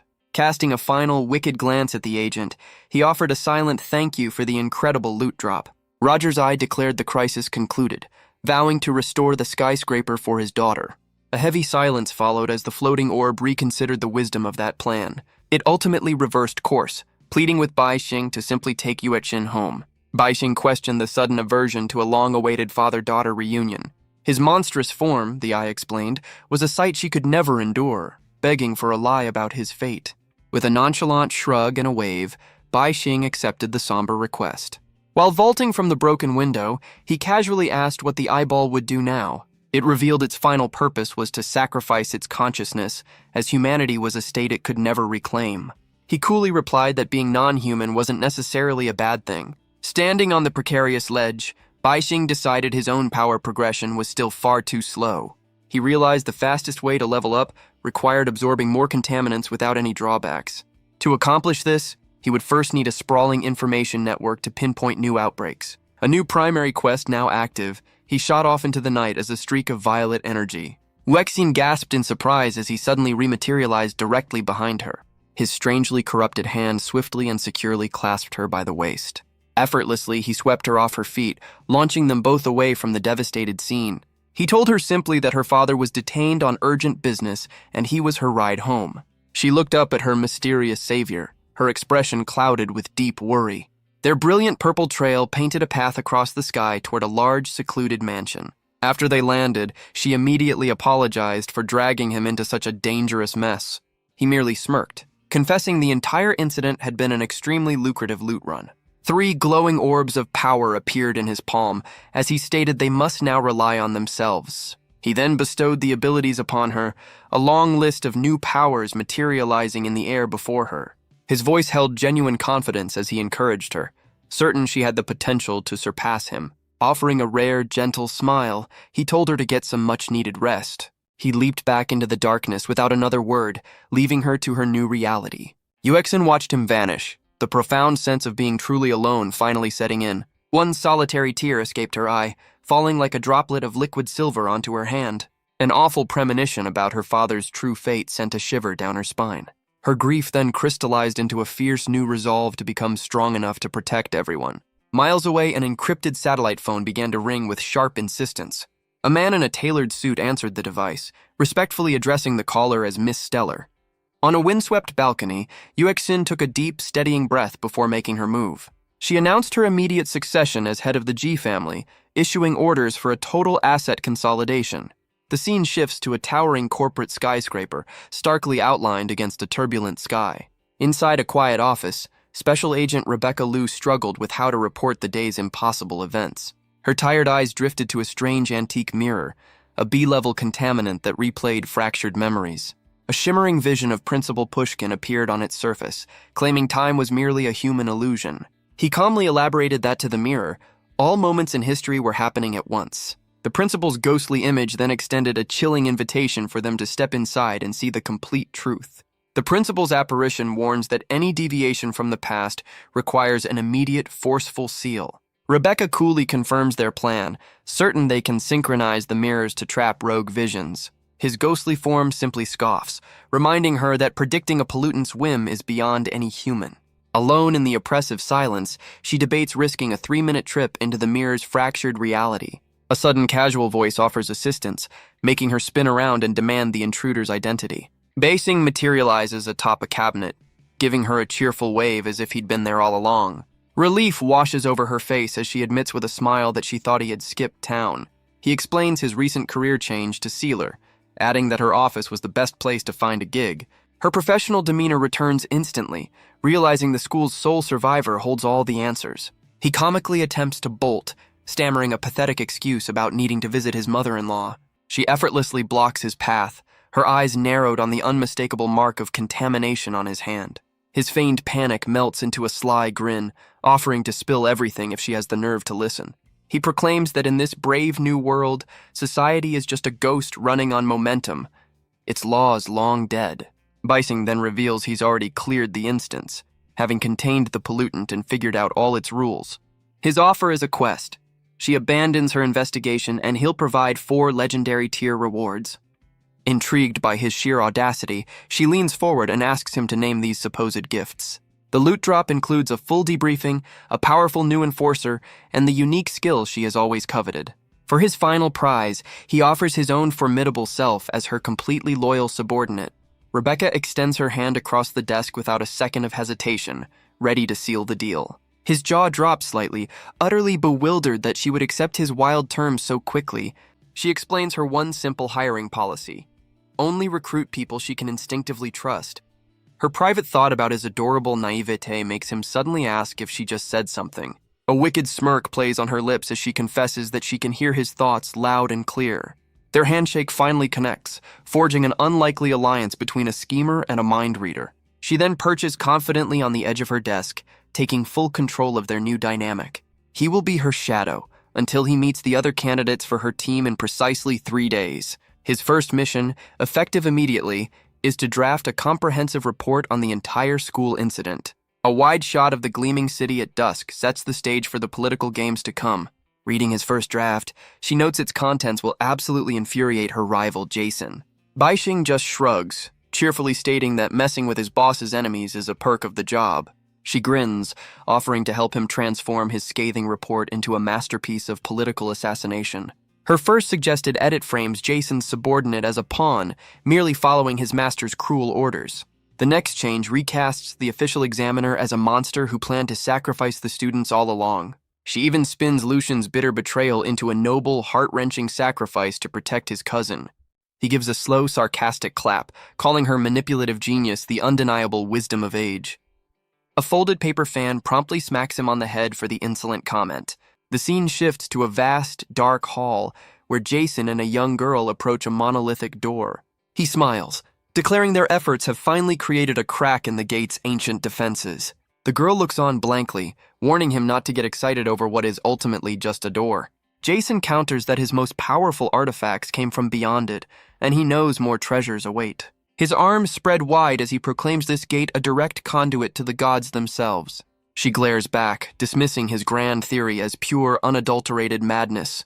Jason merely scoffs at her naivete, revealing the entire world is on a desperate hunt for these same divine beings. True sealers, he clarifies, possess the rare gift to command the very rules that govern contaminants. A holographic chart materializes, illustrating a stark hierarchy with the title Principal reigning supreme at its apex.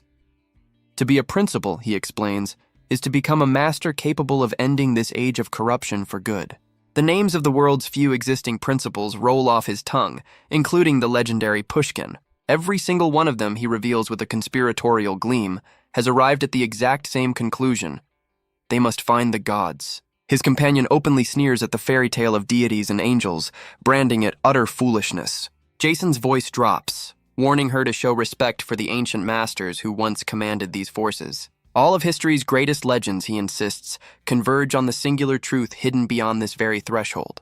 Her skepticism remains, wondering how one could possibly wield multiple contaminants without being utterly consumed by them. A weary sigh escapes him as he confesses to dreaming of the world beyond this gate every single night.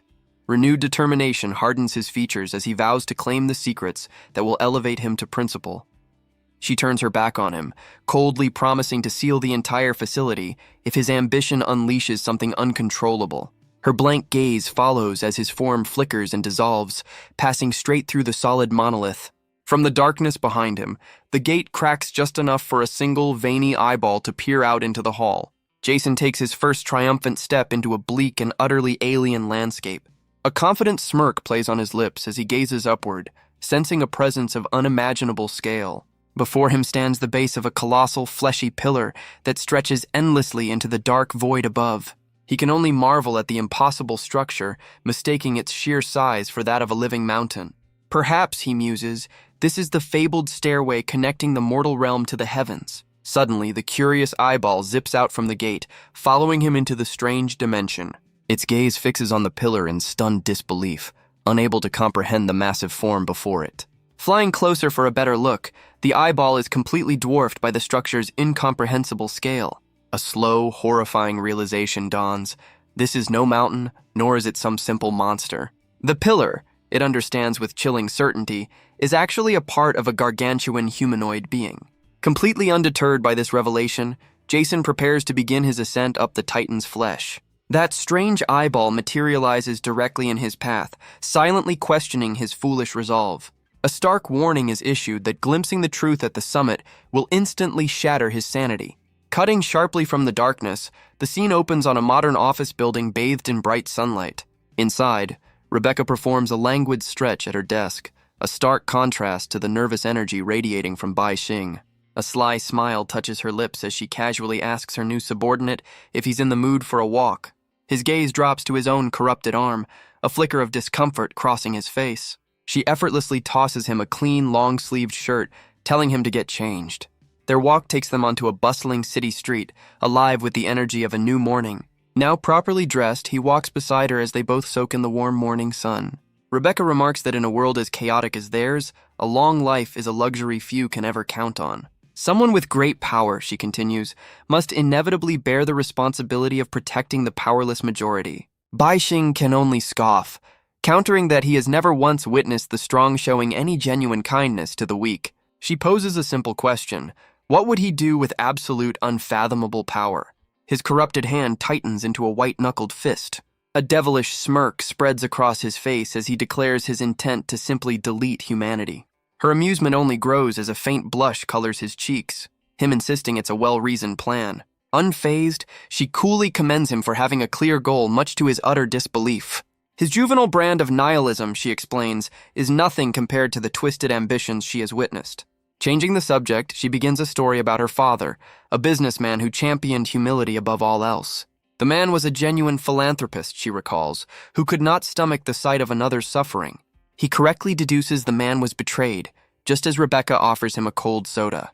Popping the tab on her own can, she admits her father died with his pride intact, even if she once scorned his ideals. Sensing an opportunity, Bai Xing offers to be her instrument of vengeance, knowing her position limits her. Downing the entire drink in one go, Rebecca lets out a long, satisfied sigh.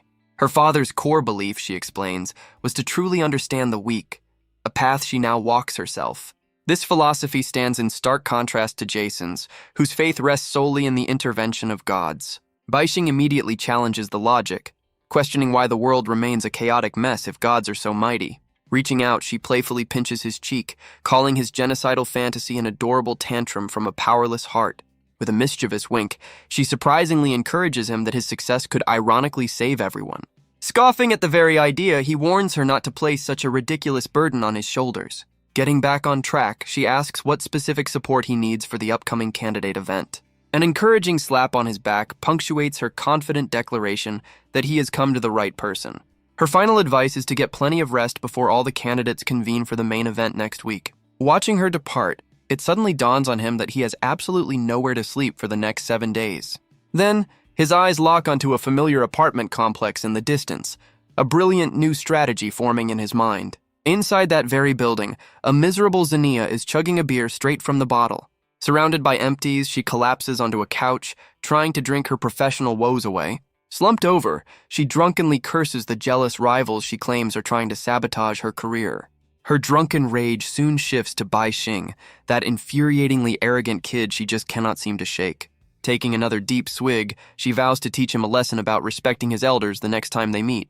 Suddenly, an unseen hand plucks the bottle right out of her grasp, mid-swallow. Exploding with fury, she scrambles to her feet, promising to dismember the thief who dared take her booze. All murderous intent evaporates upon seeing Bai Xing kneeling before her, a smug grin plastered on his face. Flustered, Xenia demands to know how he got in, to which he cheekily admits he wanted a front-row seat to her monologue. Without preamble, he demands a room as fair payment for having saved her life. Peeking at him from behind the couch, she flatly refuses, deeply suspicious of his true motives. His devilish grin widens as he correctly guesses she was professionally sabotaged, offering to help her get even. Xenia is struck completely dumb by his unexpected and incredibly tempting proposal. As tears well up in her eyes, he simply slides a box of tissues toward her and announces it is time for business. He proposes a straightforward deal, his help with her problem in exchange for intel on contaminants. Through her tears, she eagerly agrees, starstruck by the thought of his impending power as a candidate. His question about the process is met with a blank stare, her wondering why he is not already preparing. She outlines the tedious candidate trials, which involve clearing a series of escalating incidents. Dismissing the challenge with a wave, he learns Jason simply bought his way through the trials via the 6 great families. Her frantic warnings about contaminants are cut short by his threat to simply find a more competent partner. Desperation consumes her as she clings to his arm, pleading that he is her last remaining chance for redemption. Xenia then reveals the architect of her ruin is her own cousin, Jerry Kwan, wielder of an ability called absolute compliance. Beising nonchalantly compares this to his own persuasion skill, as if sizing up a rival player's stats. An important distinction is made. Jerry's victims are overwhelmed by a euphoric, irresistible sense of joy. His interest now thoroughly piqued, he declares they are going to pay this Jerry a little visit immediately. A wicked grin spreads across his face, realizing his supposed death gives him the ultimate element of surprise. She wonders aloud how he could possibly have known about her professional sabotage without her telling anyone. Tapping her silent phone, he points out the damning evidence of a contact list that has completely forgotten her. His final smug conclusion is that nobody cares about her fate, a fact that makes her absolutely livid. Far away, atop a gleaming corporate tower, a high-stakes negotiation is reaching its breaking point. Jerry Kwan leans back in his chair, coolly asking his business partner Wei if his trust is truly so fragile. The older man stands his ground, insisting that the terms of this specific contract require careful deliberation. A knowing smile plays on Jerry's lips as he rises, understanding precisely what kind of persuasion is needed here. His measured footsteps echo across the polished floor as he closes the distance between them.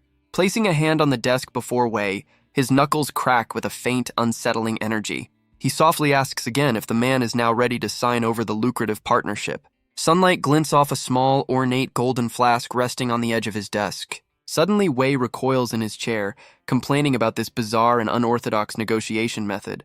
Jerry watches with detached amusement, questioning if any other deal has ever felt quite so wonderful. An overwhelming sensation floods the older man's senses, forcing him to admit Jerry is in a league of his own. Wei lets out a sharp gasp, his entire body trembling from the incomprehensible pleasure coursing through him. His pen-holding hand falls limp, all resistance melting away under the strange influence. Utterly defeated, he shoves the signed contract across the desk without another word of protest. Outside, the sun climbs high into a clear blue sky, heralding the start of a new business day. Back inside the penthouse office, Jerry is informed that the student interviewees have finally arrived. A young woman with thick glasses fidgets nervously in a chair, waiting for her name to be called. Jerry greets the first applicant with a predatory smile, a faint golden light flickering deep within his eyes. An entire line of anxious candidates now sits before him as he instructs them to begin their introductions. He leisurely polishes his glasses with a silk cloth, his expression one of cold, detached calculation. While the women wait in tense silence, an assistant nervously peeks into the room from a side door. Rising from his chair with a theatrical flourish, Jerry announces the start of his unique examination. He slowly paces behind the line of seated women, their discomfort growing with every step he takes. Reaching the exit, he pulls the heavy door shut with a decisive click, his smirk widening in the gloom. A single deliberate tap of his finger against the wood unleashes his unsettling power upon the room. One of the applicants gasps, her cheeks flushing a deep red as the strange influence takes hold. Others glance around in a panic, their faces a mixture of confusion, alarm, and growing distress. A final candidate doubles over, clutching her stomach as she cries out from an inexplicable, overwhelming sensation. With a dismissive wave, Jerry indicates only the trembling woman in the middle is to remain. One of the departing candidates turns back, demanding an explanation for this bizarre charade. He snarls a nonsensical justification for his choice, his voice cracking as he screams for them to leave. Suddenly, the heavy office door glides open, cutting his furious rant short. An incredible force sends the door flying inward, slamming directly into his stunned face. Beising saunters through the doorway with a brilliant smile, announcing his arrival like a returning hero. Cradling his throbbing face, a livid Jerry shrieks at the unruly brat to get out immediately. Our hero's grin only widens as he reveals his cousin specifically sent him here to find Jerry. He then proceeds to make himself comfortable in the plush vice president's chair. Propping his feet on the mahogany desk, Bai Xing cheerfully declares he won't be leaving anytime soon. All the stunned applicants exchange wide-eyed glances, silently debating whether to call security. Silent tears trace paths down the chosen woman's cheeks as the intruder lounges nonchalantly. An enraged Jerry stomps forward, demanding to know why his presence has made the poor girl cry. Bai Xing responds with a devastatingly charming wink, simply reiterating that his cousin insisted he stay. Jerry furiously snatches his phone, vowing to personally fire whichever cousin dared to send him. Without missing a beat, Bai Xing names Vivian Quan, adding they just left her place together. All the blood drains from Jerry's face, knowing his cousin is meant to be securely locked away. Bai Xing clarifies she was merely on an extended holiday from which he has just returned her. Utter panic grips him as he sputters that the whale's dream is an inescapable cage. His disbelief is met by the intruder's steady, unwavering, and utterly confident gaze. Jerry attempts to regain the upper hand, coldly questioning if the peace agency is behind this intrusion. He then dismisses the other candidates with a sharp gesture, seeking to isolate this new, more significant threat. A dangerous glint appears in his eyes as the door clicks shut, his true plan now taking shape. Forcing a placating smile, he pretends to cooperate while mentally preparing his ambush. Leaning forward, Bai Xing gets straight to the point, demanding the contaminant Jerry controls. Jerry lets out a strained chuckle, his mind racing to find a way to make this problem disappear. A faint light emanates from Bai Xing's eyes as he begins to analyze his opponent's underlying mechanics. Pure fury seethes within him that Rebecca's little agency continues to interfere with his grand designs. His calculations conclude he has precisely 10 minutes to permanently eliminate this unexpected obstacle. Bai Xing suddenly changes topics, casually asking his opinion on the existence of parallel worlds. A wicked smile spreads across Jerry's face as he confirms that those worlds can synchronize with devastating effect. Instantly, a massive, grievous wound blossoms across Bai Xing's chest from an unseen source.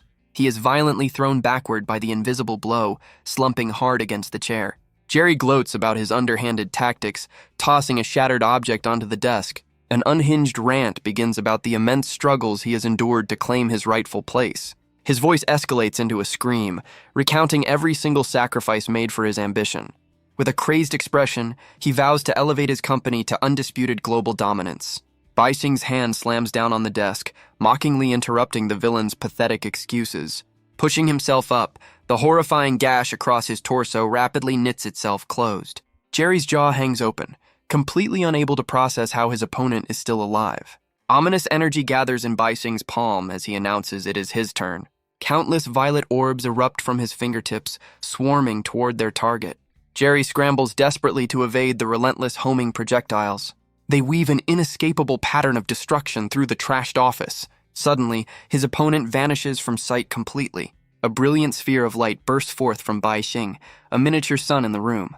This radiant dome expands exponentially, swallowing the entire skyscraper in an instant. With a casual snap of his fingers, he issues a silent, absolute command.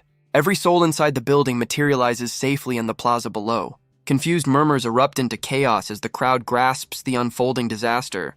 Bai Xing's luminous barrier then begins to compress, squeezing the space around the tower. An interesting clash of powers reveals his opponent's domain is now trapped within his own. Amusement dawns on his face, realizing Jerry is merely hiding in a pocket dimension. His gamer instincts kick in, analyzing the boss mechanics of this invisible foe. Verdant light envelops his chest as multiple healing skills activate simultaneously. Letting out an exaggerated yawn, he feigns utter boredom to bait the hidden enemy. Carelessly, he sprawls out in the chair, announcing his intention to take a nap.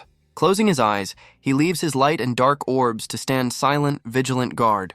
From his invisible prison, Jerry fumes over where Rebecca found such an impossible ally. Pure disbelief consumes him that his ultimate attack was suppressed so easily. Frantic pounding on the invisible barrier confirms his worst fear. He is completely trapped. Jerry's gaze fixes on the sleeping intruder, whose placid face shows not a hint of concern. A spectral version of him materializes, vowing to see what happens if he removes his opponent's head. Muttering a cryptic blessing to his brother's shoes, he activates a new insidious power. Each step he takes leaves behind a glowing, ethereal footprint on the floor. Ripples spread through a hidden layer of reality as his foot sinks into the violet trail. Without warning, Bai Xing's own foot splashes down, perfectly mimicking the unseen step. Sheer terror contorts Jerry's face as his perfect ambush is effortlessly exposed. The shimmering form solidifies, a malevolent purple aura pulsing with his mounting rage. Rising from his feigned slumber, Bai Xing crosses his arms, his own power flaring in response. Jerry sneers, explaining how his domain grants him absolute control over the parallel world within. Stepping into the footprints, he boasts, allows one to perceive their alternate self. Fingers of pure spite wrap tightly around Bai Xing's throat, victory finally within his grasp. Wicked satisfaction spreads across his face as he promises a swift and painless end. The decisive twist is met not with a snap, but with an unblinking, terrifyingly manic stare. Memories surface, a young voice echoing, "Brother, do you see it?" Years earlier, a younger Jerry straightens his tie, brimming with confidence. Proudly, he announces his promotion to manager of an entire business unit. Skepticism colors his brother's voice, questioning the truth of his sudden success. Gazing at his reflection, Jerry insists with unwavering certainty that every word is true. A strange question about parallel worlds hangs in the air between them. Cynicism drips from his brother's retort, naming money as his only faith. Bitter words spill forth about their crushing poverty and his own fruitless search for work.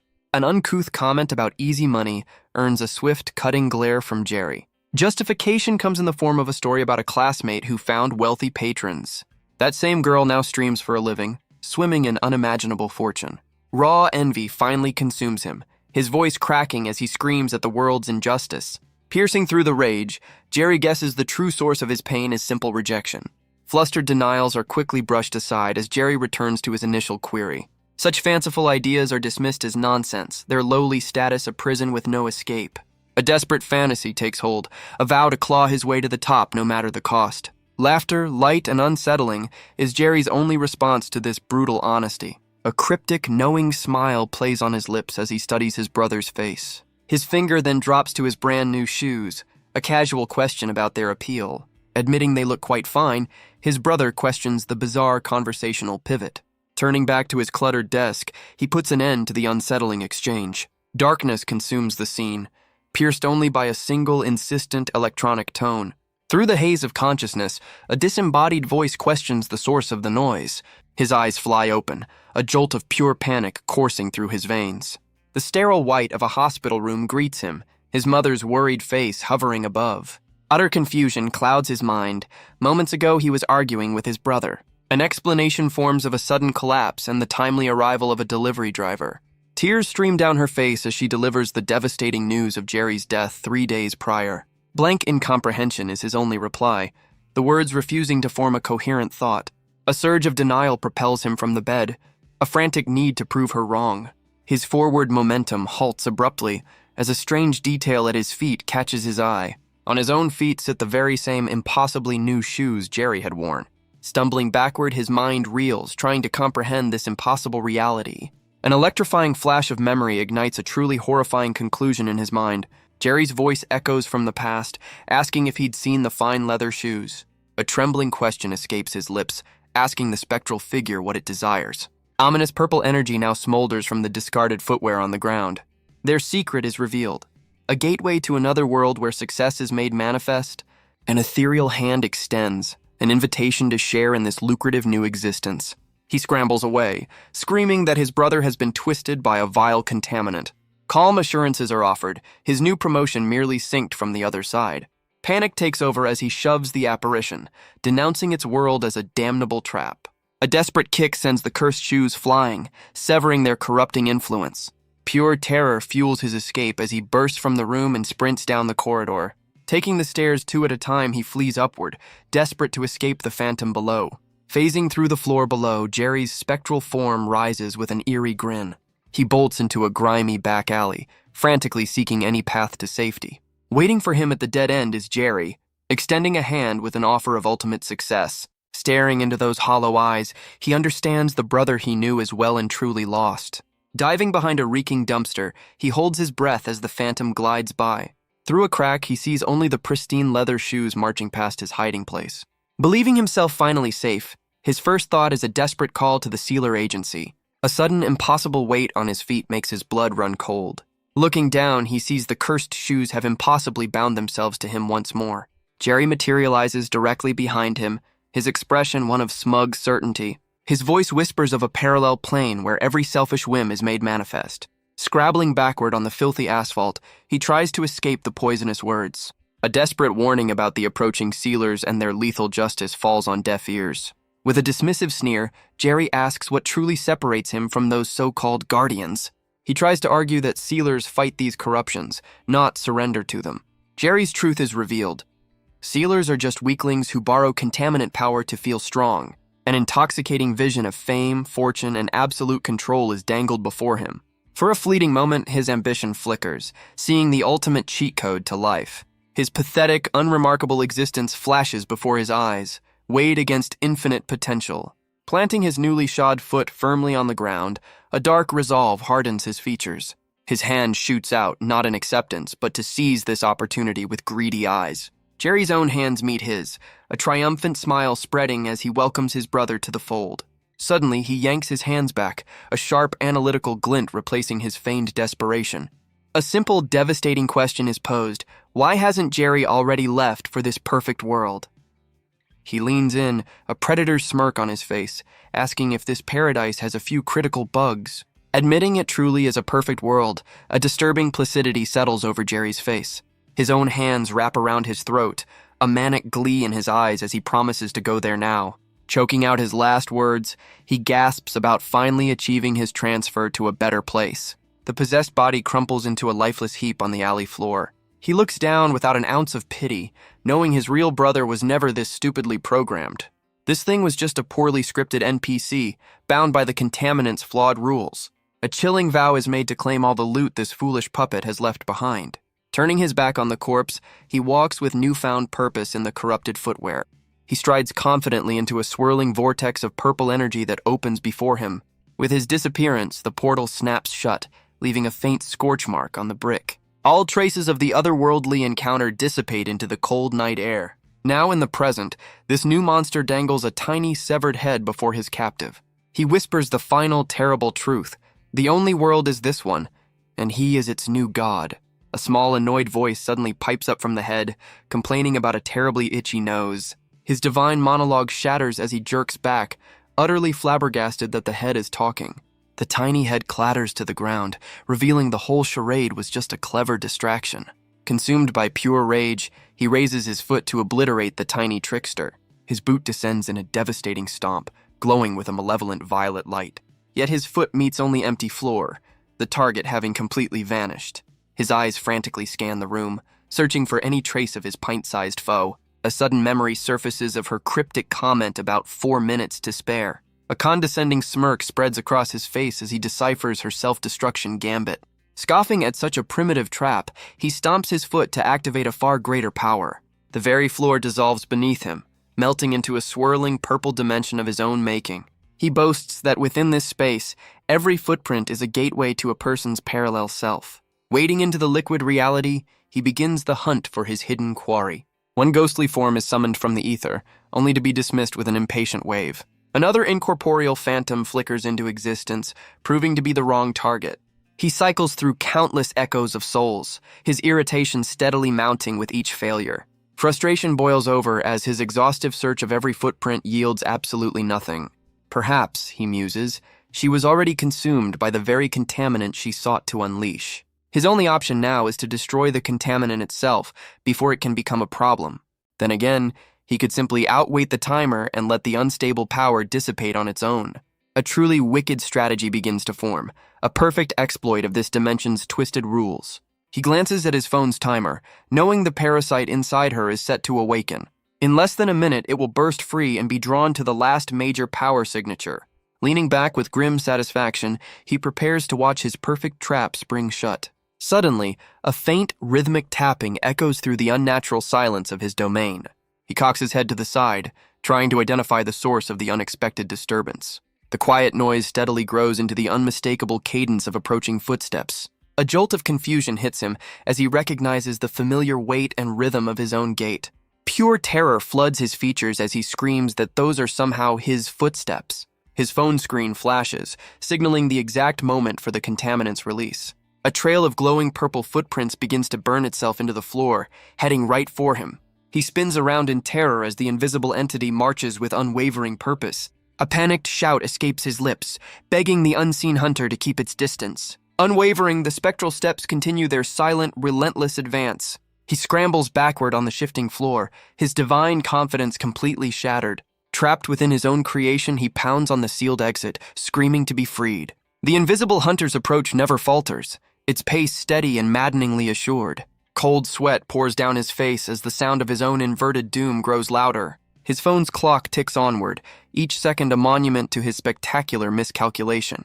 Overwhelmed by absolute terror, he collapses against the wall, gasping for breath. A small, disembodied head with a crudely stitched neck materializes right before his eyes. She offers a cheeky grin, asking if he's a fan of her brand new leather shoes. A spectral replica of himself materializes from the swirling chaos before him. His gaze locks onto the crude, stitched gash encircling his doppelganger's neck. Then he spots the shoes, an identical pair confirming his flawed parallel world theory. His phone's timer mocks him, the 5-minute mark passing without the expected victory. Pure bewilderment contorts his face as he confronts this impossible apparition. Suddenly, the ghostly twin lunges forward, its hand crackling with ominous purple light. A single forceful push sends him reeling across the unstable floor of his own domain. He recovers just in time to see the phantom figure break into a clumsy, frantic sprint. In a baffling display of gracelessness, the specter trips over its own feet, face-planting hard. A strangled cry of disbelief escapes his lips at the sheer absurdity of the situation. With a gentle, almost casual wobble, the doppelganger's head detaches and rolls away. Its headless body calmly kneels, retrieving the severed head with eerie nonchalance. The body then casually plops its own head back onto its shoulders as if reattaching a hat. An ice-cold wave of understanding crashes over him. The footprints were swapped from the start. This meant the head he'd triumphantly torn off earlier was never his enemy's at all. Wearing his face, the creature smirks, confirming the decapitated trophy was actually his own. Now, the reassembled specter resumes its slow, inexorable march toward him. His own 4-minute warning echoes in his mind, its true, terrible meaning finally clear. Memory flashes of his grand scheme, of the intern, of his perfect, foolproof plan. He recalls ejecting the contaminant, hearing those cursed shoes, and sealing the dimension. The trap was meant for her, but the contaminant emerged to hunt him instead. He sought refuge in this pocket dimension, only for the curse to follow him inside. Absolute despair floods his eyes as the finality of his doom settles upon him. One swift final motion from the entity is all it takes to end his reign. Bai Xing, still wearing his face like a mask, calmly declares the game officially over. She sets the head down, musing that the greatest fears are always the ones we create ourselves. Her own form flickers back into view, mocking his spectacular failure born from overthinking. She pats her chest, attributing her absurd vitality to possessing whale-grade organs. Losing her head was, she cheerfully admits, just another calculated step in her strategy. Did he really believe he could hide from her in a dimension made of pure darkness? Using complete body transparency, she was never gone, merely standing right beside him. Mastery over light and sound allowed her to perfectly mimic his footsteps and appearance. She then proceeded to hunt him down inside his own sanctuary, using his own reflection. A playful smirk spreads across her face. He simply rolled a critical failure by picking her as an enemy. Ultimately, it was his own panicked mind and fragile memories that became her greatest weapons. A light tap to her temple reveals the final trump card. Telepathy laid his entire plan bare. She dismisses his theory, explaining the cursed shoes have nothing to do with parallel worlds. Instead, the host's very soul projects outwards, a force of will that reshapes reality. This power comes at a steep price, demanding suspicion and risking a permanent fusion. Her twin swords, one of pure light and one of deep shadow, materialize in her hands. Both swords plunge downwards, decisively pinning the cursed shoes to the floor. Her face sets with grim satisfaction, declaring this particular quest officially complete. A sudden cut reveals an impossibly bright, serene sky over the city. Within Quan Group's sterile headquarters, Zinnia presides over a tense board meeting. She announces with unnerving calm that Jerry's capture is already a foregone conclusion. One furious elder accuses her of orchestrating a pathetic family drama for their amusement. Another director coolly demands she present tangible proof for her wild accusations. A sharp-tongued woman dismisses her actions as petty jealousy over Jerry's superior performance. Zinnia's lips curve into a knowing smile, clarifying her goal isn't revenge, but absolute control. An enraged executive slams his fist down, vowing never to cede power to a naive girl. Ignoring their shouts of expulsion, she poses a simple question about the company's past loyalty. Rising to her feet, the chair beneath her groans and cracks as she speaks of a new arrival. She proclaims with unwavering faith that her chosen leader possesses true principal-level potential. He was her savior in her darkest hour, and now she is betting her entire future on him. Water from a nearby dispenser coalesces in her hand, forming a luminous, ethereal flower. Her gaze sweeps across the room, promising a permanent one-way exit for every traitor present. A condescending old man scoffs at her youthful theatrics, advising her to grow up. Another pompous suit declares the use of a sealing item an immediate cause for expulsion. Xenia simply smirks, casually flicking the glowing water lily into the center of the room. Instantly, the polished floor beneath the vocal director dissolves into a shimmering liquid surface. His own terrified, warped reflection stares back at him as the puddle begins to pull him down. A silent scream contorts his face while an invisible current drags him into the watery abyss. Panic erupts as a second member finds himself sinking, his flailing arms grasping at empty air. She watches the unfolding chaos with detached amusement, wondering why they seem so surprised. Someone's hand smacks the mahogany table, a pointless gesture against the encroaching magic. The chairman desperately tries to bargain, frantically offering her old position back. A sweet, dismissive smile plays on her lips. Broken trust, she explains, has no price tag. Her eyes begin to emit a soft, dangerous light as she asks who voted for her dismissal. Submerged to his chest, the sinking man pleads with his horrified colleagues for a saving hand. His desperate fingertips scrape against the table's edge before slipping, his final anchor lost. Without a sound, he disappears completely beneath the surface, leaving only gentle ripples. Xenia moves to the window and smoothly draws the heavy curtains, cloaking her corporate coup in shadow. Peering through a slight gap, she gazes down upon the bustling plaza far below. An intimidating squadron of figures marches with grim purpose toward the main entrance. Below, the company's elite security team mobilizes, forming a defensive line. The remaining elder smirks, smugly reminding her that an attack on the board is an act of war. Unfazed, Xenia simply gestures for him to join her at the window for a better view. Her finger aims toward a distant skyscraper, the one that used to house her modest office. Just then, a brilliant column of light erupts from its peak as she announces her backup has arrived. He merely scoffs, telling her to worry less about her allies and more about her own imminent demise. Far below, the newly arrived squad gazes up at the monolithic Quan Group headquarters. One man's fingers, glinting with metallic tips, poised to unleash a hidden power. A violent violet light bursts forth from his outstretched hand. Instantly, a cage of pure amethyst energy ensnares the entire security detail. From her high vantage point, Xenia witnesses the sudden flash of purple in the plaza. That same shimmering prison phases impossibly through the reinforced window into the boardroom. Within it, the company's elite security team materializes from thin air. Their eyes are now vacant voids, their movements dictated by an unseen puppeteer.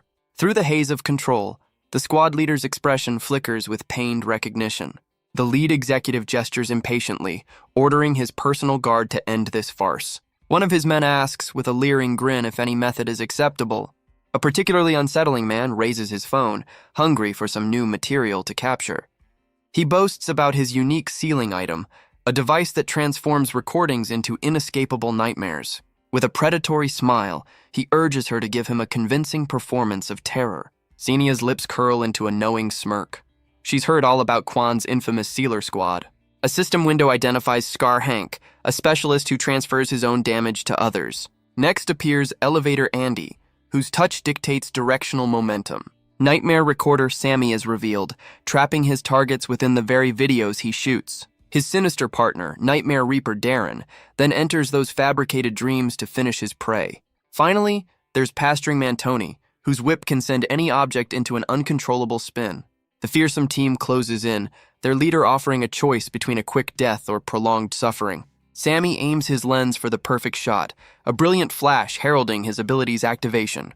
However, a crimson blur intercepts him before the shutter can even click. Baixing stands before her, red eyes blazing as he declares this little party is over. Scar Hank simply chuckles as Baixing's corrupted hand clamps down on his shoulder. From behind, Elevator Andy slaps his own hand squarely onto Baixing's back. The button embedded in his palm glows ominously, signaling his power is now in effect. Andy flicks his fingers with a theatrical flourish, bidding his foe a swift farewell. Immediately, the arcane symbols branded on Baixing's back ignite with overwhelming force. He is violently launched skyward, a human rocket aimed directly at the ceiling. A deafening crash echoes as his body obliterates the floor of the level above. His unstoppable ascent continues, shattering floor after floor in a catastrophic chain reaction. The destructive trajectory tears through the entire height of the skyscraper. An enormous explosion of violet energy erupts from the building's rooftop, visible for miles. Now standing on the helipad, Baixing grins, vowing to claim that ceiling item for himself. He then realizes with a jolt that the upward force has not yet dissipated. Back in the boardroom, Andy explains the rise command he placed is absolute and unending. He smirks, confident his opponent is now on a one-way trip to the cold vacuum of space. Sammy impatiently spins his phone, reminding them they have a primary target to deal with. Xenia turns back to the stunned board members, mocking their utterly pathetic choice of allies. Xenia smirks, completely unfazed by the chaos unfolding around her. High above the city, Baixing floats with an annoyed expression, still rising. His corrupted hand summons a glowing sword of pure light. He plunges the blade downward, trying to counter the relentless upward force. Realizing his sword's rule is useless, he knows he needs another power to fight back. He activates his light domain, enveloping himself in a massive sphere of energy. The domain traps him in a glowing cube, halting his uncontrolled ascent. With a flash of light, the entire domain descends back toward the skyscraper. Baixing reappears in the boardroom, his calm return shocking the Sealer squad. Elevator. Andy stares in disbelief, screaming that his return is impossible. He frantically taps the button on his hand, trying to make his power work again. Baixing realizes he can't teleport while this new rule is active and must be careful. Andy pushes harder on the button, his hand cracking under the immense strain. His teammate warns him to stop, shouting that he'll be corrupted by the power. Another squad member realizes Baixing's counter rule has broken Andy's will. Xenia mocks the squad for only showing up after their sealer has lost control. She laughs dismissively, saying it's fine since he's one of their own. Andy collapses to his knees, consumed by a dark, corrupting energy. The whip-wielding Tony steps forward, declaring he'll stop the corrupted sealer. He warns the others not to move, explaining a contaminant is now wearing Andy's body. Tony knows that striking the ceiling item itself will cause a dangerous backlash. Scarhank calmly notes that the corrupted being isn't even targeting them. The dark energy swirls around the possessed Andy's face. He looks up with a wicked grin, his eyes glowing with a menacing light. His hand cracks as he presses the open door button while Rise is still active. The squad panics, remembering Andy's warning about using both buttons at once. A glowing purple portal materializes in front of Baixing and Xenia. The portal cracks open, revealing a strange, dark space within. Baixing's eyes widen in shock as he sees where the portal leads. He stares into a dark, dilapidated hallway, realizing it's an abandoned hospital. A ghostly nurse materializes inside the purple portal, her aura dark and menacing. Baixing stares in shock, wondering if he's seeing a ghost or a corrupted sealer. The single nurse suddenly duplicates, two identical figures now walking forward. He recoils, completely baffled by the impossible sight before him. With another flicker, the figures multiply again, now standing three abreast. Baixing rubs his eyes, questioning if his vision is playing tricks on him. The nurses continue to multiply, forming a small, silent crowd in the hallway. He realizes with dawning horror that they increase every time he blinks. The Sealer squad watches his terror, warning each other that curiosity can be fatal. Scarhank explains Andy's ceiling item came from a hospital abandoned for 30 years. He recounts how a contaminated caretaker caused a terrible incident there long ago. Baixing understands the key to escape lies with the corrupted Andy himself. The ever-growing army of nurses advances, their presence overwhelming. He forces his eyes open, knowing he can't afford to blink again. Desperate, he wonders if simply looking away will stop their multiplication, but their numbers continue to swell, their faces blurring into a terrifying legion. With a determined look, Baixing reaches out to grab one of the board members. The executive is suddenly pulled from his chair by an invisible force. Baixing appears behind him, his corrupted hand closing around the man's throat. The executive screams in terror, demanding to be released. Baixing accuses him of framing Vivian, asking for any last words.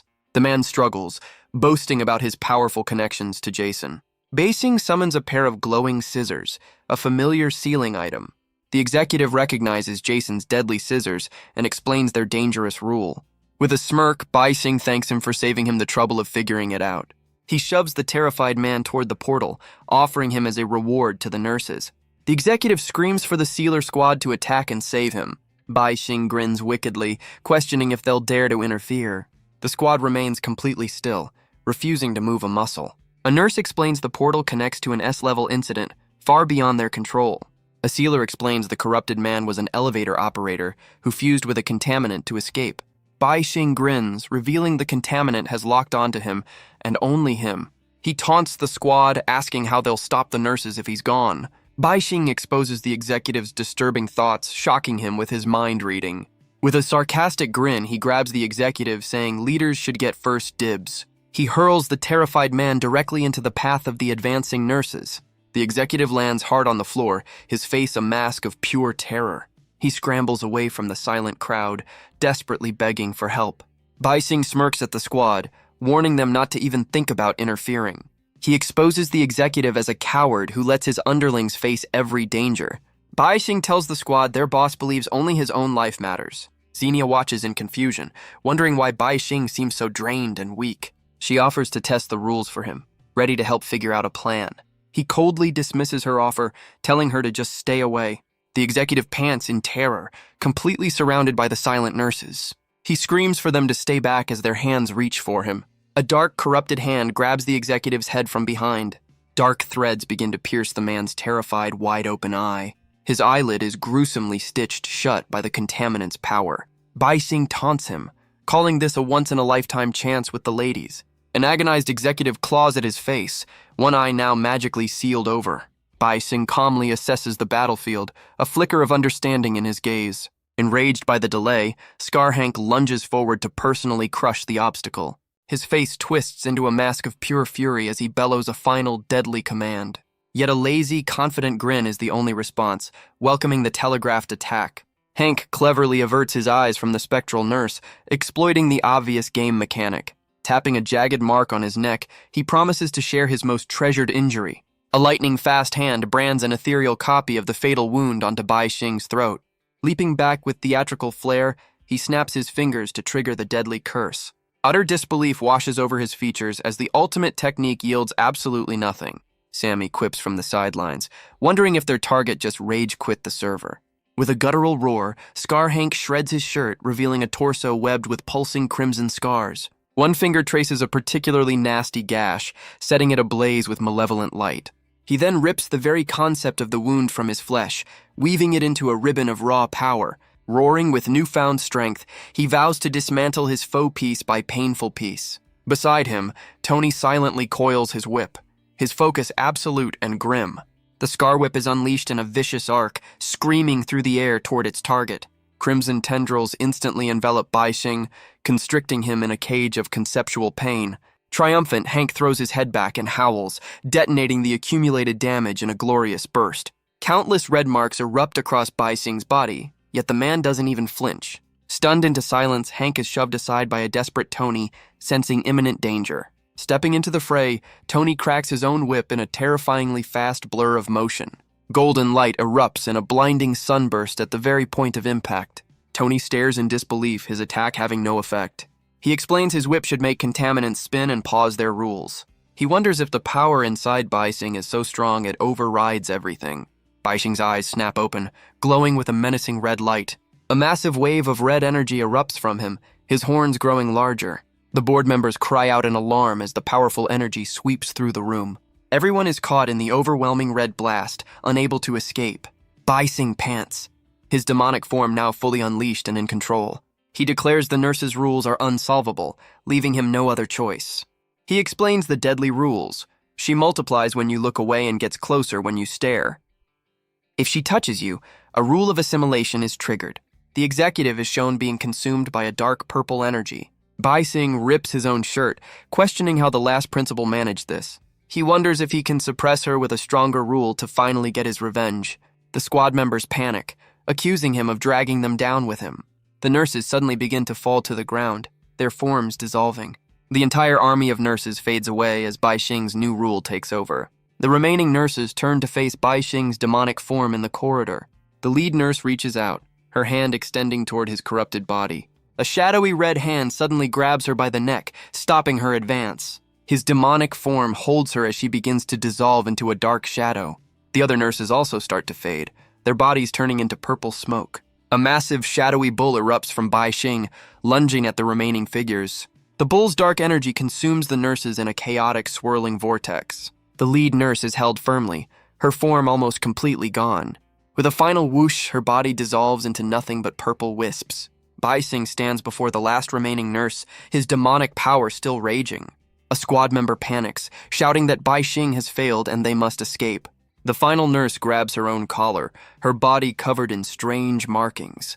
A dark thread begins to stitch her own eye shut with a sickening hiss. Bai Xing's demonic hand grabs her as purple energy swirls around them both. The dark energy of the bull begins to recede from Bai Xing's face. His eye glows as the demonic power is drawn back into his body. A clash of red and purple energy erupts as the two opposing rules collide. Vivian watches as Bai Xing and the nurse are trapped inside a glowing pink box. She worries about the risk he's taking, questioning his dangerous plan. Bai Xing's eye glows with intensity, believing his gamble is working. He realizes the nurse's thread is just as powerful as the golden bull. The bull's corruption contains the nurse, but her power corrodes its own host. He realizes the real problem is his own eyes, which are now being stitched shut.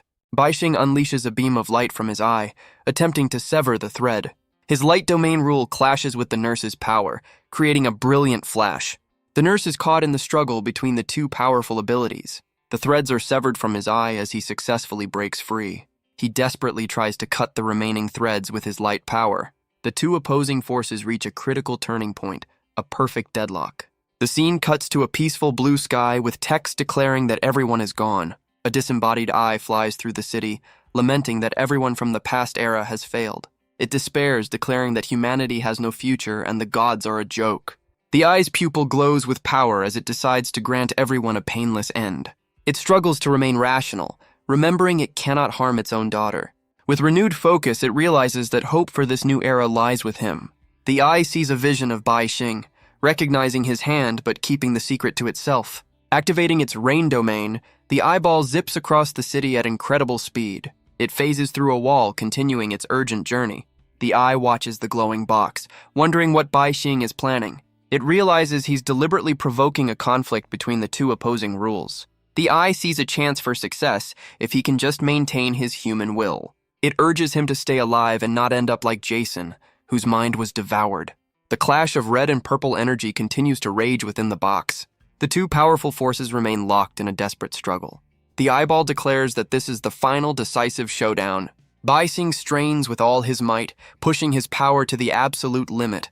The threads begin to snap as his light power slowly gains the upper hand. The eyeball flies forward, telling Bai Xing not to panic as it's here to help. A red tendril shoots from the eye, ordering him not to resist its power.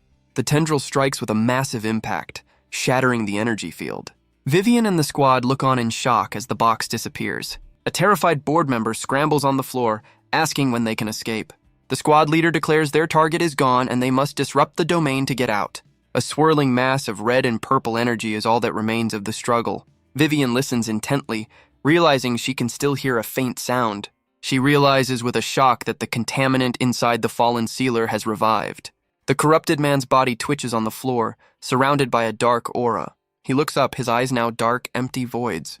The squad leader panics, shouting that the contaminant has fully awakened.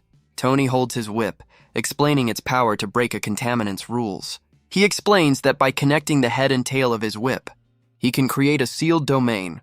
Isolating the contaminant within, declaring the circle a safe zone, he urges everyone to escape through it. The board members immediately start fighting over who gets to leave first. Vivian calmly stops them, asking who gave them permission to leave. Water suddenly splashes around the feet of the board members. An executive cries out as he's pulled into the floor by the water. The others watch in horror as their colleagues are dragged under. Vivian reveals her plan was to seize control, but now she'll just eliminate them all. She mockingly tells the squad they're free to go, but wonders who will pay them now. The squad leader ignores her, ordering his team to move out. He leaps through the glowing portal, making his escape. After landing safely on the other side, he celebrates their successful exit. But another man stumbles out of the portal and collapses. A third member quickly follows, stepping through the glowing circle. Tony hesitates, his reflection in the portal showing a strange expression.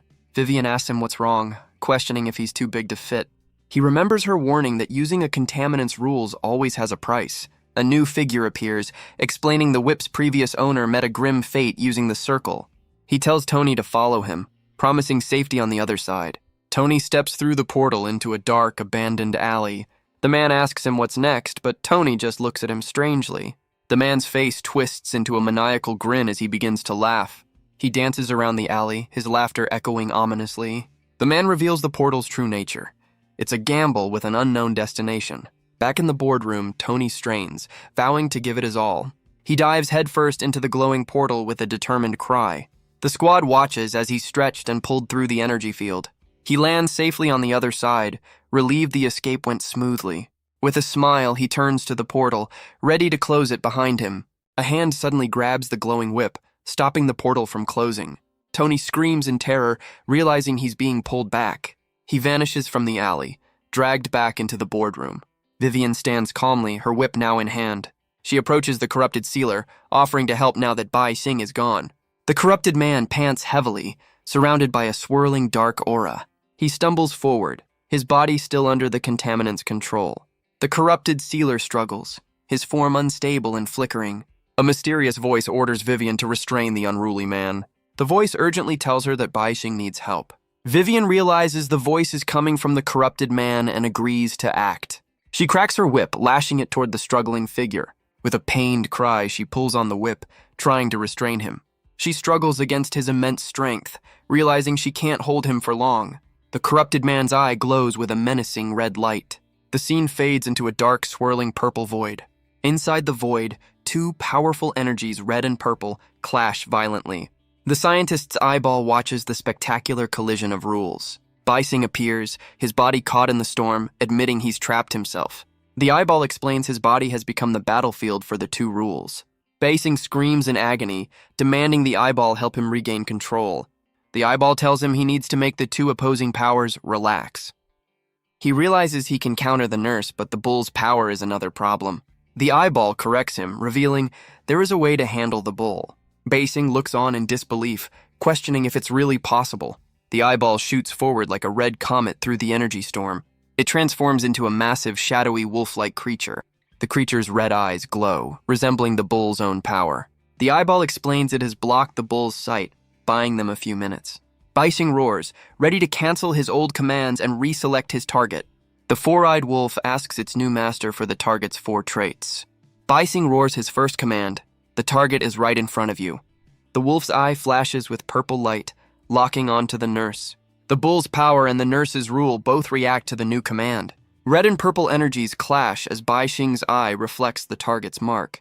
He gives the second trait, declaring her rule is active to force a collision. The nurse stands calmly, 4 glowing dots now visible on her forehead. In the purple void, the wolf slowly approaches its designated target. Bai Xing gives the third trait as the nurse gets closer, confirming his plan is working. Dark purple threads suddenly emerge from the nurse's forehead. The threads fly toward the wolf as Bai Xing realizes her target has shifted. The wolf's eyes glow as the dark threads begin to wrap around its face. A beam of energy connects the wolf's eyes as the threads tighten their grip. The nurse's head is suddenly obliterated in a massive burst of energy. Bai Xing watches as the headless nurse remains standing, threads still active. He smirks, noting the wolf's weaker power allowed the nurse to easily stitch its eyes. With its snout sewn shut, the wolf's conditions were met, triggering the attack. The headless nurse is enveloped in a swirling vortex of purple threads. Her body begins to regenerate, the threads forming a new face. The wolf faces the restored nurse, whose attack focus has now changed. Dark threads now completely cover the wolf's head, stitching it shut. The massive Red Bull energy roars, warning they can't let the wolf be fully sealed. In his demonic form, Bai Xing realizes the dire situation. A diagram explains the wolf's rule requires 4 traits for a precise kill. But with fewer traits, its aim becomes less accurate, but its range widens. He wonders if removing all traits would cause the rule to collapse or become a global threat. The scientist's eye shouts that its power is at its limit and they must hurry. Bai Xing desperately orders the wolf to retreat from the nurse. The purple threads pull the wolf back, preventing its escape. The nurse stands calmly, her threads reeling the helpless wolf back in. In his demonic form, Bai Xing glares forward, surrounded by swirling purple threads. He hurls a dark energy orb, unleashing a powerful psychic assault. The scientist's eye explains the nurse's rules were redirected, and the bull can now be guided. Bai Xing holds the nurse, forcing the 2 opposing rules to cancel each other out. The eyeball marvels at his incredible feat of handling 2 overpowered rules at once. It laments not realizing sooner that he's qualified to explore the world beyond the ancient gate. The eyeball urgently calls out to Star, trying to wake him from the struggle. Back in the boardroom, the corrupted sealer is enveloped in a dark purple aura. Vivian desperately tries to restrain him with her whip, calling out his name. She grits her teeth, realizing her whip's power is too weak to stop the rampaging contaminant. The corrupted man's hand reaches out from the swirling purple energy. He grabs onto the energy, trying to pull himself free from the restraint. The sealer pulls the energy down, revealing his corrupted form. His eyes are now dark, empty voids, the contaminant fully in control. The elevator buttons behind him begin to glitch and flicker ominously. The screen distorts as the buttons continue to malfunction wildly. A skull and crossbones symbol flashes on the screen, signaling imminent danger.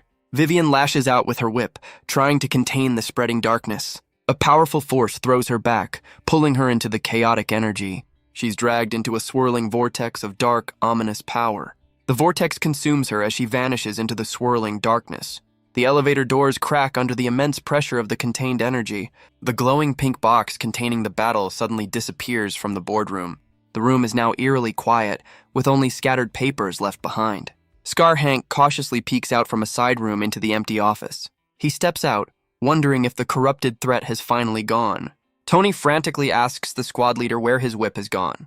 He looks at a pile of rubble, realizing his weapon has completely disappeared. The remaining squad members discuss their next move now that their guild is in crisis. Their leader looks on with a grim expression, contemplating their uncertain future. Inside a strange dark space, an elevator panel glitches ominously. Vivian cries out in alarm, realizing the corrupted elevator has started moving. A disembodied eye appears, confirming her fears and making her scream. The eyeball calmly explains it's the voice that was helping her, not a monster. It reveals its identity as Roger G., the head of a powerful family. Vivian stares in disbelief as he dismisses his form as a failed experiment. He warns that this elevator isn't meant for people, but for something far worse. She realizes with dawning horror that they're in an elevator for contaminants. The eyeball explains the elevator's history, starting at the infamous Shedland Hospital. He recounts the hospital's dark past, a scandal that tore it apart 30 years ago. A flashback reveals the hospital's doctors were corrupt, driven by greed. They took bribes and trafficked materials, their corruption running deep. A brave nurse decided to expose their crimes, ready to bring them to justice. But the next day, she was found in the morgue, her eyes sewn shut. The eyeball explains it was a cruel punishment for seeing too much. The nurse's rage turned her into a contaminant, forcing the hospital to be sealed. Vivian finally understands the true terrifying nature of their transport. The eyeball warns that traveling between S-level domains could be catastrophic. It zips over to the corrupted sealer, demanding he wake up and fix his mess. The elevator suddenly shudders to a halt, startling Vivian. A bright red 0 flashes on the panel, announcing their arrival. The doors slide open as Vivian braces herself for what lies beyond. She looks out onto a desolate landscape filled with ominous grave mounds. They've arrived in a new S-level domain, the deadly grave mound. The eyeball explains its rule. Touch the soil and you're buried forever. A strange rumbling sound catches Vivian's attention, putting her on edge. The eyeball spots a massive pit that has suddenly appeared out of nowhere. Vivian stares in shock, wondering how the pit formed in an instant. The eyeball decides to scout the area, confident it can escape if needed. Peering into the darkness, it's suddenly startled by what it sees below. The eyeball zips back in, frantically telling Vivian to hit the button. She desperately tries to close the doors, screaming that they have to leave immediately. Deep in the pit, a man with a long braid chips away at the wall trying to break free.